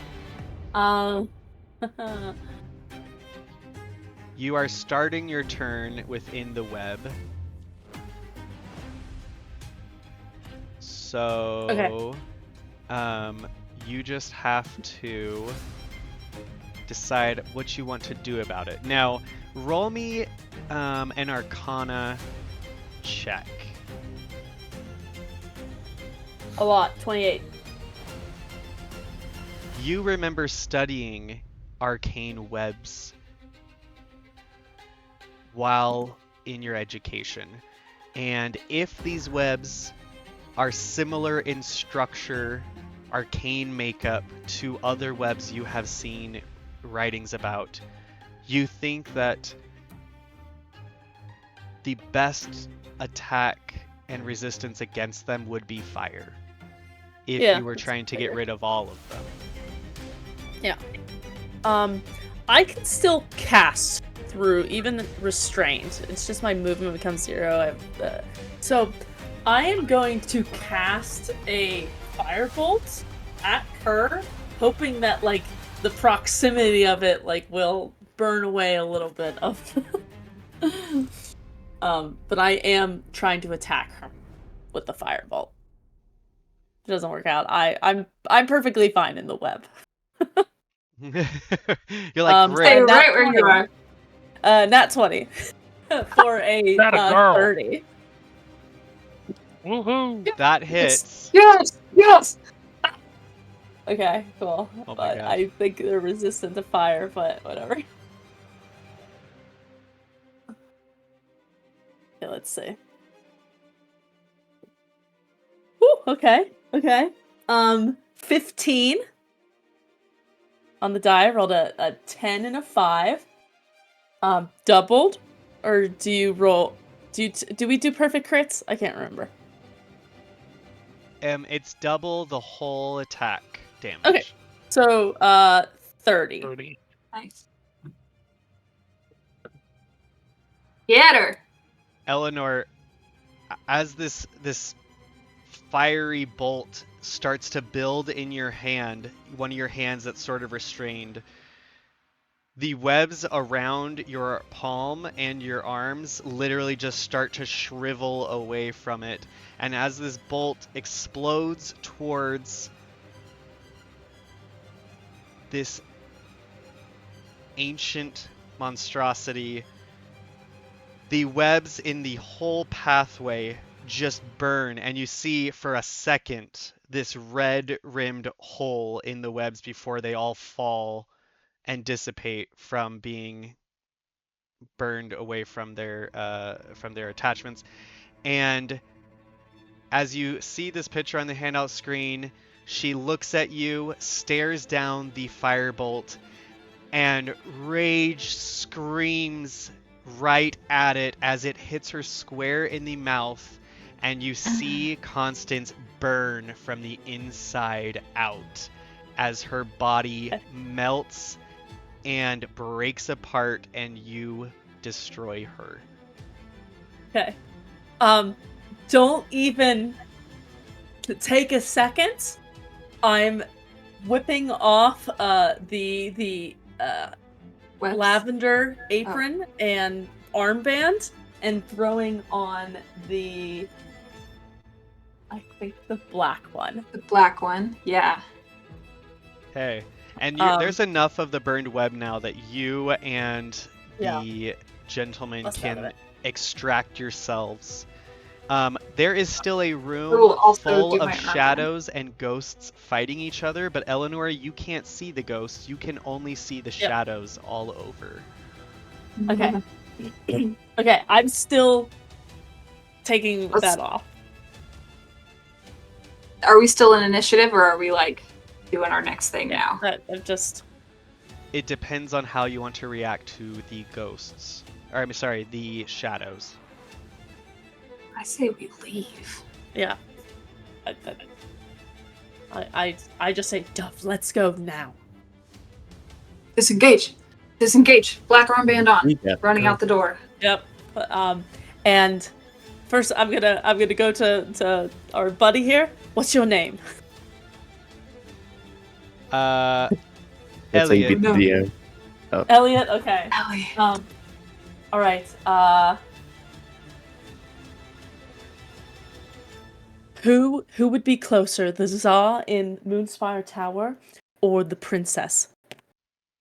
Where are they? I know not where the Tsar are, nor the princess. She is often in her chambers, though. Let's go get her in her chambers. Take us to her. Now.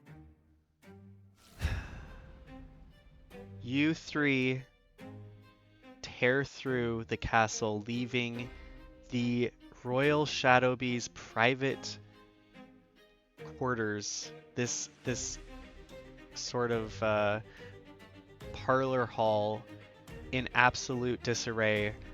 It having not seen outsiders for many, many years. You rush through Shadowbee Castle, ever expansive, endless halls and staircases, it seems, as you try and get to your destination before word of your presence can be known. We're gonna pan back over to the streets. I want to just like peek through Brad's eyes at this point after we've killed Constance, just for like a second to see what's going on over there, and then I'm back. Okay. So that I'm updated on whatever happens later. You can see flashes and there's chaos everywhere. You see Nicholas kneeling over a not well-looking Bernard. You see lightning bolts striking just crowds of gray and brown common folk. You manage to see Berrig the dwarf standing on the edge of a wagon, standing on top of its wheel, wielding a great hammer. And you also see Sindara Ashton literally just bonfiring people where they stand. Mm. Ooh. And he's on Dominic's shoulder. Is Dominic okay? You're not able to land on Dominic's shoulder. If Yeah. the dove can look down and see Dominic in the throes with a monster. Yeah, okay, I tell him to... Does this new bird form have any new powers? Because there are other familiar options Is it a that red are rabbit? that I did not realize that I had. The bird is coming from a devout anti-faither. Oh, You because don't. Balon... Gotcha. Okay, You don't. that's fine. It's more of That's a all, I tell him to- proximity to Dominic that the dove's magical self is sort of blessed by this sort of change in visage. Got it, okay. I just tell him to give Dominic the help action from here on out, like... Okay. Give him an advantage. That's all. That's it. Just want to check in. It's going to be Dominic's turn first, but before we enter this fight, we're going to take a quick break for the bathroom, for I got a cool idea if I finish them off. emotional regulation. With the... There is... We're breaking now. For Seth to take some caffeine. You're doing great, Sorry, Seth. it's been a long day. You're doing great. Let's see. Okay. This is second stage. I remember there being 3 stages for Solomon. Stage 1 is like his weird The ghostly shadowy. form, and then there's a werewolf form, and then there's the old man or decrepit. Might be That- different than is that. Yeah, that was due to him being necromancer. Gotcha. Okay. Okay. Guys, we're doing it. We're doing it. Yeah. Slowly but surely, we're doing it. We got Okay. Constance. Yeah. All right. 10 Y'all minutes. got- left. Nonsense. A whole battlefield of people. Isn't Yeah, that it's fine. white were picture just the nastiest, coolest thing ever? I It just is. cannot look I at it. hate her. Yo, It's I'm incredible. really liking how Elliot's looking. Like, Elliot's Okay. pretty rad. It's pretty rad. 5 minute People I break. gotta hate the pee. ballet. 5 minutes. 5 minutes. only one of these. Alright, let's go. Above table, we Yeah. only two NPCs really need to live. I know, and we've only heard about one of them so far. I know. I'm like, where's the charming redhead? Where's she at? I need to keep an eye on her. I haven't heard anything about her, and I'm just like, don't ask. If you don't hear anything, no news is good news, right? I'm kind of like, I don't want to bring her up in case Chantry forgot she's there. Like, Yeah. she's just chilling somewhere. It's fine. Yeah, I'm nervous, but I'm trying not to think about it, because she's a badass, we're badasses, and we're gonna, everything's gonna be great. I mean, mine is up in the sky. Oh yeah, he's killing it, literally, figuratively, all of the above. Nicholas is slightly aroused. Lightly. That man, he's gonna put a baby in me. I think that's how that works. I'm so nervous about all of this, because, like, your guys' is very intense, but, like, Nicholas and Dominic have a lot of moving parts. Yeah, but I just, the way I've been thinking is you have a lot more allies. Like, we're on an island in the middle of the ocean. You see you have a lot of allies. I have a lot of very important people to us that I need to babysit. That's fair. And I just realized you know which other NPC we have not heard about yet? Huh. Anna Lee Ashton. Oh, yeah, when he sent Sindara, they're, like, the same to me, so I didn't think about it. I'm wondering if Anna Lee Yes! Yes! Give it to me! Give it to me! I want it more than anything. Oh my god. Oh my god. I don't think I can handle it, honestly. You're like having a meltdown over there. I'm freezing, but so hot at the same time. Yeah. Like from here down, from my shoulders down, I'm frozen. But my face and my hands are like Are sweating. Yeah. Like my face is so warm. That's why I'm like, but it makes me cold. It's like this vicious cycle. I don't know what to do. I'm anxious though. But that sounds so badass. I hope that's what's happening. I'm wondering if those two are together. Pokemon rules though. I'm scared. Well, like Bernard slowly choking on poison. I'm like, oh, cannot I'm let so glad you saved him. I'm so glad. Eleanor's friend die. I'd be really upset if he dies. But he tried to save him, so that makes me very happy. It makes me very happy. Because he means a lot to me. Because he's my nerdy friend. Nicholas is figuring out the hero stuff, kinda. Yeah. It's new to us, like you and I. Yeah, we don't have that. I killed a person though. I killed the Duke. Almost killed the guard. Yeah. Yeah, Eleanor's gonna be messed up about this for a while. I just killed like a shit ton of people with That was fireball. awesome! That was so cool, man. Insane. I'm curious. Well, so my other thought was to bring the statue down on top of them, but I was like, that's gonna leave a lot of collateral damage. That and yeah, you wouldn't have killed as many people because it would have been specified to like a certain spot.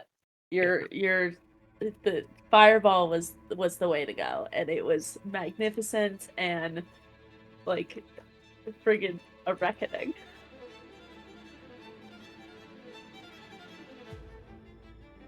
We have some decent families on our side. Yeah, you do. That you do. And Okay. I'm a little I think- anxious still. I think I'm most afraid of the Za. I don't know. I'd be so nervous of the princess. I mean, I'm really nervous about her too, but I think I have a plan. Like, Dominic's taking out the king. And yeah, he's the figurehead. But also, there's Sindara, the rest of the Ashtons, Yeah. the damn Bruicks are... Yeah, they're wily.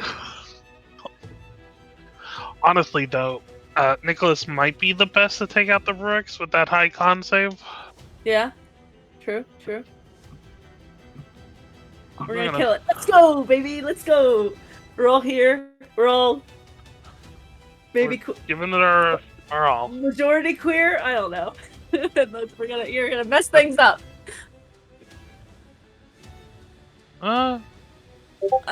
Not sure how Dominic and Dove swing, like in the swing thing, like the scheme of things, but Oh, I was just talking about us as players. Two of four player characters are queer, so Yeah. let's fuck some shit off. Naughty word. Sorry. Players are. I mean, just about everybody is. We're here, we're queer, with no fear. Oh no, there's lots of fear. Oh, so much fear.